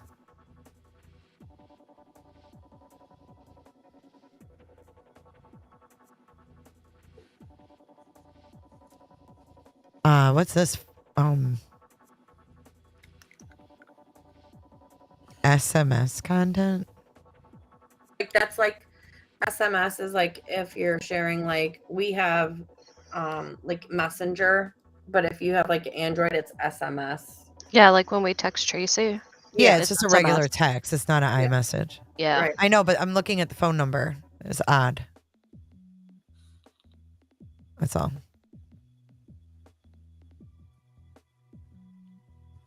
Interaction log. I'd love to see that. Me too. I want to see it all. Yeah. Nikki Give it to phone, us. Excel sheet. Do you think Tuesday it will morning, come out? Nikki Chris. Hmm? Do you think it'll ever come out? No. No. I don't even think it exists anymore. Vivint chat. Did you see that? Yeah, they chatted with someone chatted with Vivint on the computer. I think it was Chris. Mm-hmm. He it did was. like customer service chat. Yeah, because he claimed it was broken, and Mhm. Shanann kept hounding him to get it fixed. Yeah. Yeah, because she wanted to know if people were coming and going from her house. Yeah. She thought he was cheating for a while. So, anyways, that brings us to this autopsy. So I don't want to do that. So I think I'm good for tonight. But I really, I implore you guys, go to the Discovery and type in keywords. I mean, I could do this all night, Mm-hmm. and I probably will. I mean, We know. I could just go live and just sit here and go through and scroll, and you guys could watch me. People would probably watch, wouldn't they? For Yes. sure. Isn't For that sure. weird? Like I could sit here and just keep doing searches. Like, I mean, people watched your fire all night long at Christmas. Yeah. Yeah. Yep. This is way more That's exciting. true. that's I chill would though. sit here- That's like I would sit here all night and watch Mhm. you. Can you do it with me when you hang up? I might. Maybe I'll do that on the other channel. No, but just typing in sheets, look what you get, and then you can put like give me another keyword. Polygraph. See if there was anything. Nothing. No, it comes up. Oh, there. I was like, what the Okay. I observed the interview from a live feed in the command post and previously spoke to Special Agent Coder about offering Chris a polygraph. Just talking about when they decided to do it. It's odd to me that he even agreed to take one. Mm-hmm. Next, I asked Chris if he could pass a question on the polygraph related to if he physically caused Shanann's disappearance. Is this Tammy Lee's? Using the Utah 3-question test. That's what I want to know. I want to know the question she asked. Okay, well, why don't you guys read this? I'm going to go. I got to use the ladies' room, but why don't you start reading somebody? I can make it big. Didn't we watch the video where she gave him the test? But Yeah. she didn't know the questions, though. Huh? You couldn't hear the questions. No, she wants to see it in text, Yeah. Oh. I want to see like the actual questions where it showed like what he failed on, where he showed deception. Right. You want to see Mhm. like the results, like a report. Right. Yeah, they won't show that. Yeah, a polygraph report is what you're wanting. No. Yeah. I want to know if he. Okay, well, let's read this. Let's read this, and then down here it tells us about right here. It's right in text. There's the questions. So someone volunteer. I gotta go use the ladies' room. Potato. From where? Yeah, have Polygraph the one do it questions. that's 5 in the morning. I'll be Oh right my back. god, what time is If you guys want to wait, but it's up to you. Potato, do you want to go to bed or you want me to read? No, I'm fine. Okay. I'm just looking at where from. A polygraph examination was No, administered right at the top. Oh, at the top, Chris. at the top. If you Chris- can't see it, then just wait till I get back. It's fine.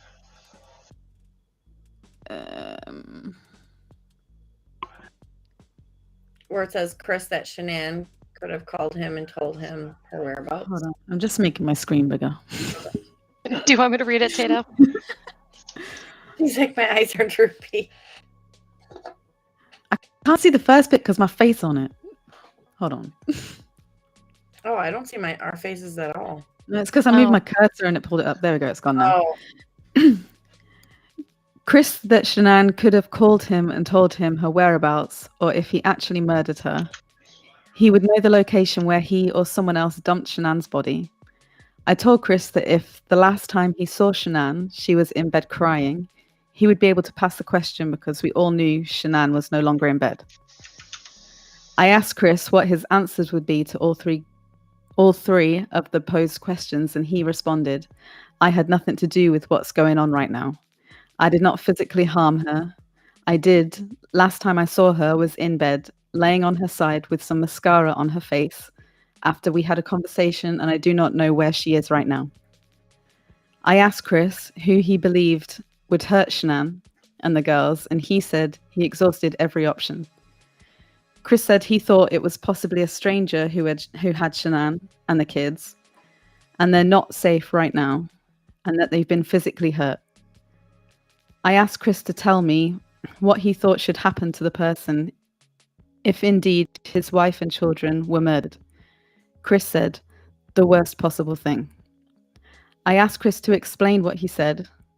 It's either going to be like life in prison or the death penalty, isn't it? That's the only two things you really can do. I asked Chris if he had any more information he hadn't shared with the detectives, and he said no. Chris said he exhausted every option of reaching out to friends and family members who may have seen or heard from Shanann. During the entirety of the pre-test interview, Chris denied any involvement in his wife and daughter's disappearance, as well as any infidelity. Polygraph questions. A polygraph examination was administered using a recognized directed lie comparison technique, the Utah 3-question test. The examination utilized a Lafayette computerized instrument, which continuously monitors and records respiration, electrodermal activity, and cardiovascular functioning. In addition, a motion sensor pad designed to record peripheral behavior activity and cooperation during the examination was utilized. The instrument passed internal self-calibration prior to the exam. I conducted a known acquaintance test to assess Chris's suitability for testing and to establish baseline physiology. Chris was able to follow instructions and showed suitable responses. The following relevant questions were defined and reviewed in detail and asked of Chris over 3 chart repetitions. 1. Wait, we got to role play now. We got to role play. Okay. Okay. We like role playing. You don't? Oh, You don't? No, I do. Did you say you don't, though? No, I do. Oh, you do like role playing. I do. Okay. I do. So, Maligator, you're going to be Tammy Lee. Great. Oh, can she not do the answers with her or no? Oh, no. Or no. Yeah. Or no. Or no. That was All right. gonna be worse. Maligator, you're Tammy Lee. Okay. We should do this with the text messages. But you're Tammy Lee, and Heather, you're Chris Watts. What? Okay. What? Two questions. It's only a three Utah question. Yeah, know it. Okay, It's ready? about Utah, so I hope you have I hope you know the capital and all that good stuff. I'm so stupid. Ready? That was a joke, Heather. Jay. I know it was a joke. Okay. Sorry, I'm getting into character. I know she's taking us. Character. If only I could see you right now.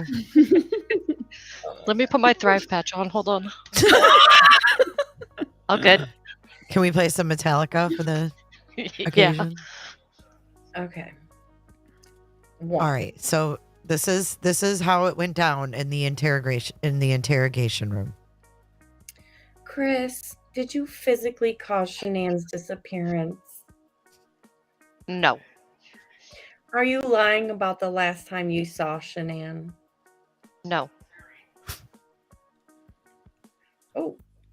Do you know where Shanann is now? No. So those are the 3 questions that she assessed. Yeah, nothing about the kids. Okay, Maligator, can you can you read that next paragraph or 2? Yeah. As Tammy Lee? Can I be all nice and like Yeah, I want you to get into the role. Yes, absolutely. I hate you. Steve's gonna come in and be like, what the hell are you doing? We're role playing. He knows we're fucking crazy. It's all right. Okay. I assess Chris. Psychological response to the above relevant questions. It is my professional opinion Chris was not being truthful during the testing. Yes, I was. Global analysis of the psychological data revealed it was of sufficient I can't even read my Interpretable quality. I'll be Coder. I'm this is what crying. he does. This is what he does when they do their things too. He lets her talk, but then he just chimes in. Okay, it's interpretable. To complete, a standard numerical analysis of the test results. Thank you, Tammy Lee. You're welcome. Do you want me to keep going? Analysis of the polygraph test using the empirical scoring system resulted in statistically significant numerical scores that support a conclusion of deception indicated, because there was 2 Chris's when Chris was answering the above listed questions. But can I say something? Why didn't they ask about the kids? Because they used the standard 3 Utah question. And they indicated deception when he was answering those 3 questions. But one of them could have included the kids. And that's my thing. Yeah, he admitted he killed her. But you didn't ask him about the kids. Yeah. Right. Right. They should have asked him all of that. Okay, now this is where it gets interesting. While I was out of the room scoring the polygraph charts, Chris remained in the interview room and watched videos on his cell phone of his girls giggling and playing. Coder and I returned to the room to speak with Chris about his deception. We also had a printed photograph of Bella and Celeste we were placing on the table. You know, it's kind of like he beat them at their own game with that one because he was already watching videos of them. So like the picture, they didn't get the emotional reaction because he had a phone and he was already watching them. So they missed the ball on an emotional reaction to the photograph. Yep. Right? Mm-hmm. Yeah. So they placed the photo in front of Chris. I informed Chris it was clear he was not honest during the testing and he did not pass the polygraph. Chris replied by saying, okay. I told Chris we now needed to talk about what actually happened. Chris stated, I didn't lie to you on that polygraph. I promise. Coder told Chris, it was Coder, not Graham. Or yeah, that is Graham. Told Chris it was time and asked him to stop and take a deep breath. Chris, it's time. Take a deep breath. I know you're a good man. I told Chris that I appreciated him coming in to take the polygraph, even though he knew he wasn't going to pass the test. I told Chris he stayed because he knew he needed to get everything off his chest. I asked Chris if he could start again and tell us everything that happened. Chris said everything he said was true. I told Chris the most important thing was to find out what happened to Shanann, Bella, and Celeste. Chris said, okay. I told Chris that holding the lie inside of him would do nothing for him. And he responded, I know this. Like, I'm not like trying to like cover things up. Chris said he wants his wife and children to come back home.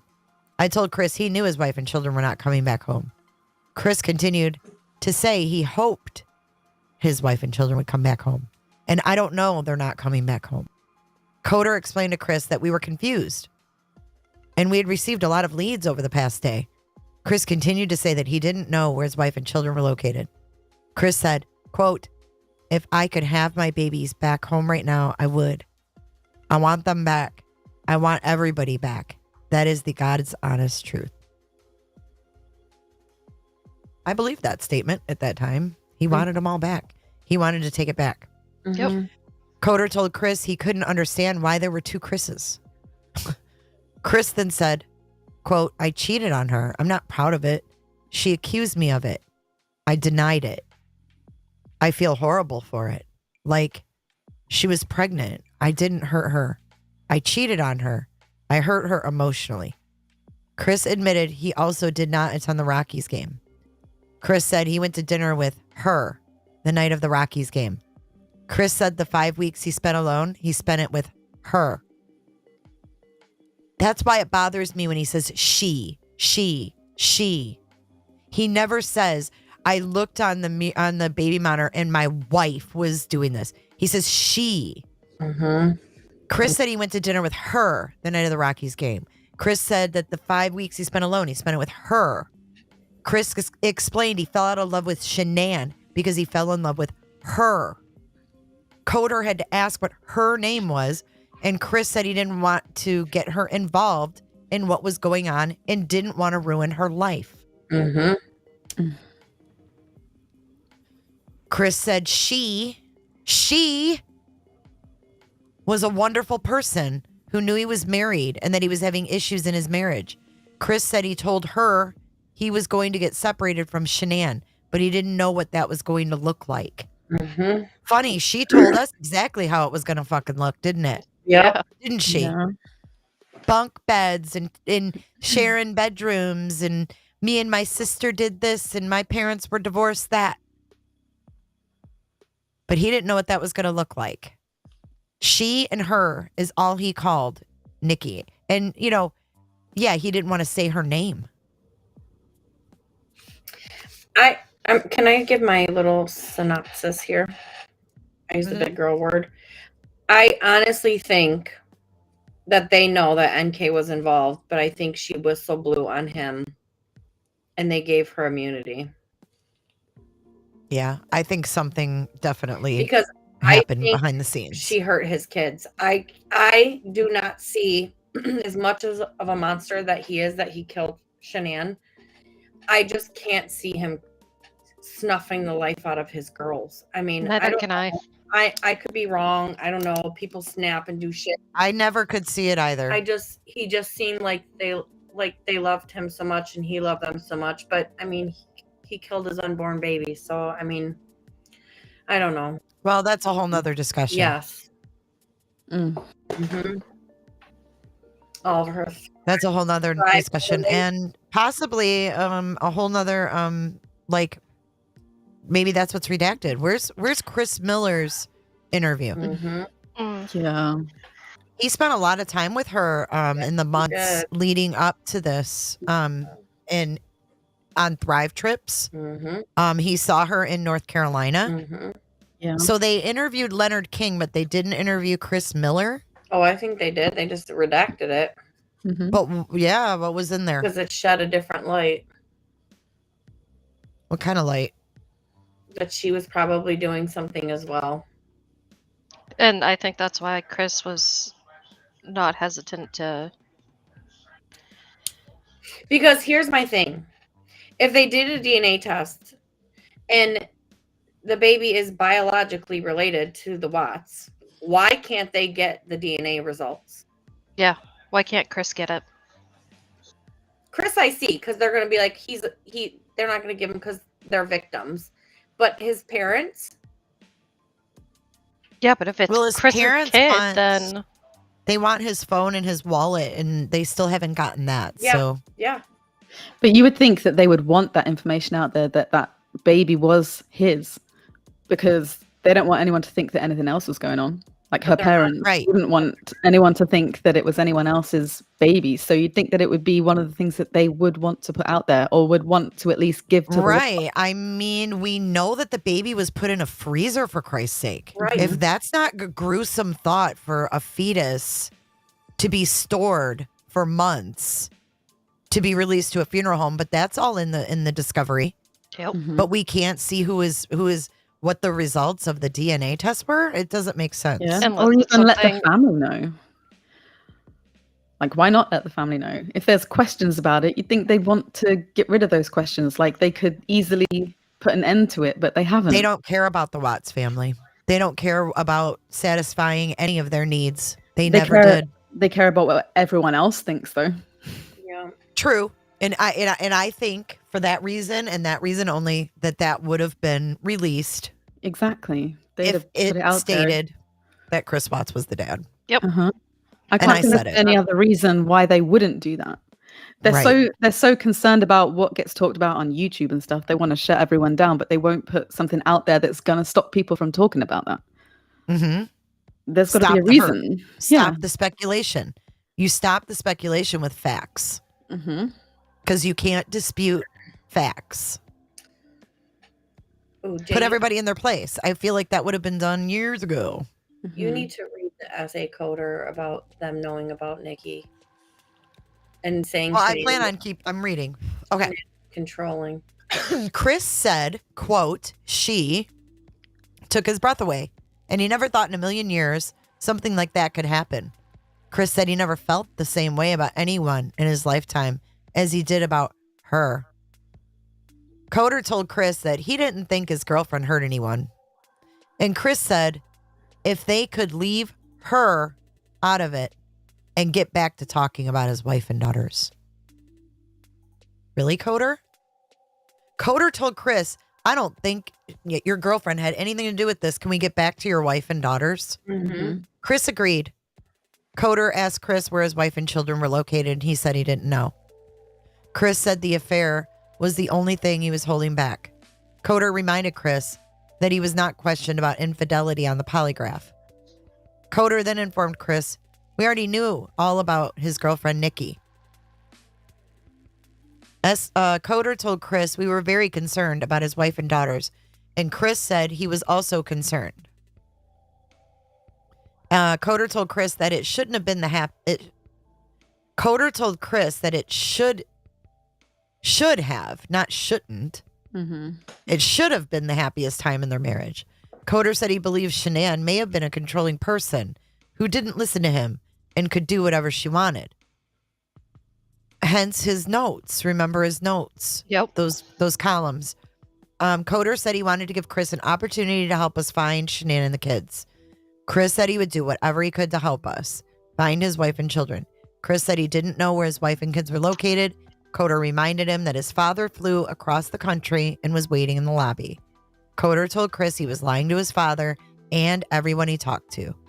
Coder pleaded with Chris to help us find his babies. Chris said he wanted to find them. Coder asked Chris if we could go back and talk about that night. Chris agreed, and Coder told Chris the police had his Alexa, which he explained was trained to record distress. And the police also had the contents of his, Kessinger's, and Shanann's text messages.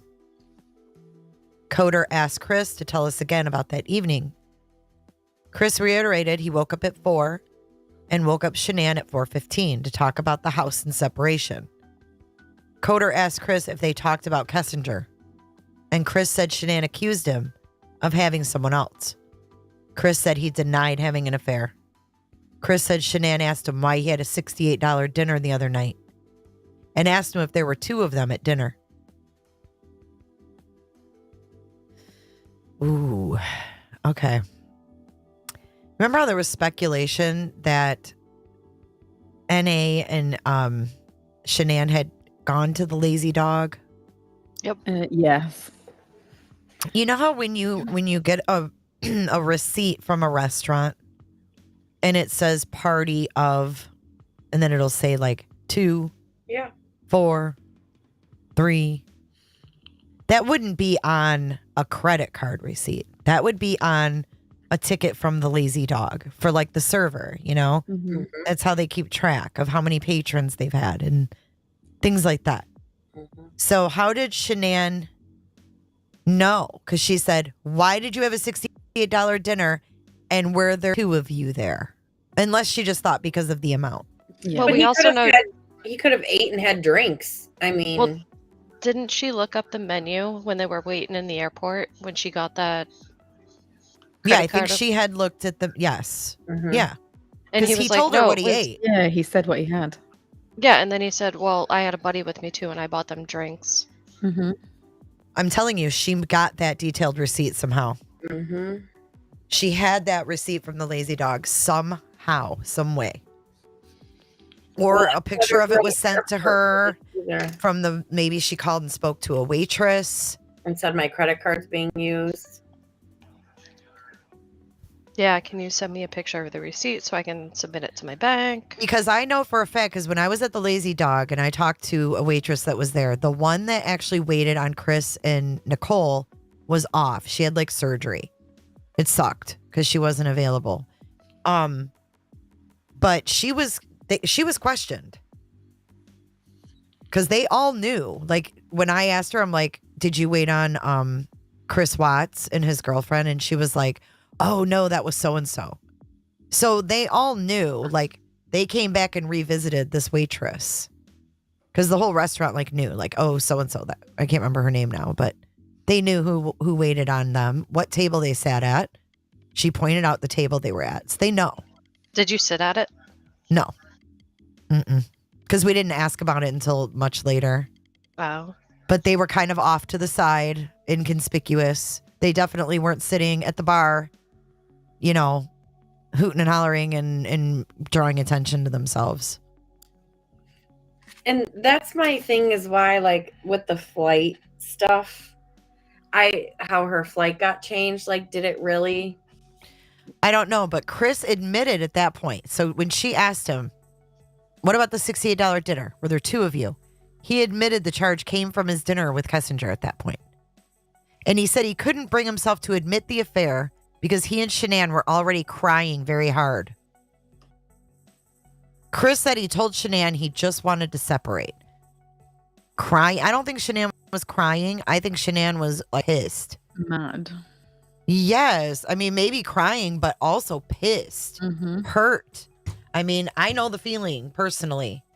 It's a lot of emotions, and I can't imagine being pregnant and having them. Well, I know I was crying and screaming at the same time. So I was mean, you have so many different emotions, and you go from anger to despair to, you just don't even know what to think, and shocked and everything else. And like your whole world like flashes before your eyes. You've got this unborn baby and you've got two other kids, and you're just like, oh my God. And then you think about all your Thrive friends, and I just can't even imagine.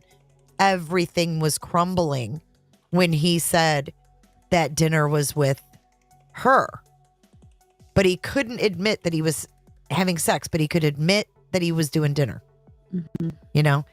Coder asked Chris about selling the house, and Chris said Shanann initiated the selling of their home a week prior because both of them knew they couldn't afford to live on their own. Chris said Shanann contacted their realtor named Ann on Monday, August 13th. Chris sent Ann a text message asking what she could do. So what did he think he was going to do? He thought he was going to put the house on the market while the kids and the wife are missing, sell it and move in with NK and just live happily ever after. Well, they'll never find them out at Cervi, especially if you're the last one to be out there with the tag and lock or whatever. They're going to have you go back out there and take care of it. It fits. That fucking tag thing fits if they followed those rules. And if it's OSHA, I would think they do. Yeah, ours are OSHA even through the house. I mean, Anadarko's a huge corporation. They're by the book. There's no cutting corners. This isn't a local yokel. They're not company. taking chances. No. Absolutely not. But my thing is, he knew other workers were going to come out there. Like, wasn't he petrified? I'm sure he was. But what choice did he have at that point? Yeah. He didn't call 911. And then they had another thing that I saw in this discovery, that they got records from Anadarko to prove that Chris Watts had CPR training. So they were going to try to use that probably in trial to say that he did not render aid. Yeah. Even though he knew how to give CPR. So even though if he says, oh, Shanann did it, why didn't you fucking try to save them? Exactly. Well, I think they were already blue. That. Yeah, and he said they were already blue. But in court, in a trial, why didn't you know how to do CPR? You were taught. Here's your certificates. They have them right there. But what's he going to do? Pick one of his kids over another to do CPR on? Well, you would do the first one, right? Like you see the first one blue. Yeah. You know how to do CPR. I would think your initial reaction would be to try to revive her. Yep. Right? And he didn't. That would have hurt him in a trial. I don't know. Maybe Al can back me up on this, but like your like as medical professionals, like when I was an EMT, once you start CPR, you can't stop unless somebody else takes over. So maybe that's why my mind went to like, why would you start on one? And yeah. Well, and I think That's a good point. But I'm just saying they would have definitely used that because they were asking for those things. Mm-hmm. Oh, they for sure would have.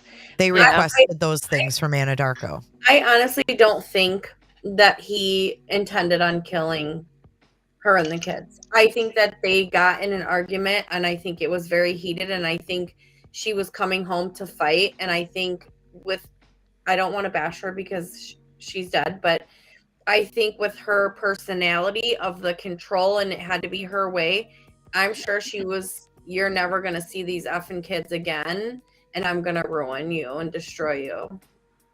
Yeah. Well, if he had planned it, then he had that whole weekend to do something with the kids. Yep. Like, they could have already been gone by the time she got back. Yeah. Correct. And she would have He only never. had from the time they left the birthday party until she got home. Yeah. So that's a long time. Mm-hmm. And he was If on the she was phone for carrying. 111 minutes. Mm-hmm. And then she showed up So asking, who do you choose? they were on the phone before I feel like she singing showed up. Meatloaf. What's it going to be, boy? Yes or no? Remember that? What's it going to be, boy? Yes or no? Let me sleep on it. We should just do karaoke. We are nuts. Who Yeah, sings and they- Meatloaf while reading Chris Watts' Discovery? We do. And they would have said too, like Cheryl T said, why didn't you call 911? Yeah. Yes. Mhm. He didn't That's try to the render big aid thing. and he didn't dial 911. Yeah. Mm-hmm. And that makes me think that either he did it or it was part of a plan. Mm-hmm. And the weird thing for me is that he saw her.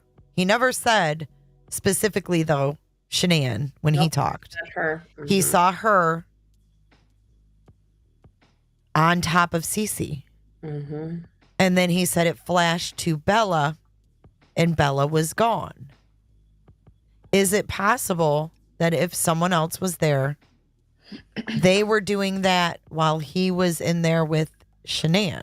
Well, yeah, because he said her, and the only one he ever says her and she is NK. Yeah. But like I said earlier, though, he said he did exactly the same as what she did. He did the same to her. Yeah.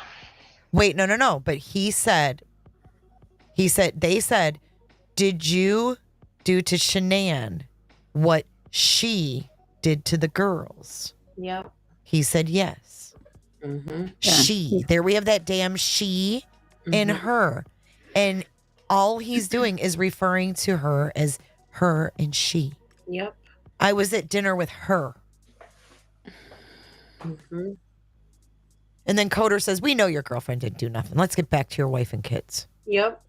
Instead of, why don't you tell me more about her? Yeah. Mm-hmm. Because they already knew about her. Yeah. But for them to think he acted alone without even going down another avenue? They didn't want to go down any other avenue. No, No. they had their avenue. They didn't even want to do their job. Listen to this. I'm going to get I asked sued. Chris if there was an axe. Who is me?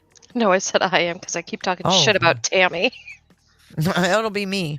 I again asked Chris if it was an accident, and he said there was not an accident. And if there was, he wasn't in the house when it occurred. Chris said he did not cause an accident and didn't do anything to his wife and kids, lying. Coder asked Chris if it was a misunderstanding. And Chris said the only misunderstanding was that he didn't tell Shanann about the affair. Chris said he couldn't bring himself to tell Shanann about the affair. Coder asked Chris how the separation was going to work. And Chris said he planned on getting his own place. Chris said he anticipated a 50-50 split with the kids. Chris said he planned to take it slow with Kessinger to see if anything developed. Yeah, right. They weren't taking it slow at all. No, they were not. No. Uh-uh. I told Chris I found it hard to believe he and Shanann had an emotional conversation with Shanann where they were both crying. and he had yet to shed one tear in the 2 days we interviewed him. Chris said he loved his girls, and it didn't mean anything that he hasn't shed any tears. At that point, Chris appeared to force a sniffle. Chris said him not crying didn't mean he didn't love his kids or his wife. I told Chris it didn't make any sense. He said, quote, I'm hoping they're still around some. I'm hoping they're still somewhere alive. I told Chris he no longer had his girls to take care of, and the loss of them should cause him pain. Chris said he did feel pain. I told Chris I wanted to see the guy who felt bad about what he did and wanted to get it off his chest so the police could find his little girls, and so his girls were not out in the middle of a field somewhere. A field? Ooh. They thought he buried them. Nope. They didn't think they were in them tanks. No. Because they were probably looking at them tank holes like there's no way he got them in there. I don't even think they thought that. I think Yeah. they saw Shanann buried and figured he buried all three of them. Yep. Coder's kind of a jerk. But I He don't is a like jerk. how he responded. I love those girls to death. You notice Chris he said, yeah, I love, go ahead, Heather, what? he always puts the girls before Shanann though when he's talking about them. I want the Always. girls home. I want my babies home. I want you I know, wouldn't and- hurt my girls. and He then didn't he say adds, I wouldn't. She's an afterthought. She's an afterthought. I love those girls to death. Chris said he was showing us the Chris who cared about his girls and wife. Chris said his lack of tears didn't mean he lacked love for them. I told Chris it was weird and didn't make sense. Chris said he understood and he could see my point. I told Chris that I understood how some people could be pushed to do something they regret. Chris said, I know. Coder told Chris that we could keep talking to him once he found his girls. Coder told Chris we would continue to talk to him no matter what he told us. I asked Chris. Oh, so in other words, we told Chris we're going to continue to talk to you no matter what you tell us. In other words, you're not going nowhere. We're going to keep talking. I asked Chris if Shanann did something to the girls, and he said, quote, no, I don't know. I have no clue. I asked Chris, did Shanann do something to them? And then did you feel like you had to do something to Shanann? Chris sighed and said, no. They were at the house when I left. They were there. I told Chris that the only way Shanann and the girls could have left was in his truck. Chris said, there's no way. Because, I didn't just throw them in my truck. Yeah, you did. I reminded Chris that his truck has GPS. I asked Chris if he knew the GPS would ping every 10 seconds. He said yes. I told Chris we were going to find out exactly where he went. Chris said, I know. Coder asked Chris if we weren't asking him the right questions. And Chris said, you're asking all the questions. What? Coder asked Chris what we were doing wrong, and he said we weren't doing anything wrong. Coder asked Chris if Shanann did something, and he said, quote, I don't think she did anything to these kids. We both loved them with all our hearts. There's no way. I told Chris it could have been an accident because I knew something happened in his house. I asked Chris if something happened to his baby girls, and then he felt he needed to take something into his own hands and deal with it. Coder asked if he had to clean something up for Shanann. Weird wording. I know you have nothing on your hands. Yeah. Coder asked if he had to clean something up for Shanann. I told Chris I knew he loved his girls with all of his heart, but sometimes people make mistakes. Coder asked Chris what he was thinking about, and he replied, quote, she couldn't have. I asked Chris which one of his girls had breathing problems. Chris explained both of his girls have inhalers, but Cece had the endoscopy and surgeries. I asked Chris if he thought Cece had trouble breathing, and Shanann freaked out and decided she didn't want to live without her baby girl. Chris said he didn't think so. Next, I talked to Chris about a cold case homicide from Aurora, where a male beat a family to death with a ball-peen hammer. I told Chris that the only survivor of the attack was a 3-year-old girl. I told Chris the girl grew up with no family, and she admitted she wished she had died with her family. I told Chris I have seen parents panic and decide their children can't live without each other. I told Chris I have also worked on a case where a mother smothered her 2 children because she didn't want her husband to take her children away from her. I told Chris that the mother felt like she was doing the right thing by her children and was saving them from future pain. Chris looked at me and asked, quote, why? How's she saving them pain? I told Chris the mom didn't want them to have to live a life without her. That's a weird response from him. How's she saving them pain? Yeah. So he can't understand why this mother would kill her kids in order to save them from future pain. So it kind of goes to like the Tote case.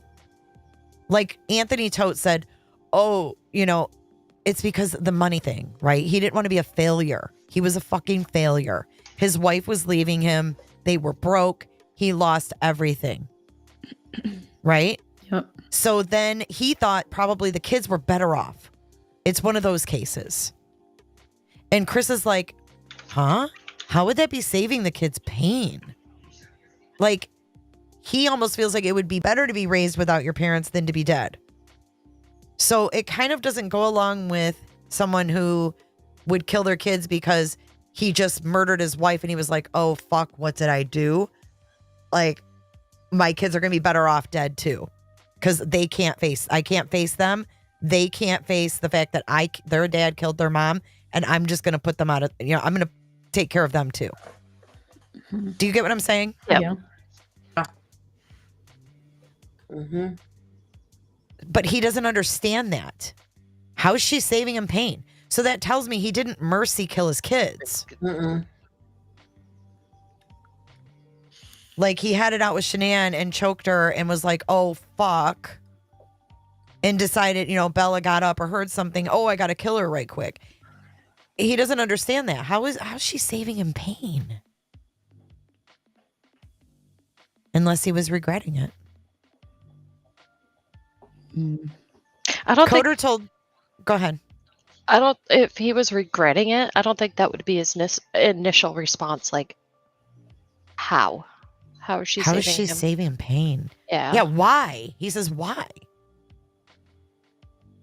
I mean, I'm sure he regrets it all now. I told Chris that the mother felt like she was doing right by her children and was saving them from future pain.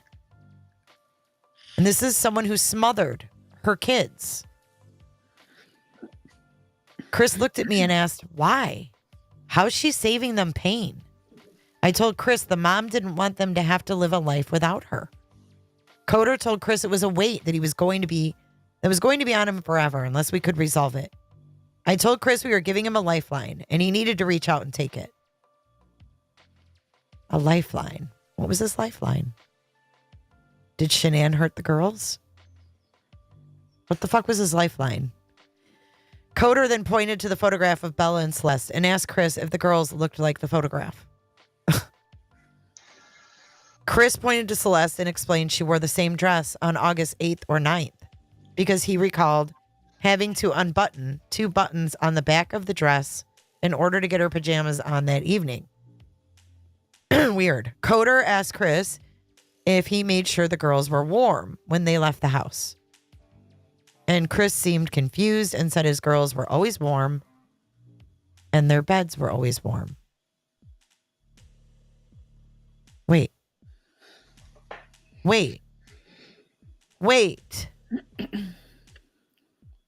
Is he talking about the night of the murders? Yeah, I think so. Yes.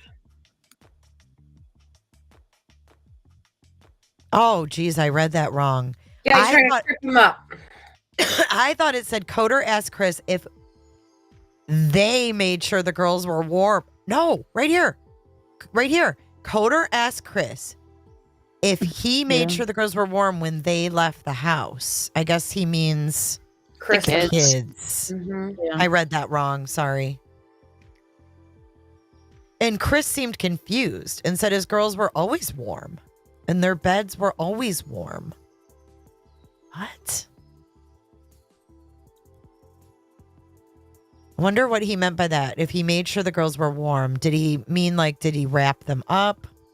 Mm-hmm. I think he was just trying to trip him up to see if he actually took him and left the house. And that's Yeah. why he's looking Yeah. confused, saying, yeah, they're always warm. He was trying to slip him up to see if he'd say he took the girls from the house. And yeah, Okay, he so the Yeah. weird thing is with the Lexus left the house on Tuesday, Mm-hmm. and it's documented in the discovery. Chris states that he put blankets in a cooler in the Lexus and that he was going to the oil site. And he was tailed and he went back home. Make it make sense. Yeah, that's really strange. And Tuesday after, Yeah, Yeah. after. he was taking coolers and a blanket. Mm-hmm. He said. Hmm. This is something recently he said. I mean, there's nothing in discovery. There's discovery that the Lexus left and circled around the neighborhood and came back, but they were following him. Like, was he going to go out there and have a picnic with I don't know. Yeah, I exactly. don't know. That's Was he out of his mind? What was he doing? I think Mhm. so. I mean, you can't tell me that you just annihilated your wife or whatever, your kids, and put it there, and knowing they're in oil tanks, that doesn't mess up your mind. I mean, he was I out know, of but when his he's mind. sitting there and he confesses, he's like, God, no, I don't want to go out there. But the day before, he's in the Lexus with blankets and a cooler. Like, what? I have no idea. Maybe I he mean- wanted to go out there to be near them. Maybe. And he didn't want to go out there when they were going to retrieve them. But this was But the a day after. cooler? Like, He what was might, that I for? don't know. He might have been, like Malagate said, maybe he was taking stuff out there and was just going to stay there for a bit. Yeah, I mean, Food, God drinks. knows what goes through your mind, right? Yeah. He could have just wanted to be Under close all to this them. pressure. Maybe him and NK were going to have a picnic. Ooh. oh, I mean, I don't know. I'm just grabbing. I don't think a picnic, but blankets, plural. Mm-hmm. And a cooler. Mm-hmm. He could have been planning to stay out there for a while. Maybe. Like he didn't want to be in the house. He wanted to be with his family. Mm-hmm. And that was the last. Weird, huh? Mm-hmm. And that was after staying the night in the house. Mm-hmm. When he said that he Cleaning. couldn't do it, he said he couldn't do it. Like he didn't want to be there. And then didn't the neighbor say the lights were on all night? Yep. yep. Oh, it's so creepy. I just can't even imagine, like, if cameras picked him up that night, if there was like footage of that, what that would look like. Yeah. Probably a lot of pacing and a lot of like, oh my God, what did I do? Shit, right? Like, Oh what yeah. do? Imagine the friends he went to stay the night with. I mean, I literally think that would be a point where a person would have like a mental breakdown. You're Mhm. by yourself. You can't tell anyone the truth because you've lied so badly. Like, this is your life. I'm honestly And then you think surprised about your he saw family himself. and you think about her family and you think about your kids and you've got these pictures and all these things, toys, books, clothes. I can't Everything. imagine. I can't imagine. Your whole life is there, but your kids and your wife aren't. Yeah. He stayed with friends on Tuesday night. He stayed with the Thayers. Yep. So Monday night, he Yep. stayed by himself. Mm-hmm. Tuesday night, he stayed with friends. Yeah. Someone asked with the blankets in the cooler, did they think that he was gonna move Shanann? Man, I don't know. With a cooler though? I mean, there's been coolers. Mm. I don't know if he would want to dig her Make back a up. mess like that. Yeah. And nobody would find anything on the ground. They'd never think they were in the tanks. Never. Mm-mm. It makes more sense to me that he wanted to be with them. Yeah. He just I'm spent a really- night on his own, like realizing what's I'm really happened. surprised They've he all didn't- gone, and he wanted to go and be with them, but then he couldn't because he was being followed. So he went back home, but he didn't want to stay at home on his own again, so he stayed with friends. Yep. I mean, if it was me and I was home alone and I just did that and shit was starting to set in, I probably would unalive myself. Mm-hmm. Yeah. I'm really Yeah. surprised he didn't. Oh, really- Auntie, Makes you wonder when Auntie's right. people. What? Auntie, she said we're trying to make sense of a madman's thoughts and actions. I don't think we Yeah. can possibly I understand don't think his he's a thoughts. madman, though. I don't think he's a madman. No, but I don't think we can really understand his thoughts either. I mean, we've No. never been in a situation like he has. But we don't even. I know, but we don't even know really what his thoughts are. We're just reading a supplementary report. Mhm. Like, it gives us a glimpse into what he was saying, but I mean, like, some of the things he says are so like rational, and then some things don't make sense, you know? And then you have the errors and the lies. But like, you know, when he says things like, there's no way, because like I didn't just like throw him in my truck. Like, he's really telling you what he did. Yep. You know, and then certain things like when Coder says, you know, what you're telling me doesn't make sense, and he says, yeah, I know. That is what is weird to me. That is when Yeah. I want to get in his brain and go, what are you talking about? It's such an inappropriate response. And I don't think that it's that we think we're going to figure it out or solve it. No. I think that we just like talking about it because it's intriguing. And I think we learn. I think we learn a lot about cases, how they go, investigations, verbiage. I mean, the list goes on and on. We could Yeah. read this 250 times and learn something new each time. Yep. Mhm. Well, this is Literally. why people are interested in crime and stuff, because you want to understand what happened, how it happened, what they were thinking, like the Yeah, psychology you want to of it and understand the stuff. the ununderstandable. Mhm. Human Yeah. behavior. What's Yeah. going on? Why did this happen? You know, And that's why how? it's so intriguing, because we can't wrap our brains around it, no matter how hard we try. And that's the cycle of true crime. Yep. I mean, none of us can wrap our brain around being Ted Bundy, but Mhm. he is not any less intriguing now than he was 50 years ago. Yep. Why is that? Because we don't understand it as bad as we want to. We can't that's it? understand. Yeah, can't understand any of these cases really. Like you brought up Tote. Right, like that makes a lick of sense. Yeah. But I mean, the gist of it does. The finance, Yeah. you know, the lies, this and that. His was more upfront. There wasn't a mistress. The mistress makes things messy. Mhm. You know, if this had been just Chris, Shanann, the kids, I would say the finances, the stress, all of it got to him and he snapped. I agree. But you throw a mistress in there who's Googling wedding dresses, who Googled the wife before she was even dating the husband. It makes it a lot more intriguing. And literally, the lack of answers is mystifying. Mhm. And especially a mistress who's been protected afterwards as well. She was kept out of A this new thing, identity. and then she was given a new identity. When does that ever happen? You for a know, when it, mistress? do you want to know that the last time I heard that happening in a case I followed was the Oklahoma City bombing. And one of the men who helped build the bomb was granted immunity and a new identity. And no one knows who he is or where the fuck he is. Why in the hell is this girl hidden like a fucking conspirator of the Oklahoma City bombing? Yeah. Tell me this. No one knows. It makes no sense. In a recording, they're telling her, go ahead, go to your safe house now. What? A safe house. Why are they even using that verbiage with her? Why does she need a fucking Yeah. safe house? Mhm. Yeah, and that's what I'm saying. And like, she just, I don't know, she just got such a free pass with the interview, with the leaving, with the not investigating her. Like, I I think she gave them what they wanted. I agree. And if it went to trial, she was going to be their star witness. Mhm.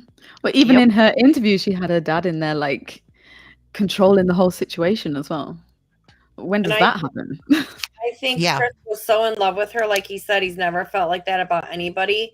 And I think he already knew he was going to prison, and I think He didn't want to ruin her life. let her be ruined. Yep. He wanted her to continue going on living her life. But you know what? If that girl killed his kids, shame on Chris Watts. Mm-hmm. He should not take the fall for her. Mm-hmm. He absolutely should not. Well, yeah, he shouldn't, because if she's capable of doing something like that, then she's a risk to everyone. Yep. Who wants this to could fucking happen date her? again. Exactly. He needs to do this for all the men in America that could possibly get involved with this chick if she did it. Mhm. And Seriously. right now, no one will even know that they're dating her. Yeah, what if she starts dating a single dad? A dad! I thought it was cute. He's a dad. It was a big fucking game. She's like a 12-year-old. She wasn't ready to hang out with his kids. And how many guys have really followed this case to know her face and know what she looks like? They wouldn't, because I'm sure she looks different. Look at Okay. Tammy Lee. Yep. Yeah. Yeah, exactly. Look at Tammy Lee, and she's out in Prime public. example. Yep. Yep. Okay. What? Did you ever hear that David Carter, that he said that Kessinger was writing to him inside Dodge using her new name? I heard that she was supposedly writing him letters, but Yeah, I don't he know. said he told me. She said that she needed to speak to him to clear some things up. Carter told the Daily Mail. But how would he know that's really her? He wouldn't Yeah. tell me exactly what she had said. Yeah, I don't know if that was before he let out the calls, because I don't know if he got a little crazy with money, maybe. This was on May 20th. Because Daily Mail pays for tips. This was May 2021 that this was put out. I don't know when he released those calls, so Me either. I don't know that, like, I know when they were put on like YouTube or whatever. Mhm. Somebody lifted them, but apparently that was a while ago. Like, But I'm just curious what you 2021. guys think. Do you think she does to keep herself? I don't think she'd be that stupid. If you got away with murder, would you contact the dude? Absolutely not. Yeah. I would never. I would take my new identity and I would be gone forever. But they could find her because they know her new identity. Who's but they? I think the police. Oh yeah, if they you- know Oh, exactly yeah, where they she know. is. Hey, so that's why I'm saying, yeah, I think she would write to him to still keep her little spell to make sure he still was keeping her little secret in the I love yous and miss yous. Well, and she wish already knows that he's keeping the secret. I mean, they got the recorded confession. Yeah. That sealed his deal. She Yeah. knows that. She doesn't need to write him for that. I don't think she would risk herself. Yeah, she'd be stupid to write him. I think she's lucky that she got away, if that's what happened. And she was more concerned about her career than Mhm. she was those dead children. Mhm. In Yep. her interview, she was worried about how she was ever going to get hired, who's Mhm. going to hire me, who's going to want to work with me. I don't even know how I'm going to face people at work. She was more worried about that than those dead babies floating in oil. Mhm. Yep. And she was saying she was going to lose her job over it as well. Mhm. She was going to lose her job. She wouldn't be able to work again. It's going to take Yep. years. Her dad was worried about her career as well. Yeah. What was that Jim's last name? Do you remember? Her Oh, friend. not off the top of my head, no. No. Let's put Jim in here and see what comes up. Yeah. Probably NK saying his name. Leave Jim alone. Leave him alone. Oh, look, she refused to give them his name. Yeah. No, refused. How could Yep. she do that? We found Didn't him. we though. find him on Facebook? Yeah, we did. Okay, but they had like her phone records. Yeah.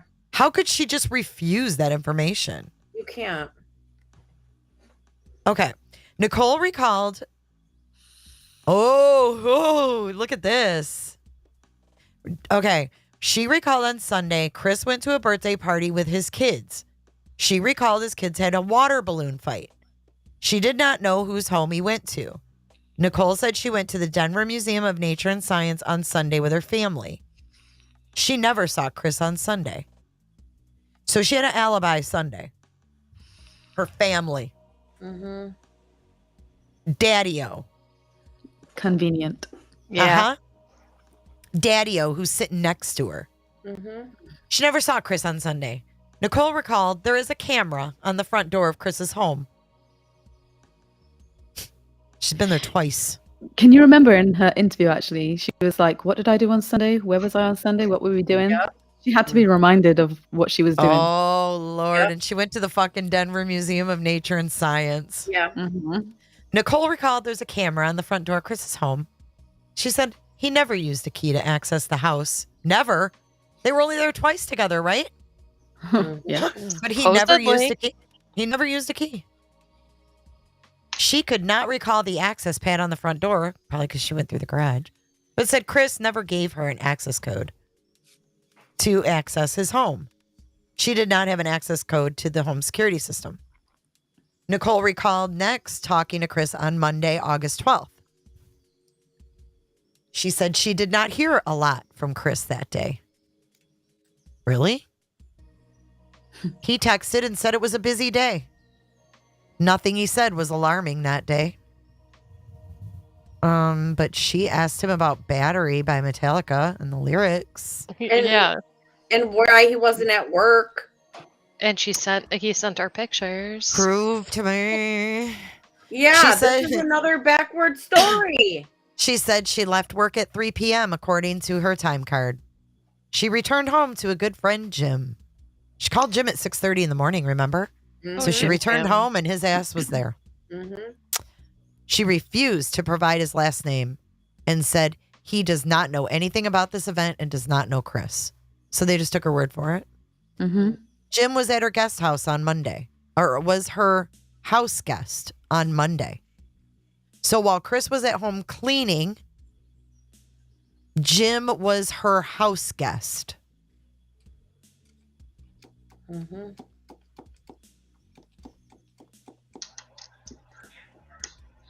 She said Jim is a very close friend, but they do not date each other. She recalled getting home and Chris texted her something about his family being gone. Something. She thought the text came in about 3:45 p.m. She felt the text message was purposely sent at that time by Chris.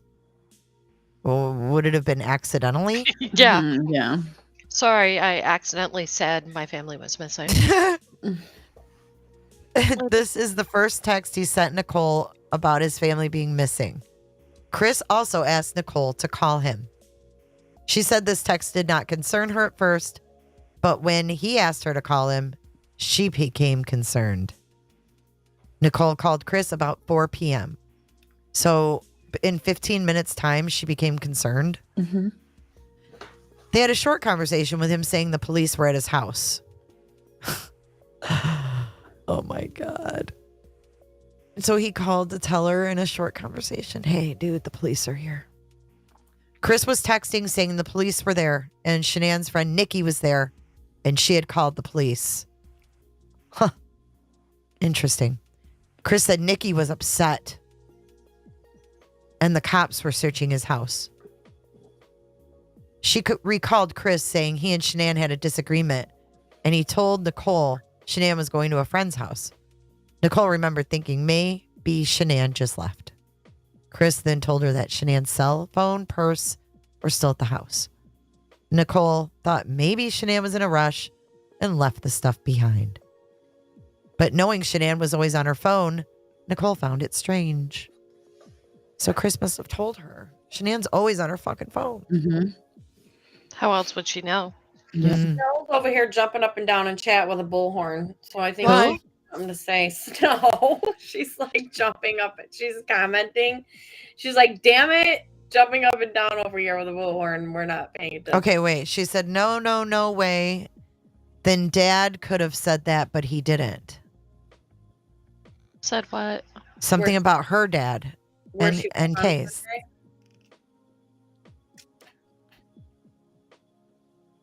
In the interview when they asked her if she was with her dad, is that what she's talking about? I don't But- know. And he could have said we were at the museum, but didn't he say she was sick? I don't even remember that part. I'm sorry. I don't. I That think part doesn't stand out to me. I'd have to go back and listen. Thanks, Snow. She's gonna put me in another. I'm gonna have another live. You guys are gonna love Snow. Yeah. Oh, about the museum. Yeah, about the museum. Yeah, he didn't mention the museum when she was like, See, I don't remember that part of them being asked in that when Dad was there, so I'd have to go back and watch that. I'll have to pull that, and we'll talk about it next time. All right, I made a note of it so I don't forget. I forget. Brandy's right too. Sorry, we don't forget our purse or phone no matter our rush. We would go back to get it. Yeah, for her to even say, "Oh, maybe she was in a rush and forgot it," like she knows better. Yeah. So she recalled at this time that Chris previously told her the house was going to be put on the market the week of August 13th. Chris said Nikki insisted they call the police. Nikki. Okay, Nikki is NA. Yeah. Jesus. Okay, Nicole says she does not know Nikki. Chris said via text that he thought his wife was with someone and she will be back tonight in text messages. During a phone call, they discussed Shanann leaving, and he again said he thought she was at a friend's and would be back tomorrow. And that's all that fucking Jim. That's it. That one part. Because I want to look him up on Been Verify and see if there's anything new about him. He's probably not even on there anymore. I think Auntie put his last name. She did. It's like Gutowski or something. Oh, you Who did? else? What else can I put in for a Did I make search? that? Oh, there it is. Give me a word.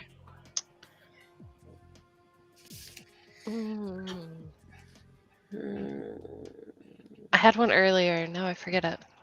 Canine? How about DNA? There you go. Oh, yeah. DNA evidence.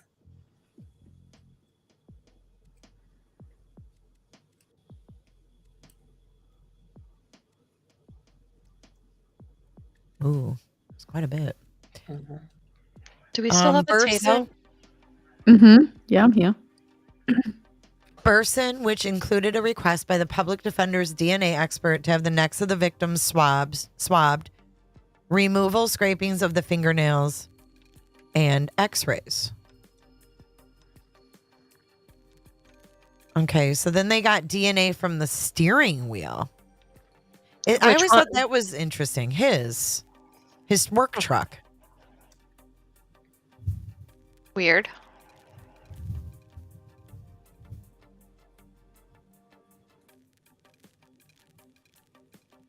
Oh, God. What? Read that. Oral swabs? What? No, keep reading. It goes further down. Oh. All the swabs they took. Yeah. Oh, yeah. Can you guys hear the thunder? Yeah. Yeah. Love when it rains. It's thundering so loud. Okay, so that's the same thing for all three, it looks like. Oh, Snow, that may have been my pen. I'm sorry. As much as I don't want to read it, I want to read it as well. Well, I'm not going to read through all of this. But No, I'm saying I'm going to probably do it on my own. Just because I'm intrigued. it is. It's interesting to read. Just to know what they got. Like maybe there's a little, because no one wants to read it. Maybe there's something snippet in there that we... Other fingerprints from Shanann Watts. Anterior neck swabs from Shanann Watts at autopsy. So they did it on her, but not on the girls. Mm-hmm. That's why I'm saying this just doesn't make sense to me. Doesn't mention the girls in the polygraph. Don't swab the girls' necks. Something just isn't right for me. Yeah, why would they swab Shanann's neck, but not the girls? Mm-hmm. That's why the defense asked for it. Mm-hmm. Because they were like, wait a minute. do all three. Mm-hmm. Yeah, I don't like that. That doesn't make sense. Mm-hmm. And then we have so that must be the steering wheel of the Lexus, because then we have the steering wheel of the work truck. And then the driver's seat cover from the work truck. passenger side seat cover from the work truck.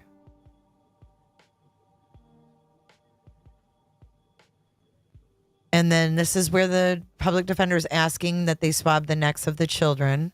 And the judge says, I'm not going to tell them how to do their job. Because they anticipated trace DNA being preserved on the neck structures of the children despite being confined in a container of oil, water, and associated sludge matter over the course of several days.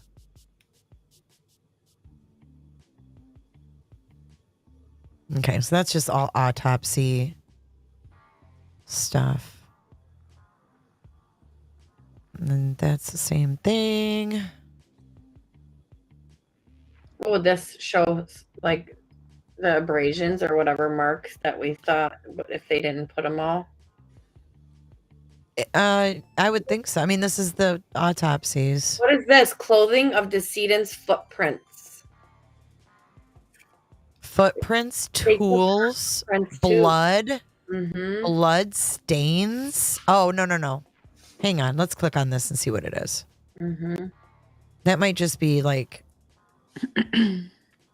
Okay, there is probable cause to believe that now located on the property to be searched. This is the search warrant for Cervi. So they're saying that there is the bodies of Shanann, Bella, Celeste, clothing of theirs, And footprints. footprints, Mm-hmm. Told you. tools, Mm-hmm. blood stains, which is probably, obviously Shanann, saliva, tissue, and any other material that may contain DNA. Items with blood or DNA evidence, photographs, video recordings, and measurements. Any trace evidence, including but not limited to hairs, fibers, blood, and blood stains, blah, blah, blah. This is all just, let's see. Including the taking of an on-scene rolled prints of the deceased for identification purposes and any items which may contain DNA. Any items pertaining to transfer of evidence from a vehicle to the oil tanks or clandestine grave. Upon one or more grounds as set forth in Rule 41. Da, da, da, da.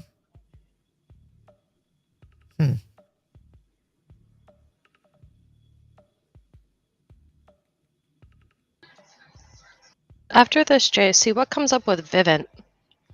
Ooh, okay. Yeah. Potato sounds like she's half dead. Potato, what time is it there? Like 5 in the morning. No, I can't see. Don't- My phone don't- died. Don't bring it to her attention. No, if you need to go, it's okay. She knows I'm that. fine. I'm perfectly fine. Yeah, We're going to have a baked potato tomorrow. What is this? Oh yeah, what was that? A WhatsApp? No. What? No. Frank Rusek at 9:10. He is the father to Shanann and wants a call. Referencing why the house is Why taped. it's taped off? He is calling from out of state and was advised of this by a neighbor that lives in the area. Probably nosy Nate. Mm-hmm. Yeah, because you guys asked him to give you his phone number. Yep.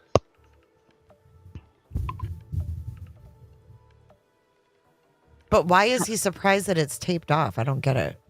Yeah, why would he be calling to ask why? Like, you should know why it's taped off. That was the 15th. And why would you call the investigators to ask them that?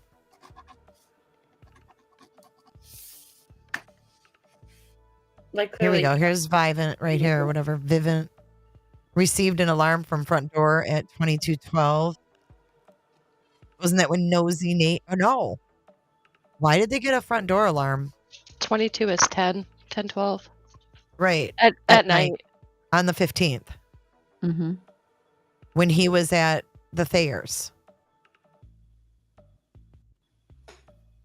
Who spoke with officer? He spoke with Vivint or?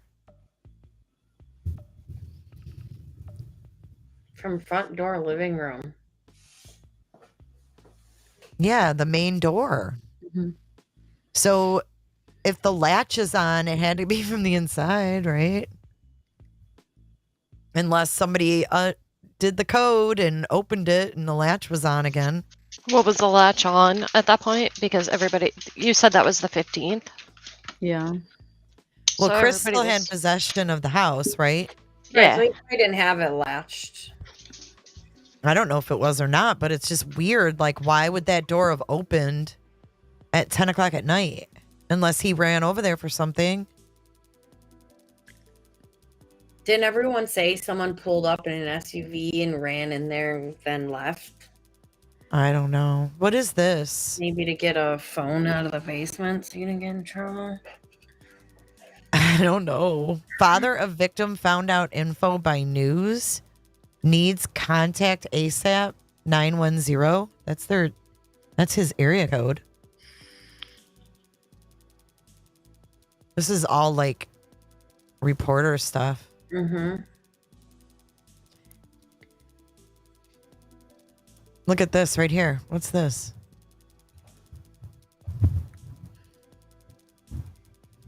Why are there random coordinates thrown in here? What is that ticking noise? Does anyone else hear It's that? just my music. Music. Yeah, it's the music. Oh, I thought I was hearing shit in this room. Not tonight, I Satan. was looking around like, what is that? Not tonight, Satan. Let's see what these coordinates show us.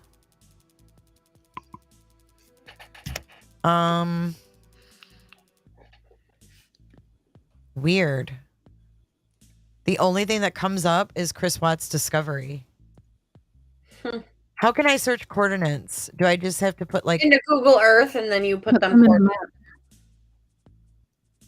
you have to do it in Google Earth? What do you put between the coordinates? A dash? Yeah, Just what it's got there. that's what it is. Just like that. That's two different coordinates. Mhm. Where the comma is. Oh, you want a comma there? Yep.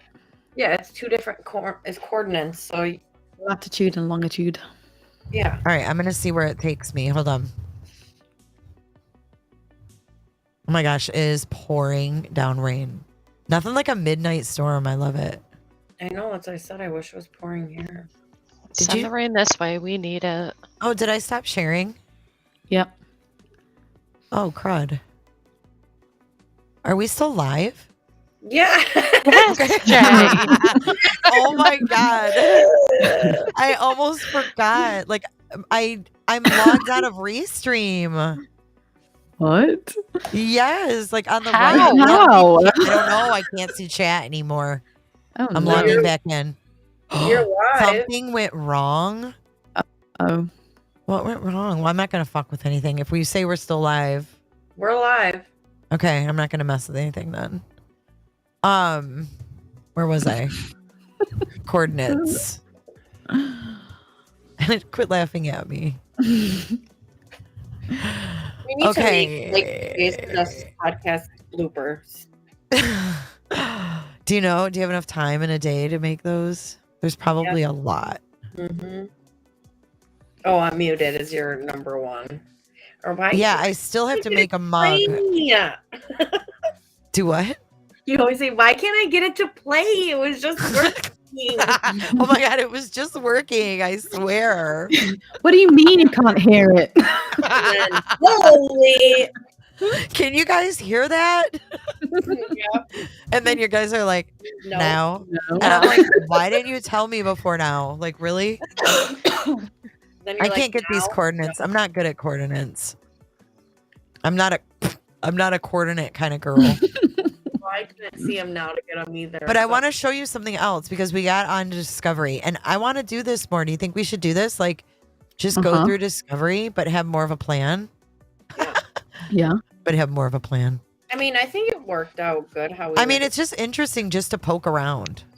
and I think the keywords is kind of nice because it pulls you into multiple things that have those keywords. Yep. You know what I mean? Yep. Mhm. Okay, this is another thing that I found. And I don't know if this is even relevant, but I have it open, so I want to go through all my tabs. But this is some vector solutions for the lockout tagout. I know we're like over the lockout tagout. But I didn't know if this was relevant at all, like to show steps, but I don't think this is oil. Mm-mm. It's Oh, energy. wait. Oh, that is. No, No. Oh my God, that's loud. You can hear that? Yeah. It was really loud. Oh, The maybe I should thunder? do some ASMR with the thunder in the background. Potato, you're getting very sleepy.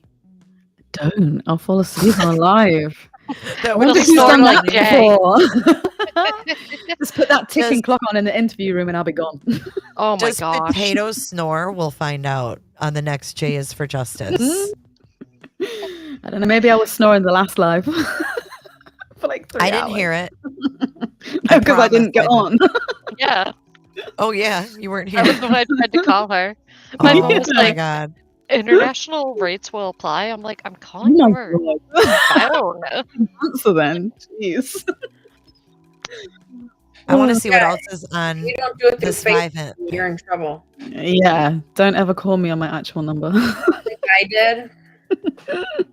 Yeah. No, I have an international plan anyway because I was talking to someone in Australia. So, Oh, you're Well, good I then. did it, and I got $200 phone bill. oh my god, $100. It's jumped to 200. It was like 140. And then they took Am I 30. spelling this right? What? Vivint? Yeah.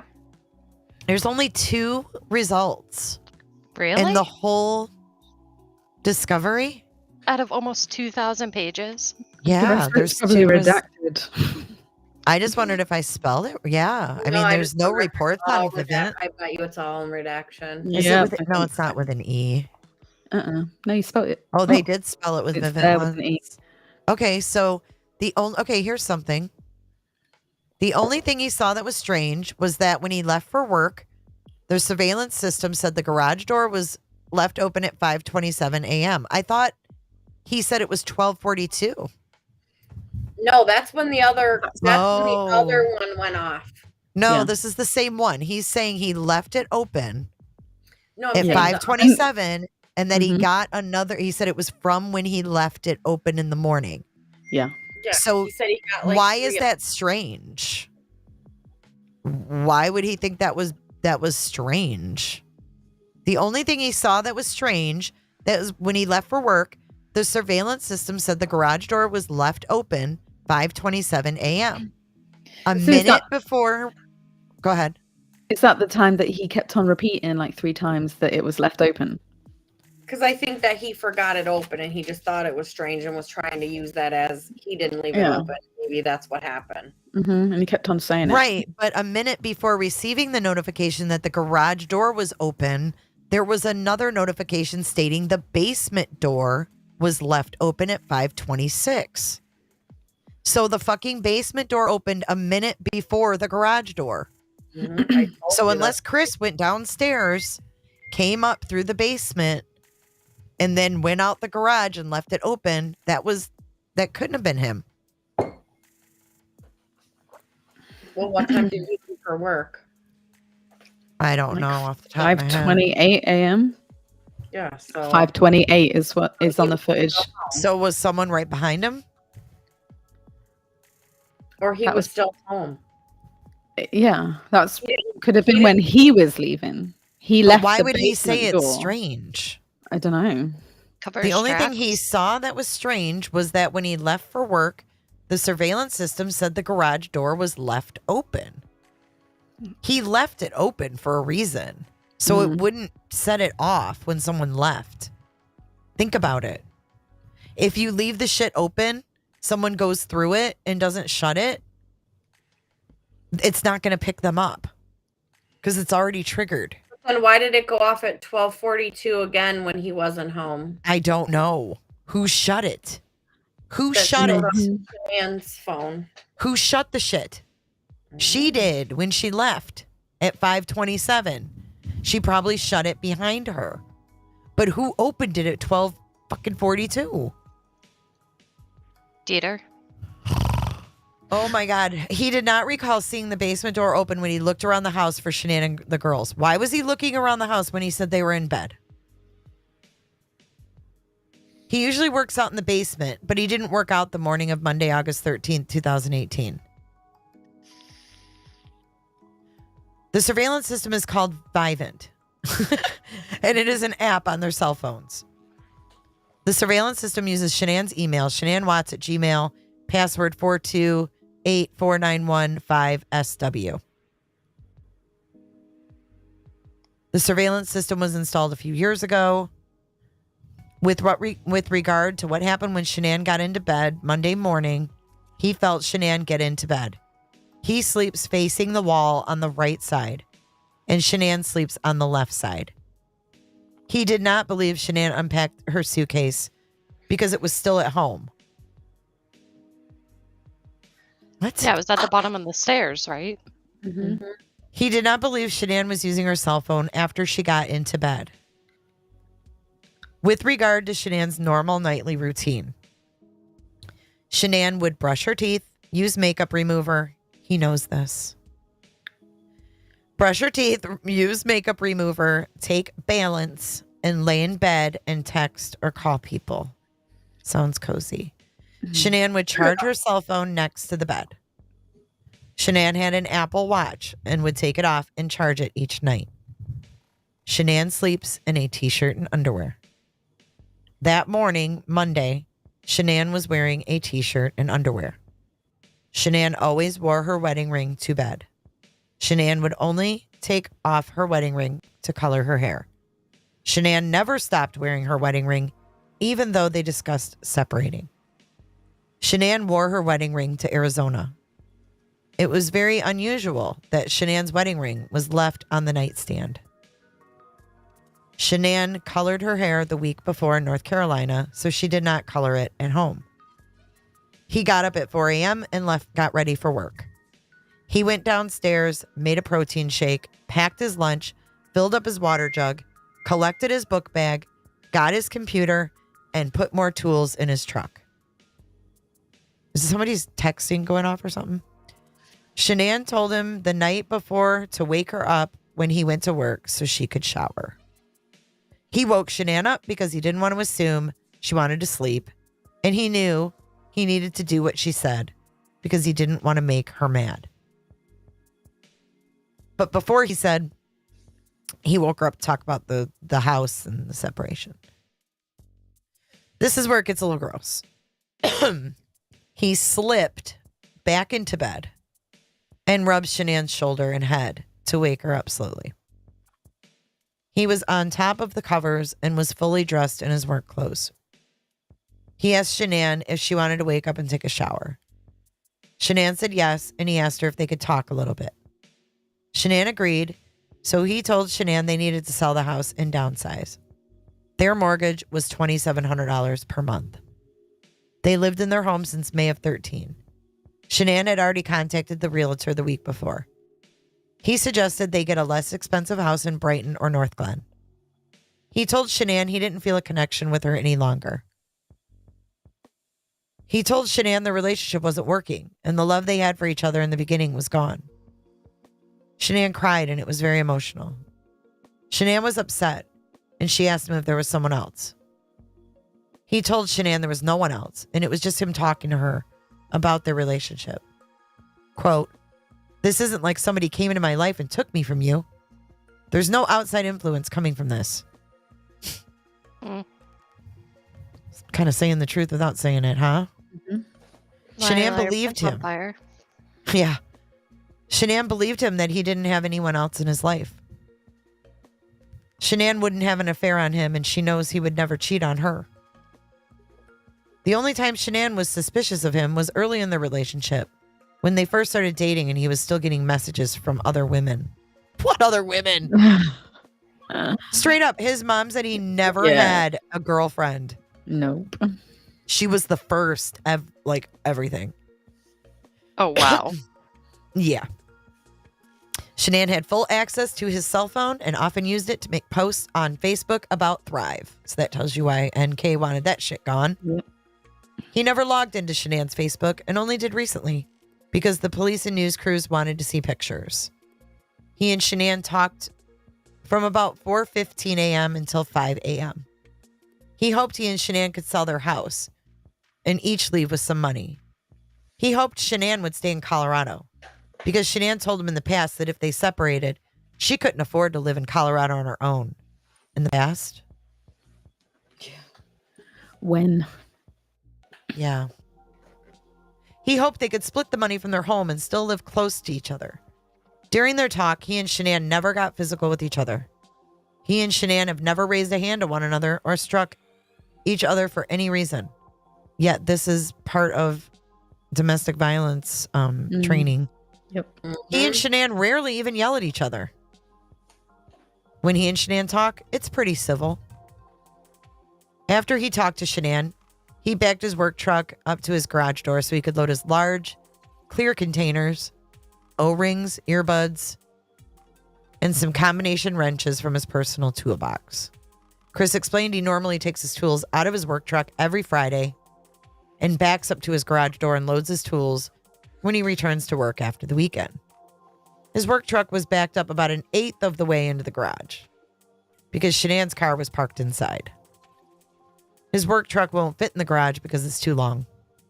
Took him approximately 10 minutes to load his work truck. He loaded from 5:15 until approximately 5:25. He got into the truck, hit the button for the garage door to close, and drove to work.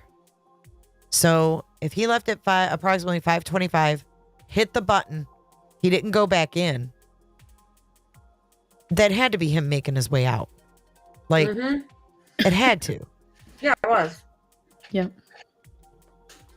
But how's he going to remember shit like that with what was going on, you know?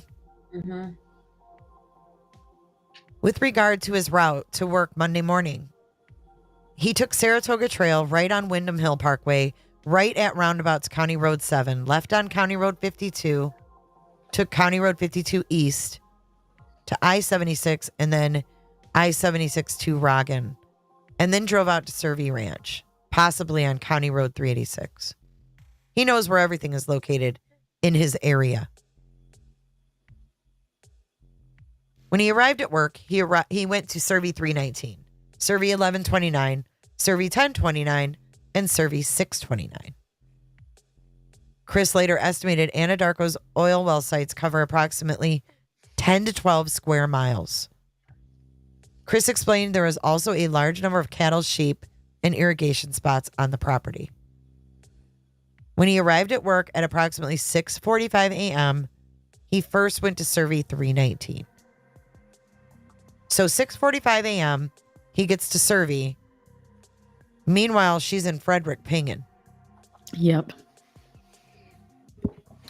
No one was there when he arrived, but Troy McCoy, Melissa Parrish, and Chad McNeil showed up. Cody Roberts was working, but he was working at Cervi 9. McCoy, Parrish, and McNeil arrived at Cervi at 7:15 to 7:30? Jeez. Wait a minute. That gives him after him 45 minutes. That's or it. even 30 to 45 Or, yeah, minutes. 30 minutes. Jeez. What? I didn't realize it was that small of amount of time. Yeah. I thought they got there around 8. Wait, what happened? I missed it. I had to go pee. He got there. Okay, so he arrived at Cervi at 6:45. And then the co-workers, McCoy, Parrish, and McNeil, got there at 7:15 to 7:30. Oh, that's why I was saying earlier when we were talking about it the other day, when I said there's no way he buried her and put them in there in the amount of time that he got there till when they came out there. There was no way. I And he didn't wasn't- realize it was only that amount of time. Yeah. Like, He wasn't I just thought he doing got- that either, because he was messaging and emailing stuff in that time as well. And I said, and not a bead of sweat on him. Like, and they show up, and that's why I was like, there's no way possible. No way possible. It had to have been pre-dug, pre-done, and it wasn't that morning. If it was pre-dug, it would have been a better hole than that. I don't think it was pre-dug. I think Well, there's no way in it hell was. he She did was it only from partially in there 6:45. because he ran out of time. Well, yeah. She was literally 8 inches below the surface. Yeah, he didn't dig shit. So really, what took time was the girls. Yeah. Well, and especially if he says the way he did it, that he waited till he got there to do it. There's no and way. then- There's There no is freaking Yeah, I no don't way. think so. No. No, there is no way. No, there's no way. There's no way that he could have put them both out there, buried her, No. Mm-mm. killed both of them, and disposed of both of them, Nope. and not had a drip of sweat. No. And be acting completely normal so that no one even suspected and- that anything was And wrong. take a shit. And take a shit. And throw puke. up. And puke. There's no way. And they come out there and they're not suspicious at No. all. Nope. And there's 4 of them. Unless he didn't put them out there that morning. Well, But when would he have Shanann put him out there? Yeah, Shanann didn't come home until that night. Yeah. But I mean, they didn't find him till when? Wednesday. Wednesday.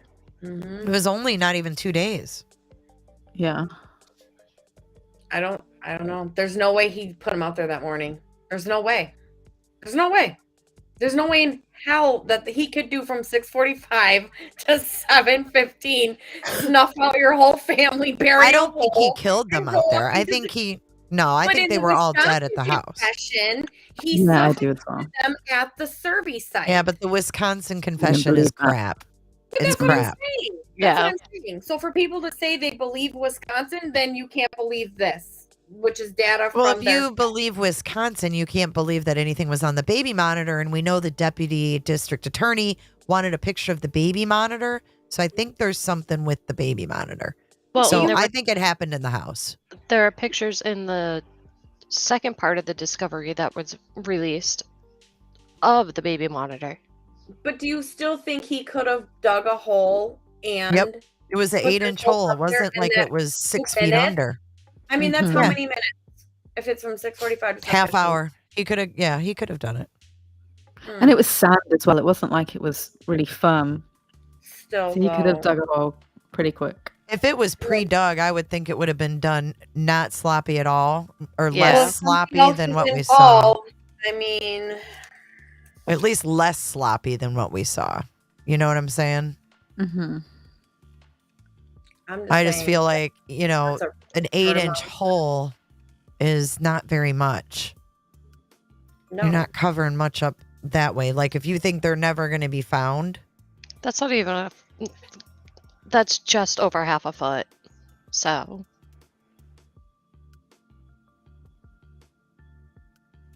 I mean, I'm shocked of this. Like, I just like for that no one else think this is a crazy ass time period to get her no, I out of think the it, car. It get her is. hole, no, get I her think it is feet over crazy. there, dump her, carry them up. There's no way he could even do that in a half an hour. But I There's don't just think no way.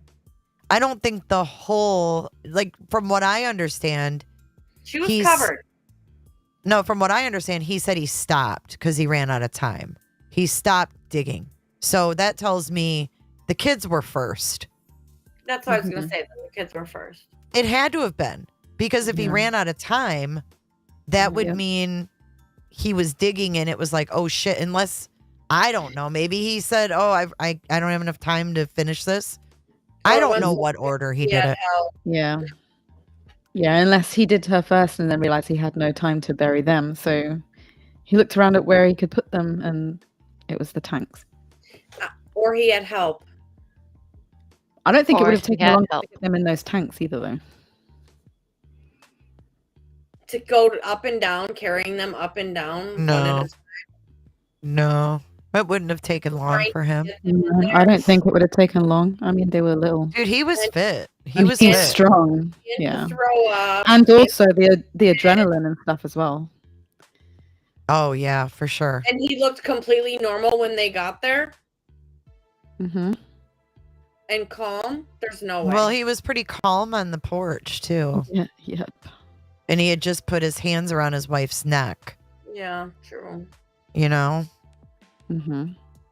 I mean, I think But I you mean, go you in think like he when would've you're been lying like that. He would have been filthy and sand and sweating profusely. Well, he was out there to access this oil leak. So he would be like kneeling on the ground. And yeah, he would be dirty anyway.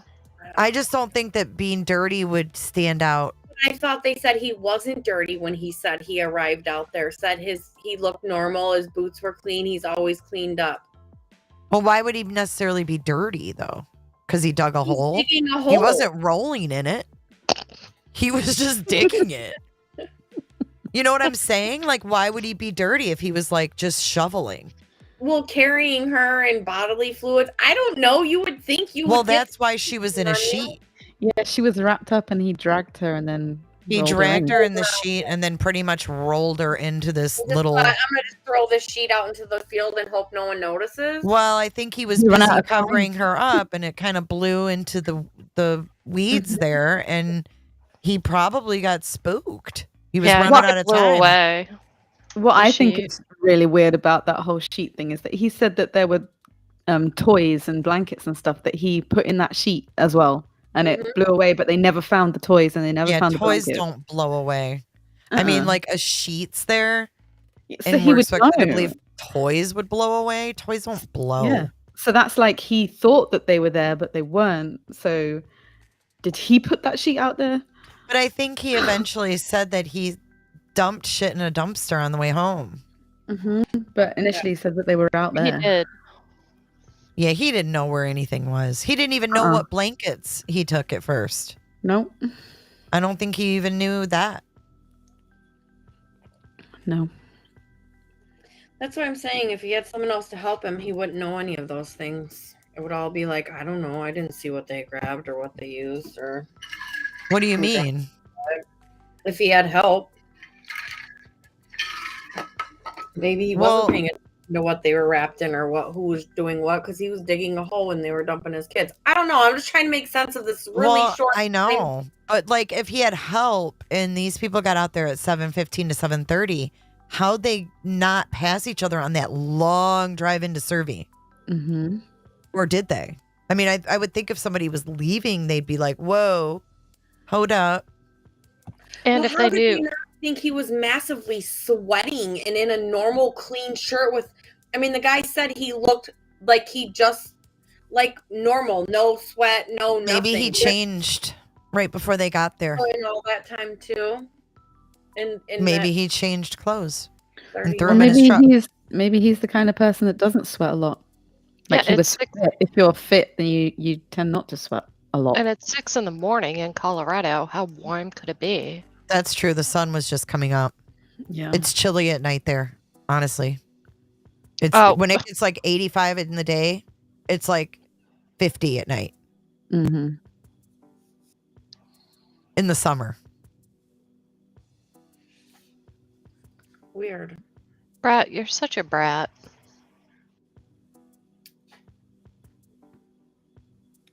I'm trying to find a video. I'm sorry. Oh no, No. that's fine. Brad said you should ask Nick. He seems to be the Chris Watts expert. I know, right? Nick knows everything. Has anyone else tried clicking a link in chat and seeing if it works? Because this Charlie said that he's been trying all, or he, I can't tell who it is. It's the picture. That they've been trying all the links and commands weren't working for at least an hour, but I kept trying. But it could be my shitty phone. Try What link what? are they The trying to link click? you've been dropping for your stuff. Which one? Any of them. Said he tried the links. I don't know. commands weren't working for at least an hour. I kept trying. I have No, no they're- idea. It's they're got to working. be Anyone on their else? end. Yeah, they're working. Okay. I must be 18 plus to view this content. Rumble. click? What does that mean? Because they said you're on Rumble. I'm like, you're on Rumble? Yeah. Yeah. I didn't know that. Oh, Charlie Patton. Yeah. Hey, Charlie. Hey, Charles. She just joined. It looks like a Charles. No, she said she's a woman. Oh, I'm Yeah. a woman. It's all good. Oh, I'm sorry. I just can't see because it looks like Oh, there's I a can't guy see and it. a I girl can't in see the profile picture, pictures. and it's very tiny, so I can't tell. I'm on a TV screen, so it's really lined. Thank you, Charlie, for joining. Welcome, welcome. I haven't looked at chat all night. It's so weird for me. I haven't looked at chat because my phone died. Maybe a couple of hours ago. So I can't see anything. Oh, just the mods commands now? That's fine. That's Yeah, probably better. Yeah. Mm. Oh, that's why I color. But I was looking for I a doodle. video to show you guys. You doodle? I do. Doodle? I'm really hungry. Speaking of doodling. I'm eating What does Haribos. that have to do with doodling? Because it sounds like noodle. Word association. It Your makes me brain, want. Jay. I It can't. makes me want buttered noodles. Thanks, Patricia, for the super chat. I hate that we can't see super chats up there. I can't see them either. I know that is a bad feature because that's really something that Mm-hmm. you should be able to recognize, right? You know, like you should get some kind of a Goes right there. notification. I'm looking at. It's from Patricia for $5. Said super chat's working.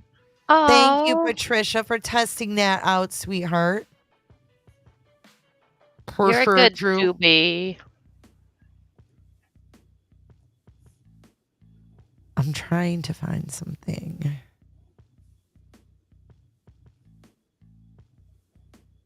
Man, I got lots of videos on Watts. Oh, you see that? You missed.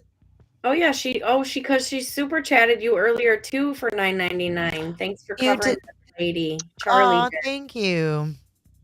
See, we missed a lot of super chats. I know. I apologize. Thank you, everybody. Thank you to all the new members. Mm-hmm. We just can't see. I can't see new members. That really sucks. I can't believe it's this late and we still have 227 people in here. Because we're talking about Watts. I know. And they love us, Jay. Maybe they just love us girls. Oh, I know. It's the panel. I'm sorry. You're right. You're so right. It's the Tato. They're waiting for her to snore. It's the insomniacs that stay up late. I'm just trying to find. I have just a shit ton of Tato, you vids. can this time go to bed. What time I'm is it? telling her what to do. It's Tell her, midnight Potato, here. you're not the boss. Say you're not the boss of me, Alligator. Midnight 5 here. a.m. Wait, what? It's 5. It's midnight where you are. It's Yeah. 105 at my house. Oh my god, it's 6 a.m. I told you. You made Is this. the sun up? Yes. You're going to be up in like an hour. Tato. Oh my gosh. It's alright, I haven't got anything to do Wait, Friday. who's Rose Z on YouTube? Does anybody know? I do No. not know. They clipped me last night. Oh. After this, we're gonna go. Oh my god, my dog heard me say go, and she thinks that we're going. You're gonna go out. Yes, she heard G-O. Oh, bless her. What does that mean, clipped you? Clipped me. On YouTube. Oh, there's. I've been clipped. I'm flattered. I've never been clipped like this before. Like it's serious. I'm not being made fun of. I don't think. I don't even know. Hold on, I'm trying to find it. I'm like, she clipped me. No, I was searching my own videos. Oh. Where'd it go? No, I was searching my own videos and then I came across. Oh my god, where'd it go? Oh my god, it's like it disappeared.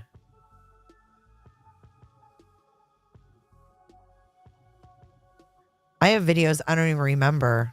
What is this? Isn't that terrible? Oh my god. Wait, hold on. There's people are so nice. Dude, I just had it. Where did it go? This is maddening. It would have to be at the beginning. No, it wasn't. I had scrolled for quite some time and then I saw it and I was like, Well, who did you say the creator was? I didn't. I don't know. Hey, you did. It Rosie. just said Jay releases new Watts info or some shit. And I was like, what? Didn't you say it was Rosie? Oh, that's yeah, I what- did. Who's that's what I Rose Z? Oh, right here. Jay tells a Watts story about recent events. Oh, about the camera. Oh my god, I have little sparkles. Oh, look, she put my link. That's so nice. Yep, Look, she sure tagged did. me. Mhm. Thanks, Rosie.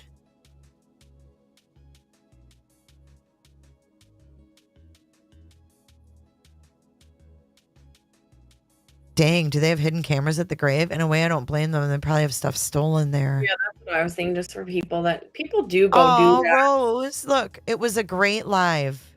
Oh. Oh, That's really sweet.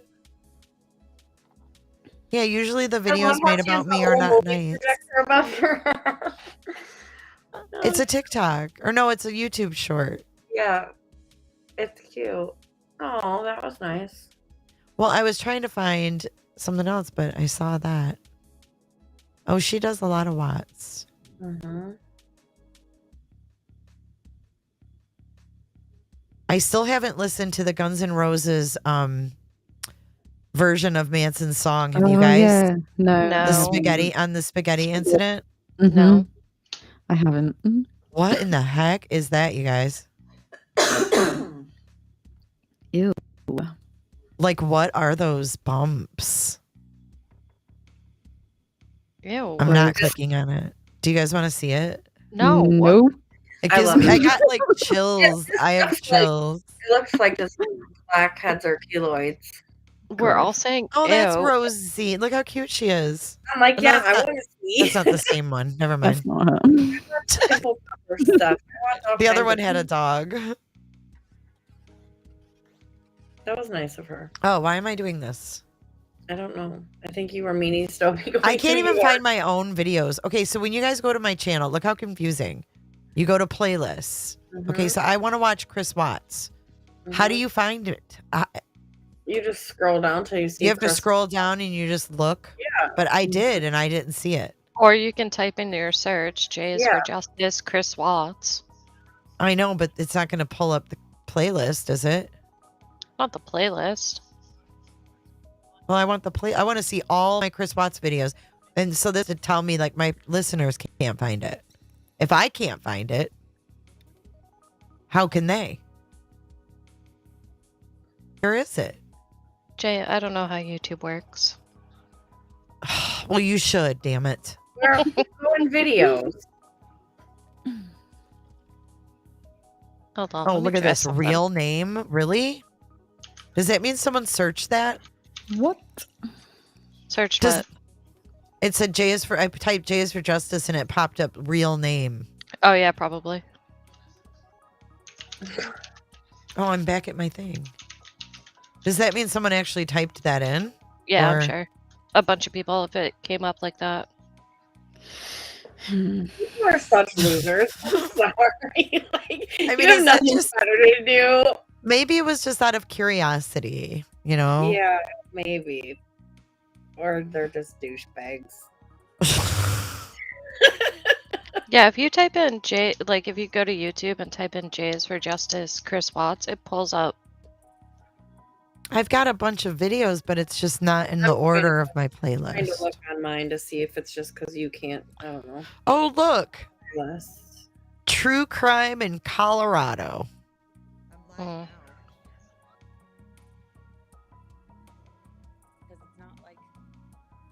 Lord have mercy. Ugh. I mean, I think that's one of the biggest pieces too, is how Jay, it's at the Oh my very God, that's- bottom. I can't. Okay. It's at the very bottom. There's 114 Chris Watts. And then it's Patrick. Oh, you know what? I can probably just click on the damn video. All right, let's see. And it should show a playlist, right? Your last playlist on your search. There's 2 or 4 for the 35C that's earlier, but otherwise it's number. Mine Oh, looks different than yours, though, I think. Yeah, I'm on my phone. Yeah, they're not going to be the same. Like, they're not in any order. It's so sort by. Here we go.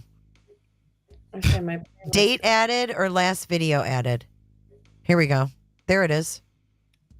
It was buried. Yeah, it is. Ridiculous, man. That's for me on my phone. So, how do you make it closer? Sort by date or last video added, I guess. So yeah, so now it should. Well, you should be able to see my screen now. I found it. Okay, so now what was I looking at? I don't even remember what the fuck I was looking for now. Oh my lord. How many? 114 videos. We go way back. That's why I said 114. It's crazy. I'm sure I'm in a lot of those chats. I'm just trying to. I don't remember what I was looking for. I don't remember what the hell we were talking about. That made me. I don't know. You were looking up something, and that's where you came across that girl. You weren't saying what you were looking up, so I don't know. Oh, I didn't. Mm-mm. We were talking about the sheet, him being at Cervi, and how he couldn't do that in the time that he had. Oh, the time frame of the morning. That's right. What would I have been looking for? Oh, I can't remember. Beats me.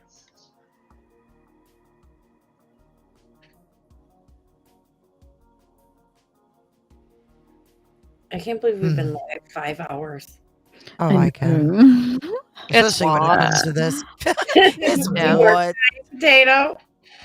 What? It's Do you work what? today? No, I'm not working today. Oh, good. good. No, You I'm can not doing anything today. Don't worry, I'll text you in 2 hours to make sure you're okay, and if you're not, I'll call your kid's school. Oh my god. And if you have a doctor's appointment, we're calling there too. Uh-huh. No, we're driving by there. Yeah, you better wake up. Oh, that's another part that I forgot about was Shanann talking to that lawyer in that restaurant. Oh, Oh, yeah. This is that. I Yep. first got all the discovery back in. This is the And then she said, well, so Yeah, tell this me is more about your divorce, the girls, involving the girls.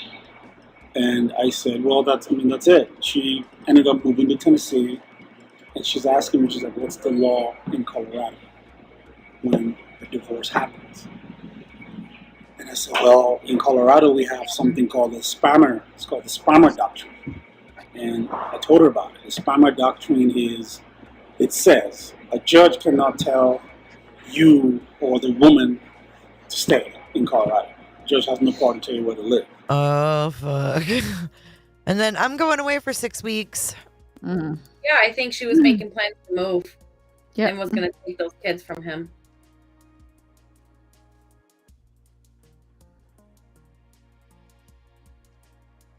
Christ almighty.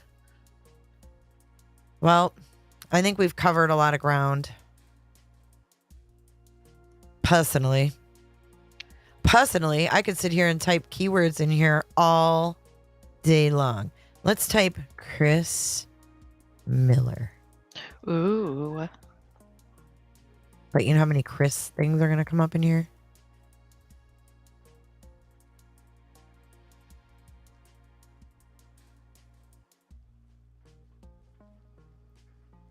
Who's Jack?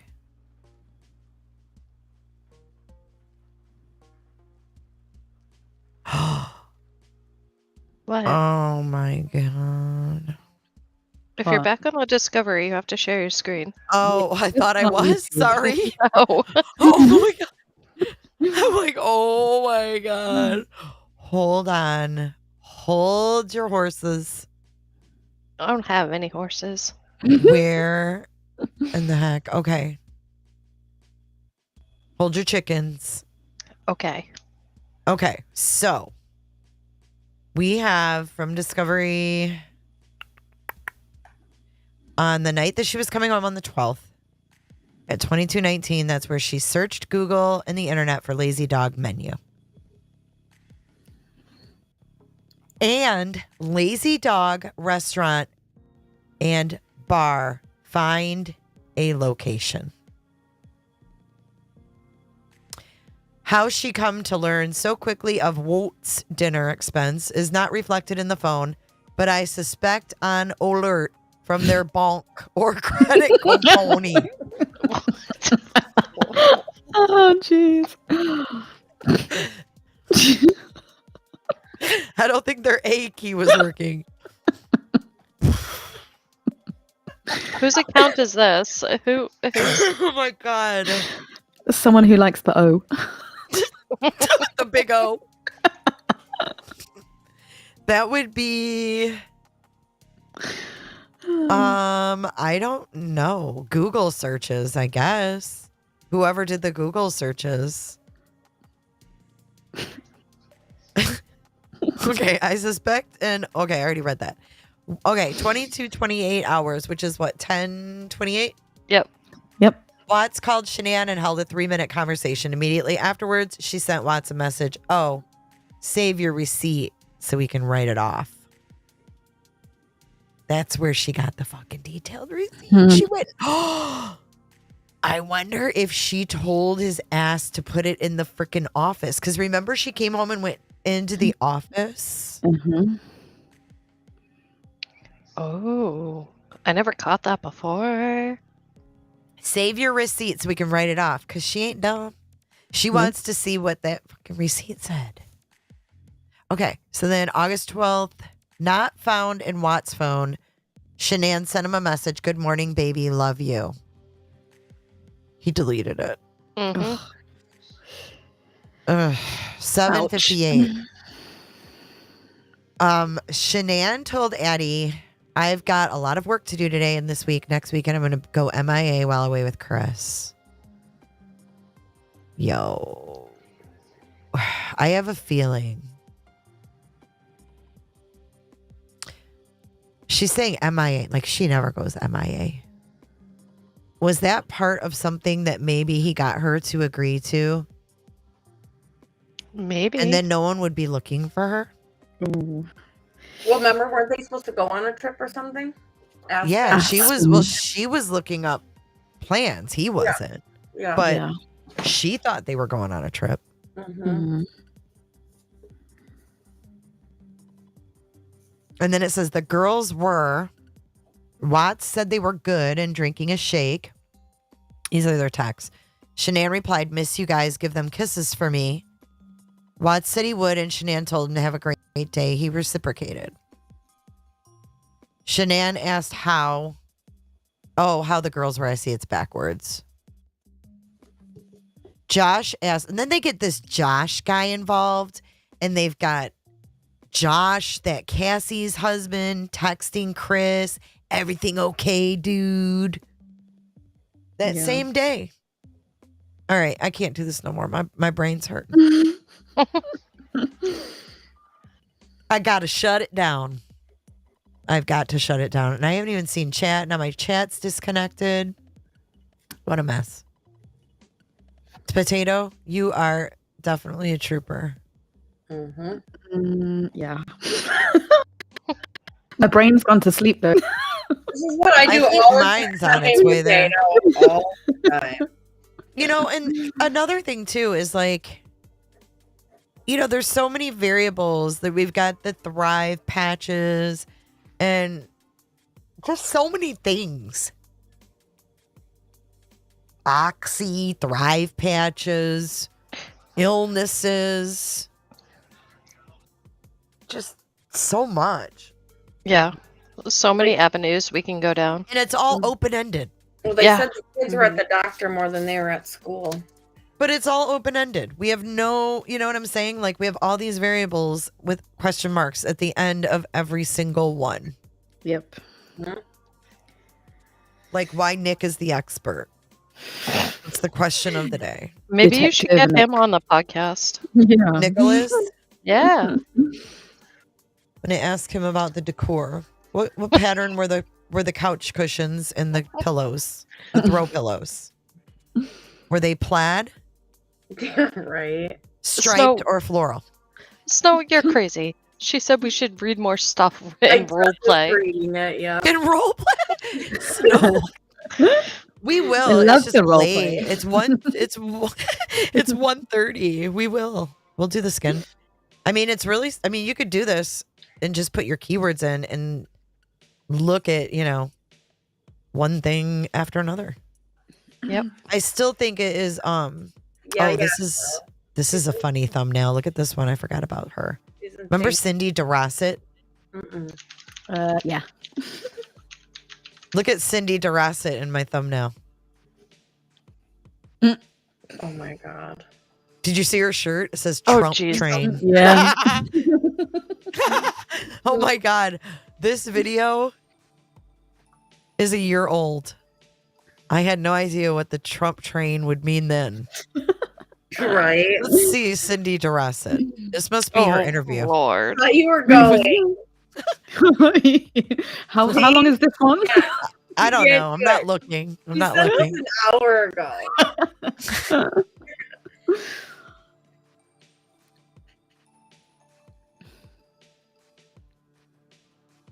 Look at that patch. Yeah. Mhm. I used to thrive. I still have some in my drawer. Me and Steve both did.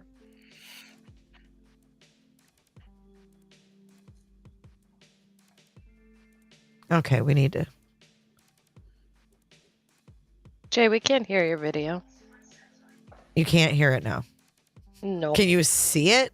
Yeah. Yes. Yeah. I mean, how long were you going to let it play? I with didn't know you woman- were. Sometimes we don't know if you want us to like hear audio. Okay, but when I'm sitting there and I'm quiet and someone's mouth is moving and you can't fucking hear it, that might be a sign Sorry, I that was, you might want to let me know. I was reading chat. so was I, and then I came back and I'm like, At wait. least you're being honest that you weren't even fucking looking. No, I was. I mean, There we for go. real.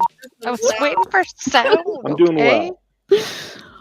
For real. Sorry, I was just reading everyone writing such nice. I mean, I'm commenting on what she's saying and it's crickets and then. Okay. Watts was Can in you hear it Scottsdale now? last weekend for a company Yes. leadership seminar. Dorasset says Watts appeared to be upbeat. Every single person that connected with her felt her light. And at the end of the weekend, Dorasset dropped Watts off at the airport. I didn't want to let her go. Why didn't you want to let her go?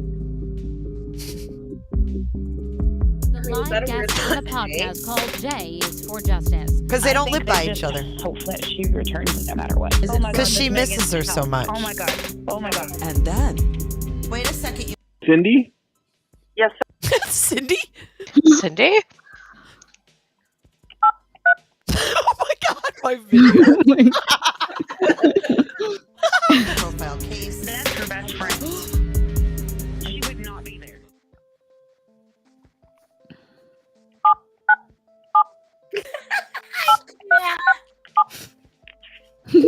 I can't either. Hello. Hi, Cindy. Yes, sir. Hi, this is Officer James Frederick, PD. How are you? I'm doing well. I'm not. I understand that. Yeah. I was How calling. can I help you? I was calling to see if you had any insight that you could give me about anything. Well, I know that I saw her. So you've spoken with Addie Milwaukee. I have not spoke with Addie. Allie. I have not. She's on an airplane right now. I talked to Sam. Okay. So she's okay. You talked to Sam. All these So chicks, we've been man. in, constant communication all day. Addie has been going back and forth. She's going to have probably the most information, except she's been relaying it all to us. So Addie will be talking when she needs to land. Right. Addie and I were with Shanann and Nikki last night for dinner here in Arizona, Okay. and And you know Shanann through. our company Lavelle. Okay. Our company Lavelle. So she's become like a close friend, like a sister to us. Can you all. spell your company name for me? Sure. Capital LE, and This then is dash, and then V like Victor EL. Okay. So, It's direct sales, so we're all independent contractors. okay. Mm-hmm. So you were with Shanann and Nikki last night. Correct. In Arizona. Correct. So we had dinner, and then Addie and I took Shanann and Nikki to the airport. Okay. And do you live in? So I dropped them at Sky Harbor Airport, which is. Okay. And that was around 7-ish. I mean, I think their flight was at around 8:45. Okay. And what I was relayed the information today at about noon my time that Shanann was missing. And who'd you find that out through? From Addie. And do you know how Addie found out? From Nikki. And so this was like a relay going through the phones. Okay. Okay. And Okay, so how? hold on a second. Is this the night when they were like stranded at the airport? I believe so. I think Okay. so, yeah. She's wearing like a sleeveless top, and then when she got home, she's wearing a t-shirt with a jacket. So she must have changed after dinner or something because she's wearing something different. Yeah, I noticed that as well. Flight clothes. How long were you with Shanann this week? Like how many days? So Shanann, I believe, got here I think Thursday. Okay. We had an event for Lavelle, Okay. and so she got here on Thursday, and I believe I'm pretty sure it was Thursday. I for sure saw her on Friday.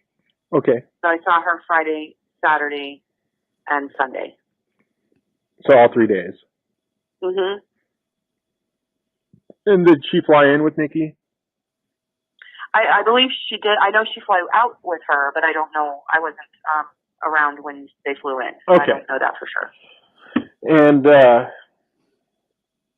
is there anything that she talked about while you were with her that was concerning or kind of raises some red flags to you? Yes. Well, she mentioned that that her husband has been distant. She's very sad. She was about to break down. He's been saying things that they're not compatible anymore. That she's so concerned. There's just trouble, and so blindsided by this. This was not normal. He wouldn't really explain much. So she mentioned things about counseling. They were going to try to go away for the weekend. So she just was talking about being distraught, like just blindsided. This was unexpected whatsoever. It was odd that he deleted his Facebook account, but when he was on Facebook, and this was maybe a week or so ago, I don't know exactly when, but it was odd that he deleted his Facebook account.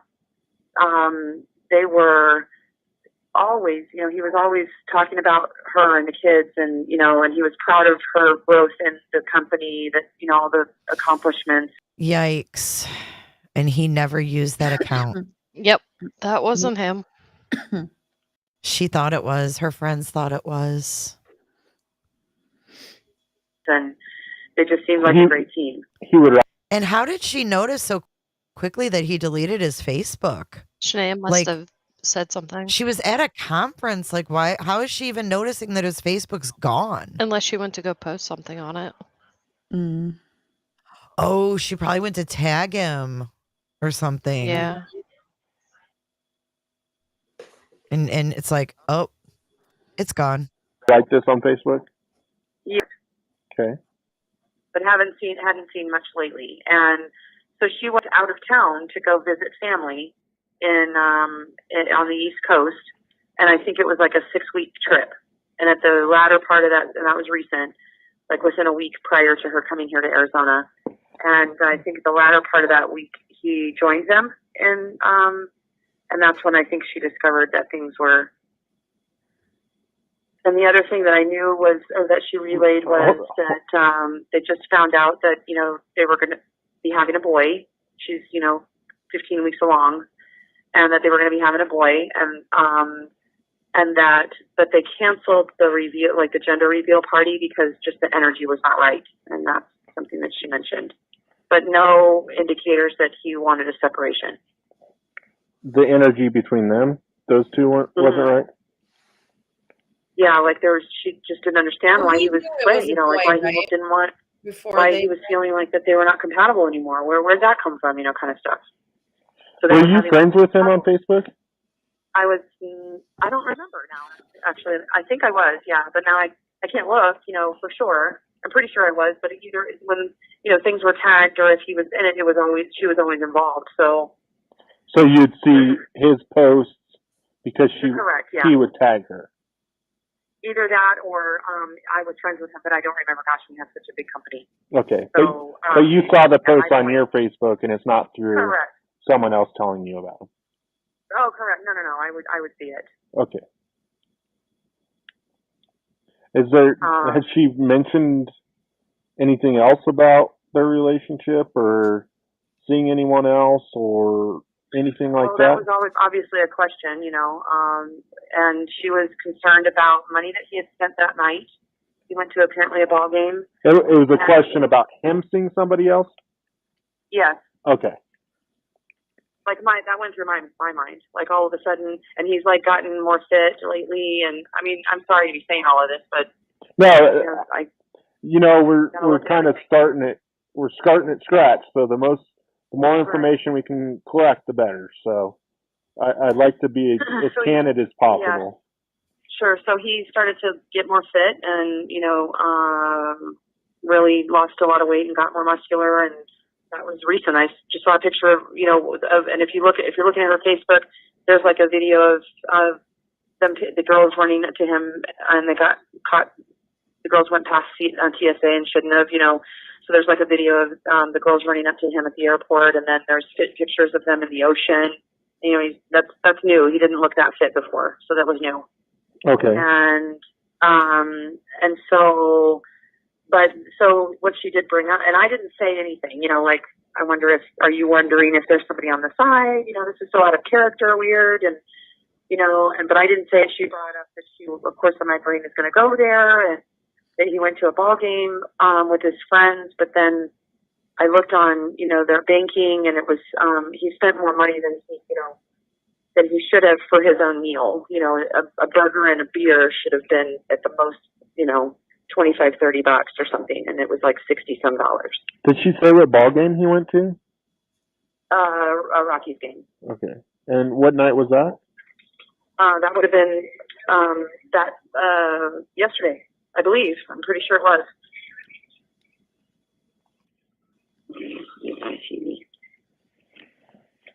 Okay. But she had discovered. Yeah, I just was curious to her that, again, because they usually, any dollar that they spend, they always tell each other, kind of thing, and it was curious to her.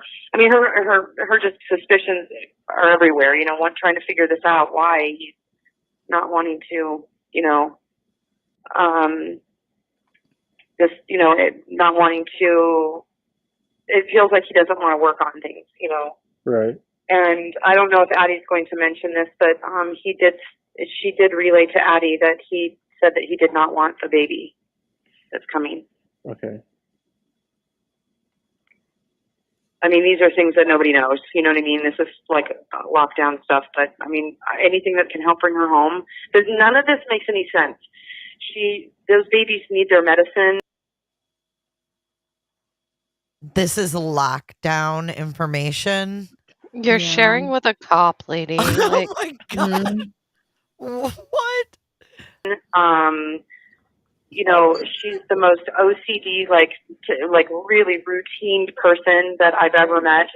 But just a joy, just loving. But she's like a helicopter mom. She would have never left that house without the girls having everything that they needed. The fact that her purse, I mean, we're trying to be reasonable too. Like, okay, maybe she could have called the pediatrician, and called it in. We're trying to be reasonable and not hysterical. Right. But none of this makes any sense at all. And where did she go? Because the video shows her nothing. I mean, going out the back wouldn't make any sense. That doesn't make any sense for her to do. It could have happened, sure. I mean, obviously there's things that could happen, and I'm hoping that's the case. But she doesn't have an ID. Could she have taken a passport? Maybe, and cash. And, but the debit cards, I mean, nothing. None of this makes any sense. And have you been in contact with Chris? I have not. Sam has. Oh, Sam has. Okay. Yeah, and was kind of playing it dumb, are you guys okay? And it's just, to us, all of this, she's showing us all of these screenshots of, her interaction with him, and we're going, Sam showing you these? Yeah, she's like relaying that to Addie and me, and we're like, why are you, he said, well, I have some people here, and they're sitting here with me, and I'm like, why aren't you idiots out on the streets with flashlights? I mean, he's so calm. I don't understand it. He's a calm person anyway. He's a very passive man. How many times have you met him? I've never met him in person. Okay. This is all, third-hand I've never info. met him in person. Yeah, So she's it's just never kind of met him like in person, but what she I know. knows he's a very, I've been, Yeah, like why is she even talking to them if she's never even met the freaking dude? Right. like, how can you say that about somebody's character that you've never met? I don't even His know why. wife says so, or you've seen it on her videos. So we're gonna talk to this random person, but we're not even gonna interview His his parents. mother. Parents. Yep. Or her mother, who was like all up in the biz that morning. Right. Right. But we're gonna talk to this dingbat. in Shanann's presence many times, and so and just even just talking on the phone, she'll talk about Chris, and then the interaction of them on Facebook and stuff. He's just more of a passive guy, not kind of quiet, not real animated, but he's always talked about how much he loves her, and I'm so proud of her, and Oh my God. none of this seems right. But what's all very curious fake to on me is why Facebook. he's I so was calm about right to say now. Facebook posts. Fake. I just don't understand any of that. I don't. I'd be throwing up. I'd be sick. And so she's very ill. She's got lupus. So that's why, obviously. I got lupus. I ain't Nikki really went ill. to go do a well check on her because she couldn't get a hold of her. What? She wasn't feeling good that weekend. Mm-mm. No, But like, she's dying. really ill. Like, No, she's So pregnant. she was worried that she was passed out on the floor. Had she? okay. Did she say how she was? If she was feeling? If they were worried she was passed out on the floor when they went inside, why didn't they immediately go upstairs? Yeah. Mm-hmm. Why did Nicole Atkinson and her son go straight in the kitchen to check the knives? Yep. And why'd she take her little kid in there? And nobody called out for her. They didn't call out when they walked in. Shanann, Yeah. Bella, Even Cece. kids. Yeah. They didn't call out at all. They never went upstairs Nope. because Chris said he did. Okay, but Nick is running all up and down all 3 floors. Opposite of the investigators. If they're on one floor, he's on another. Yeah. He's. But they get let finding in stuff. finally. They've been locked out supposedly. I think Maligator. I think that kid snuck in a window I do too. and he came up and went out the garage. Yep. Yep. Mm. That's why they didn't go upstairs. And that's 'Cause why they the knew. alarm went off at 12:42. Right. That was him leaving. Yep. Fucking 'Cause he got Detective up. Nick. Oh, I know. Inspector Nick. Yeah, because she said, "Oh, I had my son going and checking all the windows." Well, if that window was open, that kid could fit down into that window, and come up through the house and see that no one's home. Dude, I have a That's question. why they didn't go in surprise screaming for her. Do you think that window was unlocked? Do you think that NK would come over when they were not sleeping in the same bed and Chris was downstairs and do booty calls? I mean, Do you think he'd sneak her in that window? I wouldn't put it past her. Why would that window Possible. be unlocked? You know? It was right there by that fucking bed too, with a blanket over They it. always left it unlocked, just that one window in case. In case they what? kids would lock them out or something. Oh, it's crazy. But yeah, but that's why I think her son went through the house. I do believe 100%. I and that's think why so, the alarm went off at too. 12:42. Because it doesn't make sense that you think your friend's passed out on the floor. Her Mhm. fucking flip-flops are at the door and you don't go upstairs to see if she's passed out in her room Yeah, or in the bathroom. Nothing. Nope.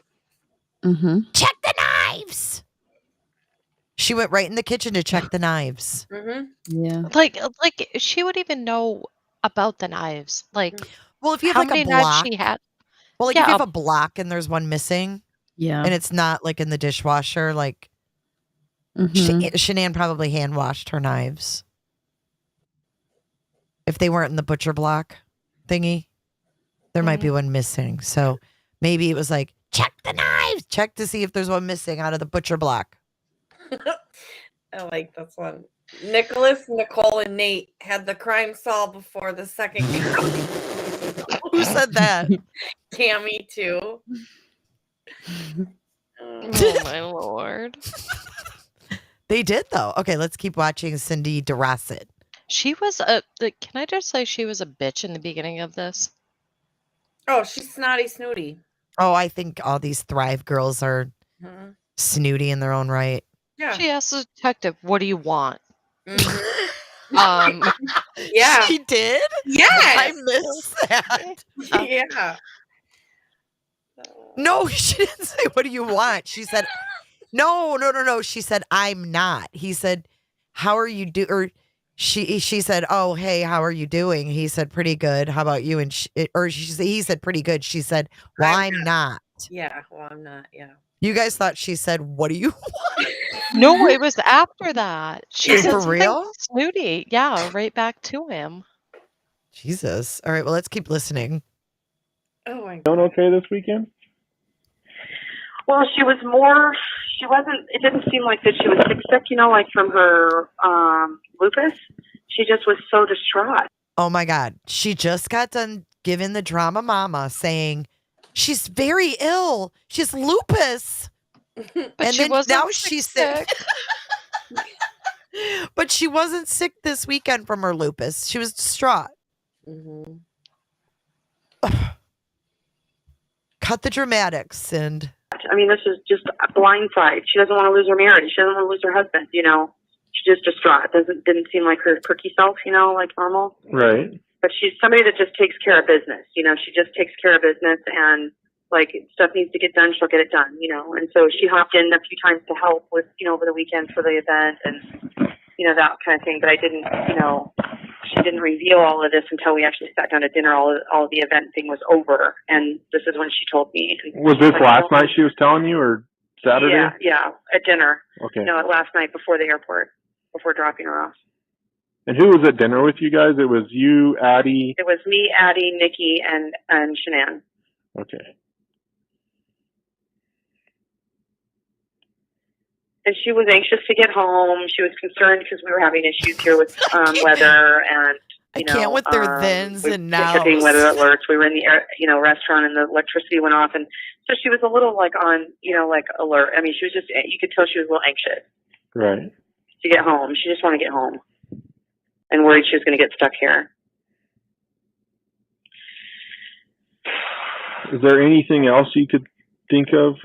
Had she said anything that he had harmed her physically, or no, there had ever been any violence or anything ever?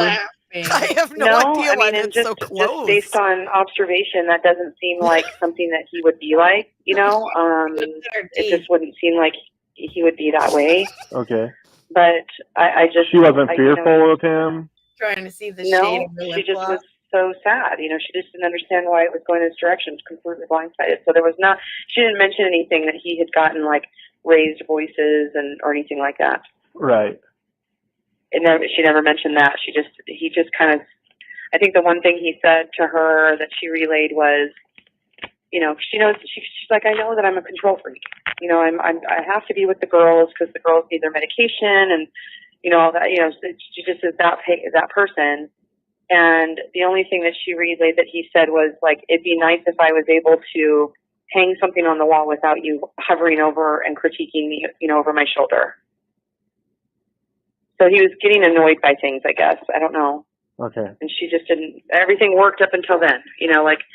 They had a routine and everything worked up until then, I guess. Did she say how long this had been going on with their marriage? Was it something recent or something for... Yeah, this has been super recent. Like I said, the trip to the Carolinas she just got home within days or a week prior to coming here to Arizona. And it all happened then? And, right, I think it all happened when he came there and, something like that.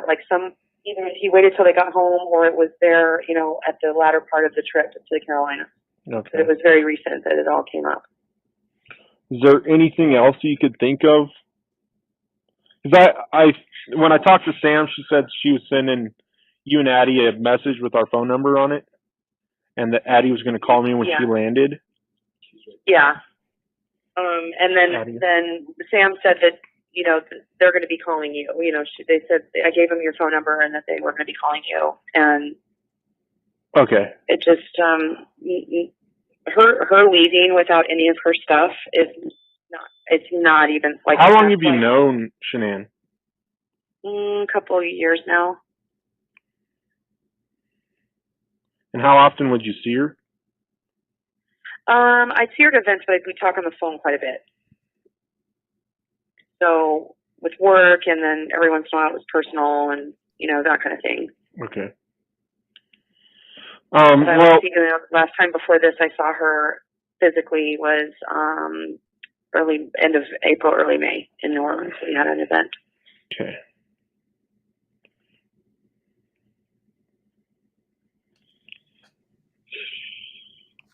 I wish that there was something. I mean, it just none of this. Like we've all been going back and forth. We know a lot of details that we're not letting other people know, but none of this is right, and none of this feels right. I'm telling you this, if it wasn't Chris, then who was it? No, this doesn't make any sense. She doesn't have any way to go. If she just started to wander off, like maybe she was so distraught. I mean, we're trying to make sense of everything. Why was the bed stripped? Okay, where are the sheets at? Is that stuff Chris is telling you guys? No, this is just other stuff that we're being relayed that only a few of us are talking about. Dude, how are you're you guys getting that talking information? to a cop I guess who is the wants question. to understand. Is And Chris how do relaying they that to know you about or Nikki? No. Stuff already. Wait, hold on. Sorry. Wait. No, it's okay. Go ahead. Heather. Sorry, yeah. No, what Heather, what'd you say? She's talking to a cop who is trying to find her friend. Right. And she's like, "Oh, yeah, we're getting all this information. We have stuff that we haven't shared with anyone else." Well, why aren't you freaking sharing it with him? Yeah, why is she being evasive with a cop? Yeah. What'd you say, Mel, now? That she's saying they already knew about the sheets and stuff. How Yeah, did they who told know her? Must have been Thayer. Or NA. that? Or that's what I'm saying. Cindy and NA. Nick strikes again. Nikki. There's too many Nickies. Nicks. Nicole. Nico. Too many. I found that kind of He is odd that not. they named the baby that after it kind of was like Nico Lee, when Nicole Kessinger's name is Nicole Lee. yeah, I thought that was kind of weird. Well, her and Chris have the same middle name, so if he didn't have the middle name Lee, I would think it was really, really, really weird. It's just weird that Nico, knowing he's cheating with a Nicole, just still. Yeah, and it's Nico, like hers is Nichol. Yeah, when my ex was cheating on me, he picked my daughter Jaden's middle name, and I was like, "Oh, Ashley." And then I found out the girl he was having an affair with, her name was Sky. They called her, but it was actually Ashley Sky. So he named our daughter's middle name while I was pregnant after the girl he was cheating with. Ew. So, But Chris didn't name Nico. no, I know, but her family. But it is really, really weird. There's a lot of weird things Weird. like that. I would different name. A lot of parallels, you know. Nikki was trying to help make sense of this. Okay, I'm just curious how you guys are finding out I don't want her to information. get in So this trouble. picture. No, she's not going to get in trouble. It's our. Why is she talking about people getting in trouble? What are they worried about? Just But like this- Renee asking if she was going to get arrested. I know. This picture was taken at 6. Oops. Is Chris relaying that to you or 6:23. Nikki? No, he is not. Nikki was trying to help make sense of this. Okay, I'm just curious how you guys are finding I out don't want her to information. get in trouble. No, she's not going to get in trouble.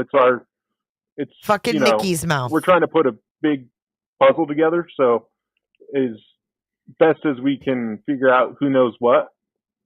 That's something that you know what I mean. That's something we need to know. Is who knows what? So In other words, shut the fuck up. you're not at fault for knowing anything, and so Well, I it's don't not. want Nikki to be at fault for sharing.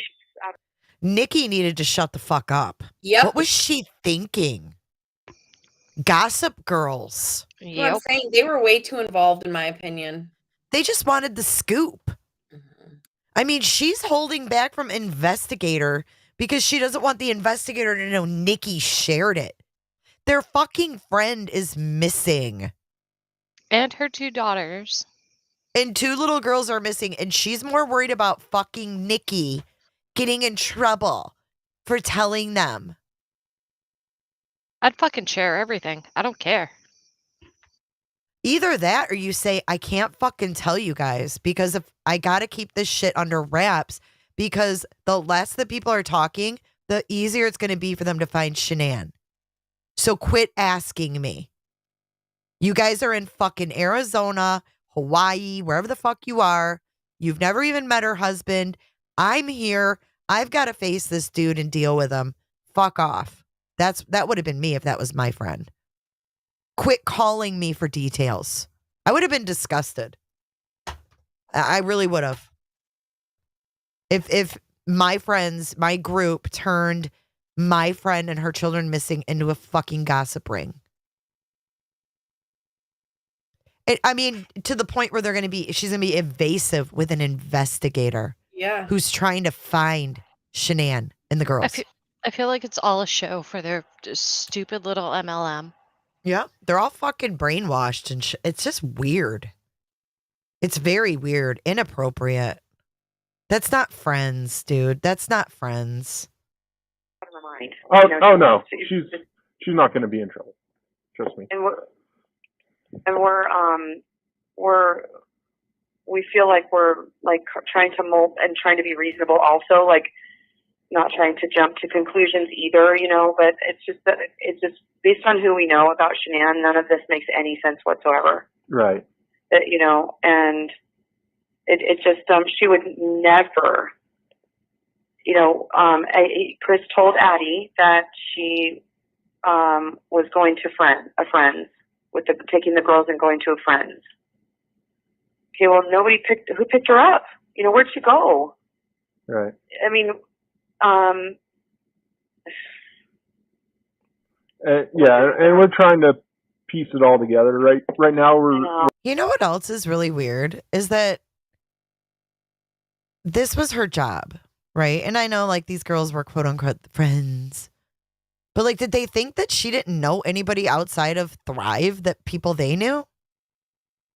It's so weird. It's like no one exists outside of their circle. Yep. Like she had moms that went to school with her kids, like those people weren't necessarily Thrive people. They were like my kid's friend's mom. How the fuck did they know that the kid's friend mom didn't come pick her up? I mean, certainly because of her schedule, she would have said something, blah, blah, blah. It doesn't make sense. But what I'm saying is they act like no one exists out of their little bubble. Well, like they're in like La La Land. Charlie just said she would never leave her house go anywhere without us knowing. That's what. God, it's so cultish. Like, yep. Oh, Snow just said that. The Thrive cult. Like they knew her every move. Like no privacy whatsoever. That's what I'm saying. That's a lot of pressure on a person. Mm-hmm. Even though they're in the moment and they think they're, progressing and growing, it's still pressure. And it sounds like Shanann liked having pressure. Like she liked to be challenged. That was a challenge to her. Like, how much can I handle type thing? Kind of has that attitude, like, try to conquer me. So I think sometimes people like that pressure can build up before they know it. And it really takes a toll on you, even though you might not realize why. Having people on your tail like that would be very hard to deal with 2 children and a husband. I don't know how you'd manage a life when these girls know everything you do. How would you manage your marital home? Mm-hmm.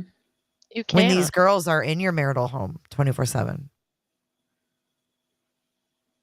You heard Chris, her routine. He probably laid there and watched her go in the bathroom, take off her makeup, do whatever, brush her teeth, And then she'd hop into bed and text or call people. Where is their marital time? But these girls are all blinded to it. And personally, I think some of them, their husbands probably like that they're up to their eyeballs in this thrive because they can do whatever the fuck they want. Yep.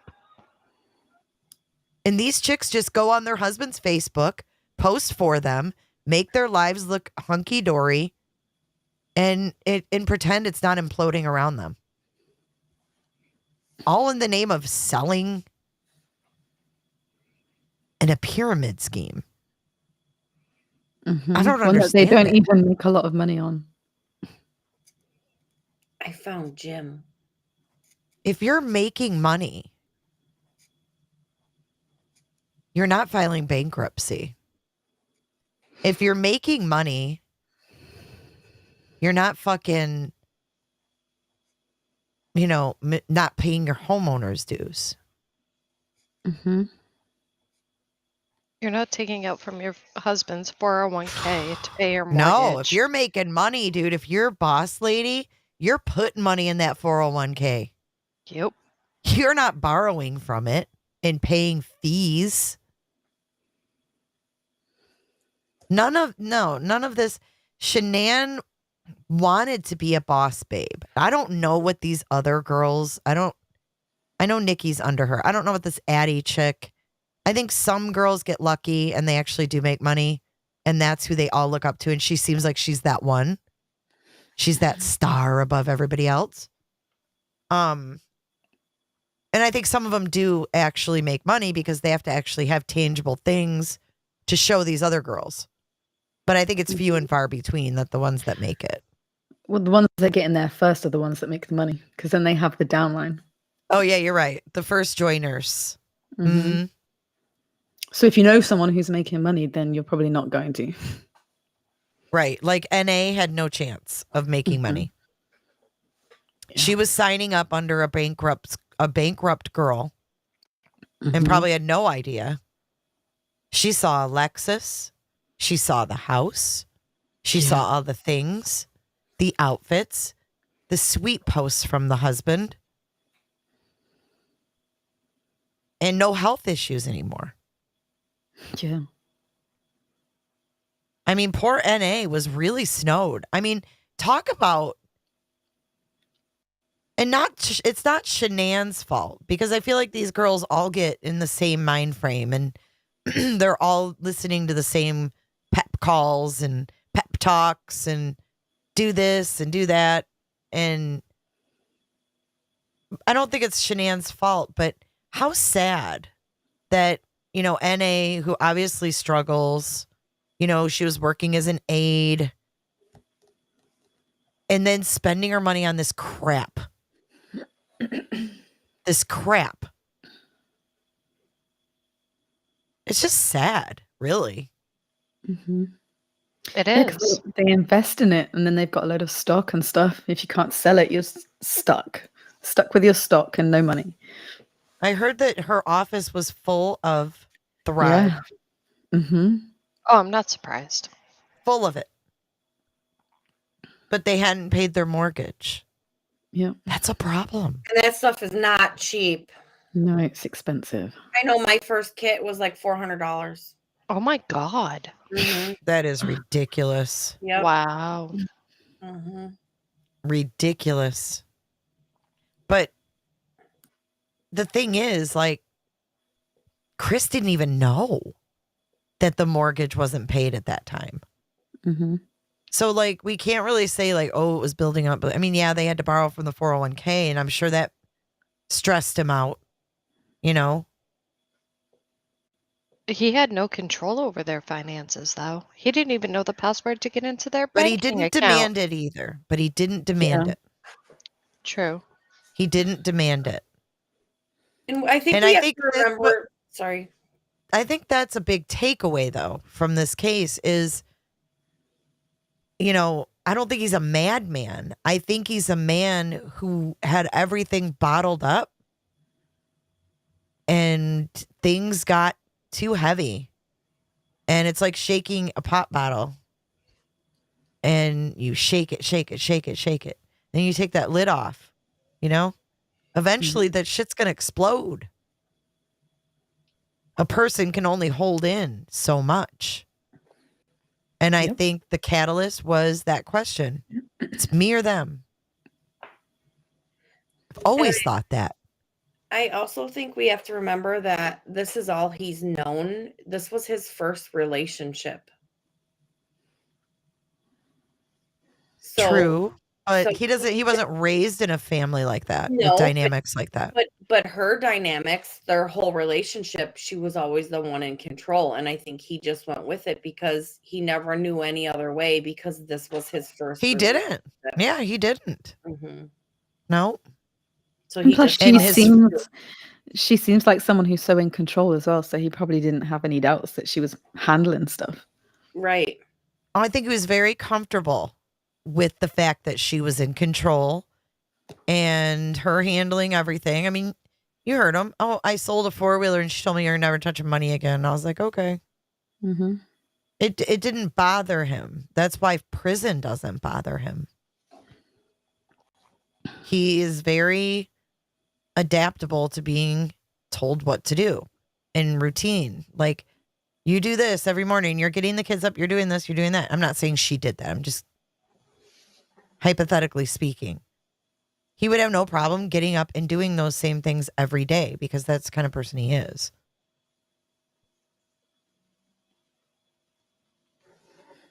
But back to this MLM business, I just feel like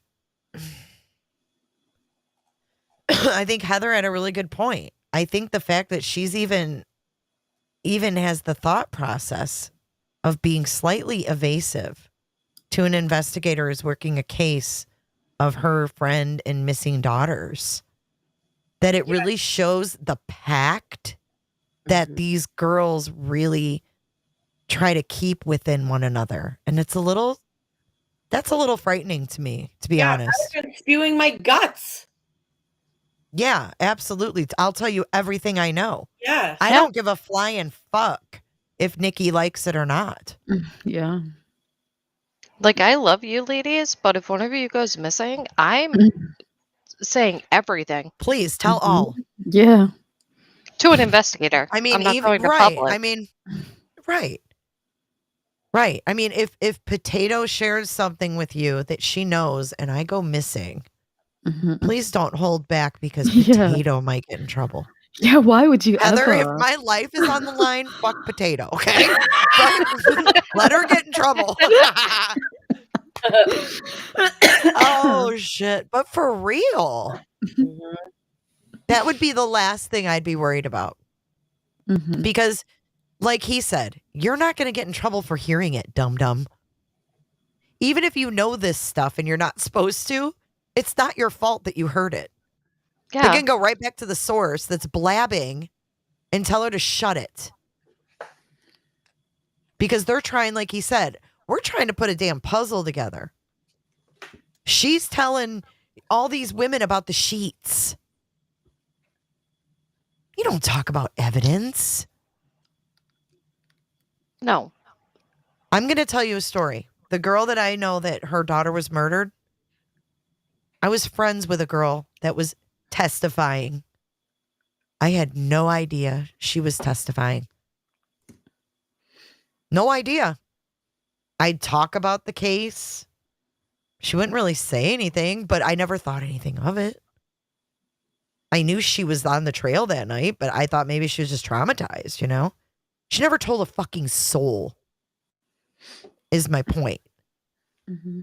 And she didn't even know the murdered girl. But she didn't tell a soul because it's the right thing to do. Just like when your friend's missing and her daughters are missing and an investigator asks you for details, that's why you tell them the whole truth. If that's your friend and it's the right thing to do.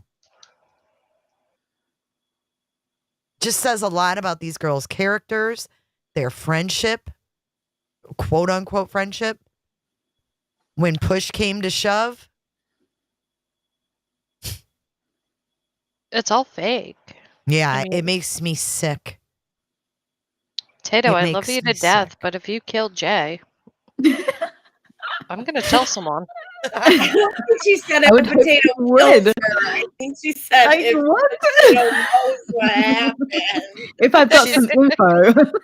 She's Yeah, gonna not tweet if that she shit killed with her her. Google fingers. Heather, I'll give you my Twitter login.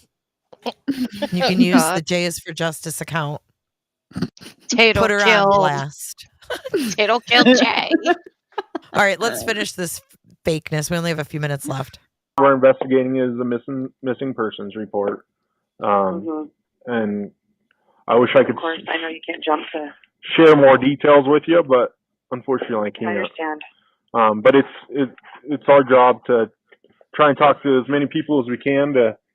We talk to one or two people. We don't necessarily get the whole story of who she is and stuff. So I appreciate you talking to me, and you have my number. That number that Sam had sent out is to our dispatch center, and if you call that number and ask for a Frederick officer, you can get in contact with 124/7. Was anything I said helpful? I hope. Yeah, so we don't know Chris and Shanann from Sure. Peter down You the guys street, gotta- so we got to try and develop their characteristics, their mannerisms, stuff like that to try to help put the puzzle together. So it's good to know that all the stuff you told me and kind of how she was feeling the last few days and stuff like that. If you think of anything else that you didn't tell me, give me a call. Too much information will never hurt. So.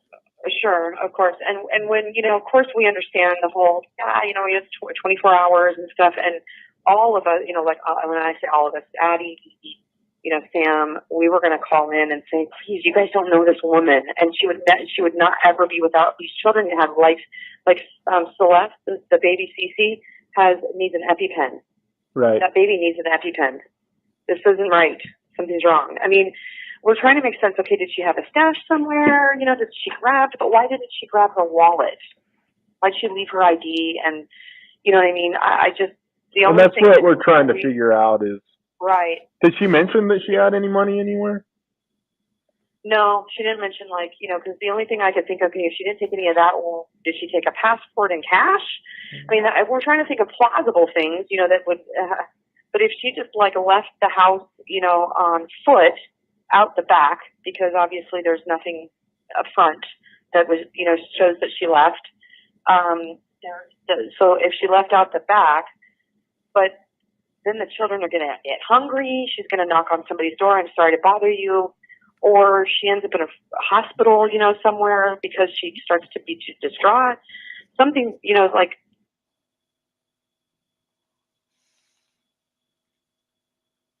Strong woman, like she was very, very strong, but she's so very family oriented, very, very organized, very just very meticulous.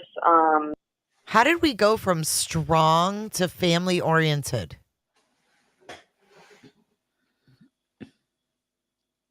No clue. No idea. Just like she knows he's such a nice guy and calm, but never met him. The fuck? There's people that are anal that are annoying, and she's not. She's very everything is in place. Like I was telling the girls, if I ever went missing, you guys wouldn't be able to figure anything out. But Shanann, she's everything. If any one piece is out of order, you would know. So Sam had told me. Were you the one that lived with her, or was that Christina? Christina. Okay. Christina Meacham was with her. Okay. So that's going to be a person that lived in the environment. Okay. This cop's like, so and that's I what talked I'm to going to call somebody next. worthwhile. What's that? So that's what I'm going to call next. Yeah, okay, yeah.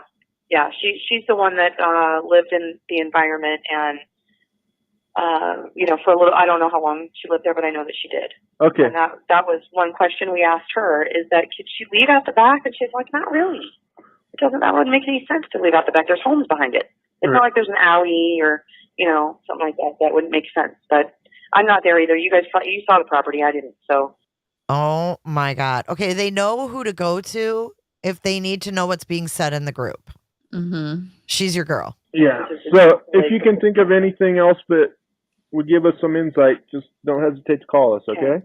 Okay, very good. Thank you very much for all your help. Yep. Have a good night. Okay, take care. You too, bye. Bye.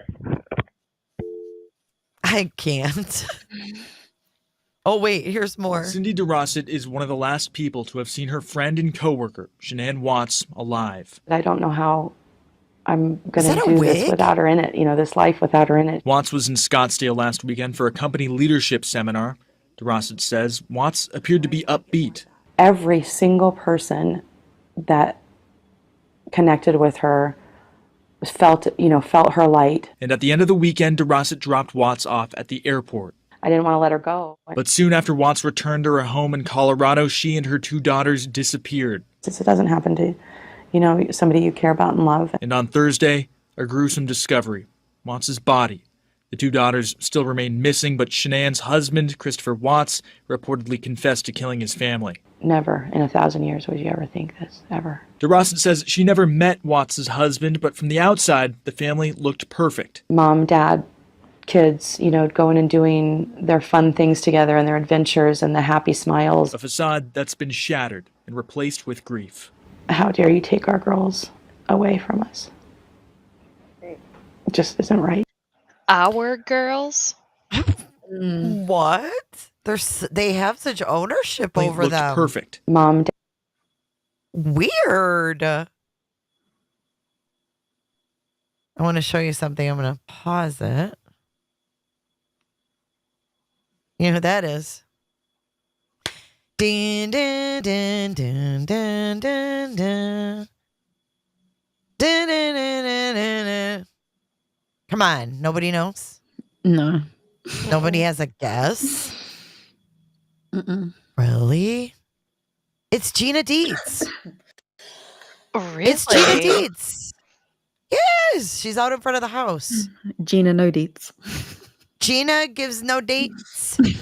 What's she having? A coworker. They're in Scrubs. They both work at Children's Hospital. They both used to work with Shanann. One is someone who worked in the call center with her, and the other one is Gina Dietz. Yep. Random fun fact of the fucking day. We get them around here sometimes. Whoops. What other interviews does this stupid channel have? How do I get to the playlist again? Son of a gun. Are you guys ready to go to bed? It's 2:15. I found the alone. What is wrong with your voicemail? I was making it sounding like NK. Oh, you I found don't. him. Please don't do that again. I have. I What do thought you she mean you was found possessed him? What by did you her find? lamp. I found that he's in Boulder, Colorado now. Hmm. And that he is Older. mm-hmm. And that he is We shouldn't probably say this. Don't say this on Yeah. live. Yeah. Don't give any more info, please. Okay. Yeah. You Mm-mm. don't That want was to dox him. no. Well, I didn't say his last name. Yeah. Don't say anymore. I'm gonna go to bed Well, it's about god dang time. because I'm like I know. into Friday I'm now. done too. Now I'm literally just scrolling through my playlist. Your And beefy it's- pigeons will be up soon. We have Oh, yeah, 200 they've people been in here awake. still? Yeah. Yep. Holy crap. They Wait, said I gotta they felt strong all night. holy shit, I gotta see who's in here. Hang on. My chat still isn't working on Restream. Open up YouTube. Cammy too. That's a new one. She says that was real hair. Hi, Cammy. Don't you know? Who said don't you know? Olive Juice. She said MLMs are all about competition. They all want that free car and free vacations, don't you know? Maligator. Let's see. Southern Bella. It's a competition on who can sell more product. and they all talked about one another behind each other's back. I heard a clip last year of some of these women bullying another girl until she quit. Oh, nice. Oh, I'm sure it gets catty. Mm-hmm. Can you Yeah. imagine? It will. Well, Potato, Mm-hmm. I hope you can find your way to bed. I'm gonna crawl. Right? She's going to be doing the army crawl to bed. Uh-huh. Commando across my floor. All in the name of Watts. I will be calling you in about a half hour to make sure you're up and ready for the day and taking your shake. Please don't. I want to sleep. Too No bad. balance today. Yeah, I'll take my balance before I climb into bed. Before your feet hit the floor, you better take those in the morning. Yeah. Thank you, Charlie Patton. General Patton. See, Charlie has a nickname now. General Patton. I love it. I almost put in the membership description your own nickname, courtesy of me. And I thought, wait, then no one will want to join. Nobody would want to. She said she approves. Because we got Informer, we got the Brat, now we got General Patton. Brandy, I don't have one for yet. Because she's got her own. She's the Southern Bella Brandy. She says fake people are not her kind of people. Here. Yep. That's why we've got the panel we have right now, right? Mhm. And the group that we have, and the mods that we have, and the team that we have. Put this fake bitch on blast, she says. Oh, Brandy has God. been here all night. She's been a trooper too. All night. Brandy, you've been here all night? Thank you, Came in Brandy. late, but caught up. Ah. Oh, Fart Sanner, yes. Is he still here? I don't know. We've got Olive Juice. We've got a lot of nicknames when you think about it. I can't think of all of them right now. Cammy, too. Was anything I said going to make me famous, or I mean in trouble? Oh, Mandy. I just got Aussied. I just got Aussied. Crikey, Mandy S. Nice. Thank you so much. What's the other one? The Zen? What's the South African? Zed? Yeah. Is it Zedded? I was like, Zedded? it's like something with a Z. It's something crazy. Thank you so much, Mandy. Thank you, everyone, tonight. You guys are the bestest. Snow, you need to call in sometime. I know. Informer. We need keep Snow bum and man. I lick your boom boom down. No, I think it's Leaky Bum Bum Man. Hey, I want to tell you guys about a Netflix show that I started watching. Uh-oh. It's called Made. Have you guys seen it? Mm-mm. Yes, MAID. it's amazing, and it's a true story. It's true? Yeah, it's a true story. She just wrote a book. Man. She You're wrote a book kidding. and was Malligator, bestseller. listen. She's Oh my goodness. Yes, it was amazing, and it's a true story. And she just wrote a book, and she's starting her second. She's on her third chapter of her new book. Okay, I'm gonna have to look more into that because Yeah, I literally binge watch. I don't binge any. You know I don't, unless Yep, it's crime true. shit. She just got I married. binge watched that and I sobbed Mhm. and cried and sobbed. It hit me in so many different ways. Like, in one way, it reminded me of my first relationship with my kid's dad. And then it reminded me of like my granddaughter. Like, there's just so many things, like, because of her age, you know, the little girl. No, not yet. But I'm just saying, like, for me to sit through more than 2 episodes of something is a miracle. I don't do that unless it's fucking Forensic Files or, news or something. I don't know. I just don't. Get to the part where she starts cleaning. Don't for- tell. Why you want to stop? Stop it. No. That's not why I brought it up. I just wanted to know if anybody's seen it, if they liked it. Don't spoil it because I really like it, and I don't find shows that I like. But that I didn't often. know it was real either until I just came across her thing on TikTok. She's on That TikTok. makes it so neat. Yeah, she's on TikTok and I followed Mel, her. send it to me. And I mean, in a way, it's kind of like it's got like after school special vibes in some parts of it, because I think they're really trying to get a message across, and it's a good message. It but is. sometimes it kind of has that after school special, like kind of cheese vibe. But the actress in it, she, just to know, like, that's really not her kid, you wouldn't know. Like, No. I don't think all the actors in there are really good. She's really good. And like that baby is a really good actress. And like the two of them, you would think that was her biological kid. It's crazy. Yeah. She's a really good actress. Yeah, her book hit #1 bestseller. If you And I guys only- are into the Epstein conspiracy theory, look at Angels and Demons on Hulu. You know, I was ending this on a positive note. This neck. Sorry. My neck. My But yes, back. watch it. It's called Made. It's really Yeah, good. it's just made. It's MAID. Heather, that's your new theme song. My neck.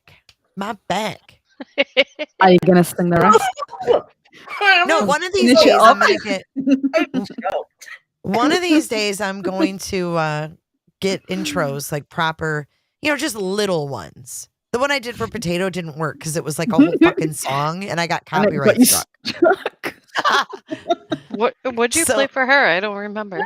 Land Down Under, the Men at Work Oh, song. yep. That's right.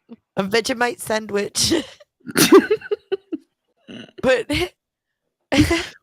But anyways, I think I'm gonna make like little, like when you guys come on panel, like we got to make it a little bit more like exciting. But I don't want to make it where it's like exciting. well, the intro I'm saying, instead of just saying, "Oh, hey, hi, welcome to the panel, let's talk."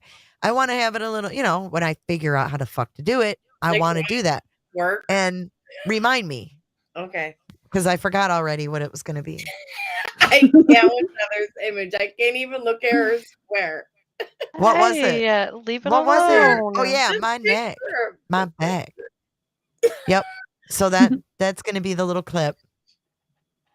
Oh my god, it just kills me. And I think Maligator, for right now, like just thinking off the top of my head, I would make yours Hall & Oates Maniac. She's a maniac on the floor. Wow, That's guys. like, yep. Because look at your freaking picture. Like it just fits you. I'm a maniac. No, Potato, I'm I don't think I would do Vegemite sandwich anymore because now I know you're not from Australia. So I would. One. Nothing really pops at the top of my head right now. Oh, But that's sad. I know, I'm sorry. I'm kind of tired. And you haven't talked much because you're tired. So I know you're going to have to wait for the next episode, I guess. Coming soon. Potatoes intro. It might Potato be snoring. It might be fucking the pigeon song. You never know. Yeah. Mm-hmm. I'll need Jay's coffee tomorrow. And then you going, they're loud and beefy. Oh, I know what it could be. It can just be you saying they're loud and beefy and a picture of Victor Bout. Oh my God, Jay. No. How about that lawyer from today? Oh yeah, Ponytail dude. I wouldn't mind that. You can go Okay, with that so one. listen, I just have to share something, okay? Just because I need to.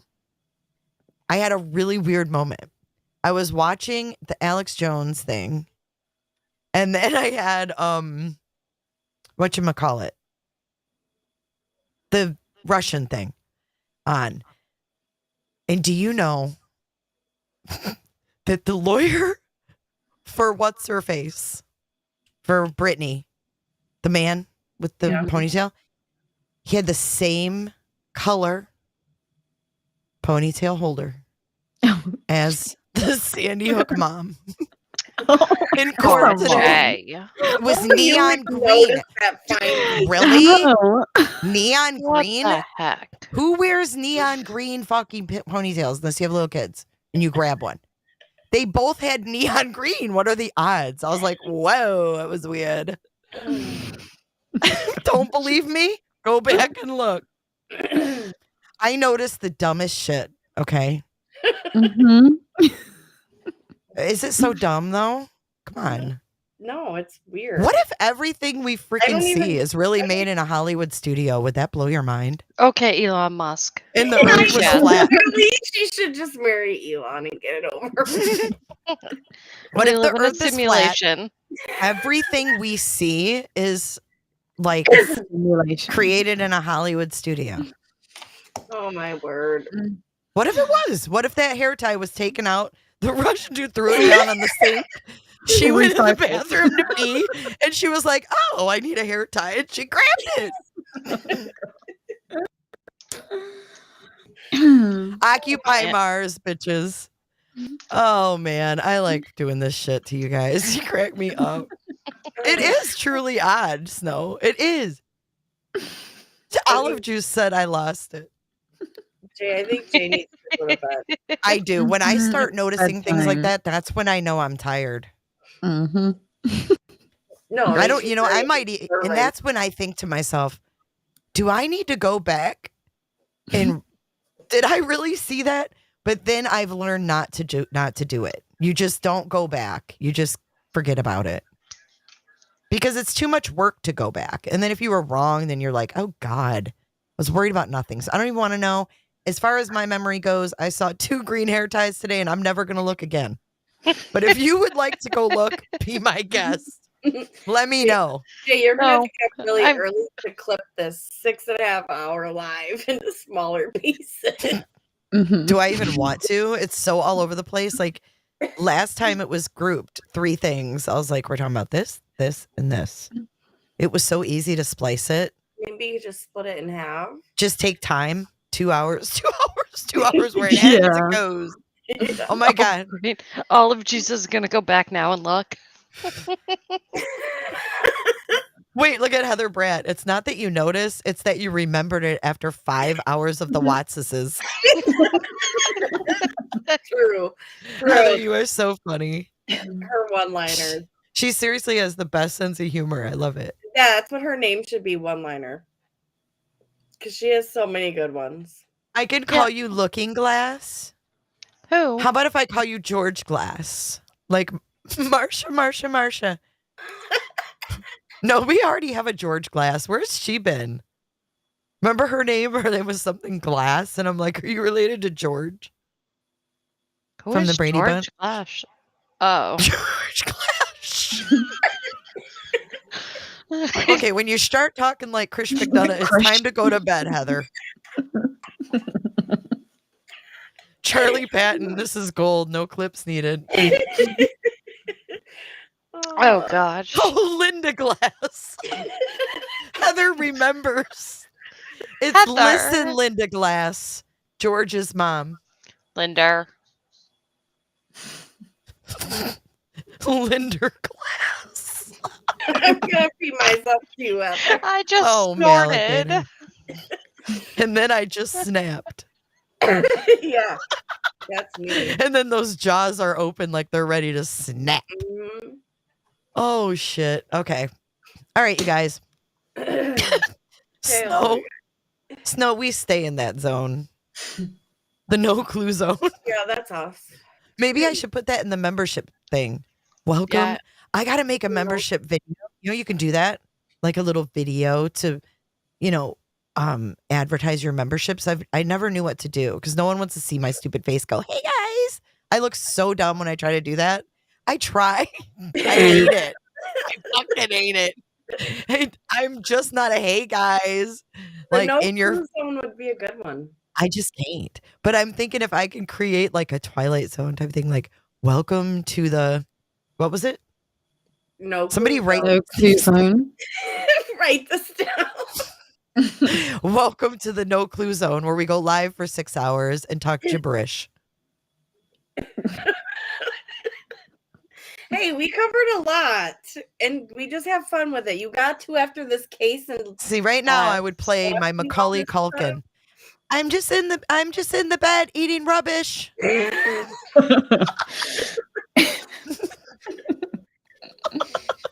Oh my God. Okay, if this is not my video on Rumble today is darling. It's darling. I didn't even Yes, know you no. have a Rumble. How do I not know that? Heather wants to know why Potato hasn't crawled. Why are you still here? You can't leave, just like we can't. I don't think Trapped. she even knows. What? Cult, like a cult. You're incoherent. I'm going to bed. Okay. Looking Glass wrote the song, and the sailors say, Brandy, you're a fine girl. I remember that, 45. Brandy, you're a fine girl. What a good wife you would be. But the love of my lady is the sea. That's Looking Glass. Brandy, you're a fine girl. What is Rumble? Yeah, see? Let's get ready to rumble. Rumble is pretty much an alternative to YouTube. How did I not know that? Tracy, oh my God, you're still up. Tracy got up to pee and she's like, oh my God, they're still on. I only have 6 followers on Rumble. Not many people are Maybe following because me on nobody Rumble. knows about it. Well, it's people Rumble. on Rumble might, but it's really political. It's Yeah. becoming more. I like search true crime stuff, but it started out to be like a political platform because Trump was getting banned from everything. And I hate saying that name because I'm not on there because of that. I'm on there because it's a way to get my content out. I signed up. I'm to not the on there because I'm a news Trumper. Thing you told me to, but I didn't know Rumble. Snow says you're asking us.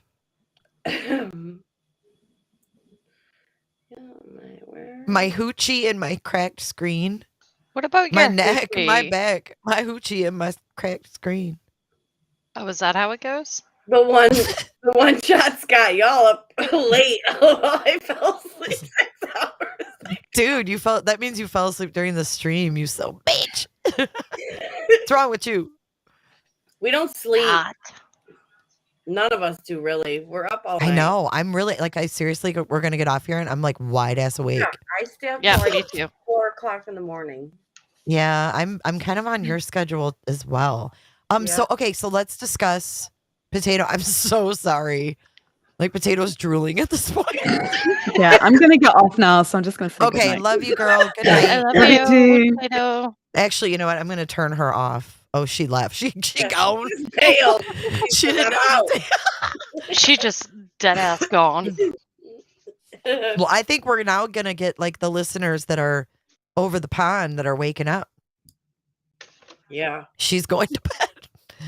But no, like, what are we gonna do for the next one? I don't know.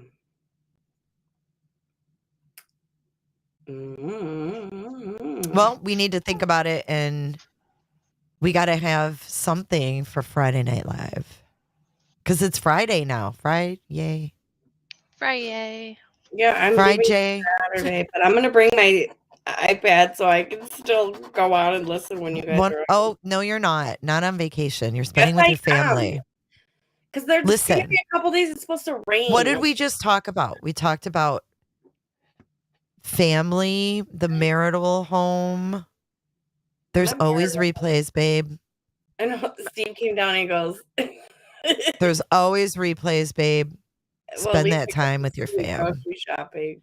But you know, like if you're bored and it's like raining and like Yeah. Steve's napping and like I stay up late, so I'll rewatch everything. I just don't want you. I want everybody to spend time with their families. I think that is, especially when you don't get away much and you're going to start working a lot. I know. Yeah, it's nice though that I'll be home every night.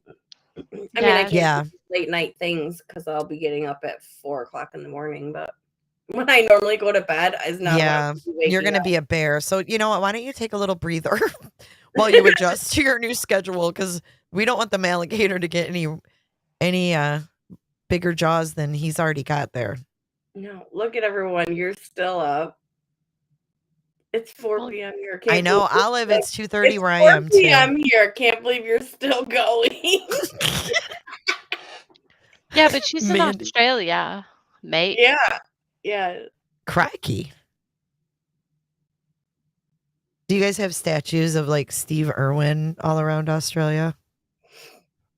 Does everybody love him? It's just crazy what he's like done, and then all of a sudden, like that's how he dies. It's just so terrible. Like of all things to get him, I never thought that would be. Yeah, it. you would think a gator would have got him. Something like There were some His little grandbaby's so cute. there were some kids, I can't remember if they were like high school. Anyways, over on the east coast of Florida, like by Daytona somewhere, and there was like 6 or 7 of them that were grazed by stingray, whatever the things are, the stingers. They're barbs. It must have like went past them and like grazed because it got all of them. They were okay, but just kind of scary. Yeah. Oh my God! Read Charlie's. I kind of love stingrays. I have one tattooed on my side, so. You do? Yeah. Stingrays are pretty badass. It's probably how your neck got kinked. Oh man. Wait. Did you read what Charlie wrote? You have to read that because Where is it? Like us. She said, "I gotta get my kids ready for school in 3 hours, so I'm gonna have morning wine after they get on the bus and drink clean." Charlie, we love Charlie's you. our kind of person. Right? We're glad she joined. Drink Kids are clean. already back to school. My Lex starts on the 18th. Wow. Yeah. Brandy says that I had a whatchamacallit while watching What's His Face about What's Her Face with the neon green 1960s cotton hair tie. I need a green hair tie emoji. But I have to get more members because I'm stuck. You can only add so many. Maybe I can go in there and see if I can delete some. What do you have in here right now, Ferd? I don't know. Let me see. What can I get rid of that I can replace? Maybe You have Satin. Enton. I can get rid of him. They sued me. Yeah, I would say I'd get rid of all of them. Yeah, fuck him. Paul, Not fuck him, but you know what I'm saying. Like, Who is Candy? like screw the emoji. Is Oh, what I meant. Candace. Candy. Yeah, I need to keep her. I really like His Face Cassie's hub because Which he's is like Candy? mood. Do you have any depth ones? You can get rid of those. I don't have any depth. I can probably get rid of Robin. I don't need her in there. No. Chad's chin is priceless. Look how I have the side view. Oh, you Look got at this. Look at look at the side profile. I got front and side. Oh, don't get rid of Grady. No, I won't get rid of Grady. I can't get rid of Bert. He was on I can probably get rid of this. Grady was on today and he was awesome. Oh, really? I haven't seen it. Crap. I hit Chad on accident. Yeah, There's a couple I can get rid of. Who is this right here? Is that Scott Peterson? Because I can't even tell. I can get rid of that. Yes, it is. I can't even tell who that is. Do a trial though, so I don't know if I would. Maybe I can add it later. Yeah. There's a few I can get rid of. But I definitely am always keeping this because that is just the best. The bee. The bee. The bee. Oh my God. The freaking bee. Oh, you can get rid of what's his name from Laundry, the spokes guy, whatever his freaking name is. Enton. Josh? No, the one that's next to the Slurpees that's Brandy put. Who's their spokesperson, the stupid one? Josh. Sandman? Yeah. No, For Josh. Laundry. Dude, I just said it. It's Josh. Yeah, I just put him in chat. Yeah, I'm looking. I can't see. It's Josh Taylor. Panel, and then I had to go on my phone because they don't show on the panel. Look at Brat. I know. Look at Candace. Oh, these are great though. I don't know. I could like Megan. She looks mean. This one's She the is best. mean. NK. Kissy. You guys are so fun. I think All right. Steve's up peeing. I could hear him walking. Well, you better go. I gotta go. All right. We're All gonna right. dance this out. See you guys tomorrow. Love you. Bye. Good night. Love you guys. Be safe. Good night. OG Roberters. I'm not going to bed, but good night. Yep, he is. I don't give a damn. I don't really care about you and your problems. I don't give a damn. You talk way too much. I have heard enough about you and your problems. I don't give a damn. I don't give a damn. I don't give a damn.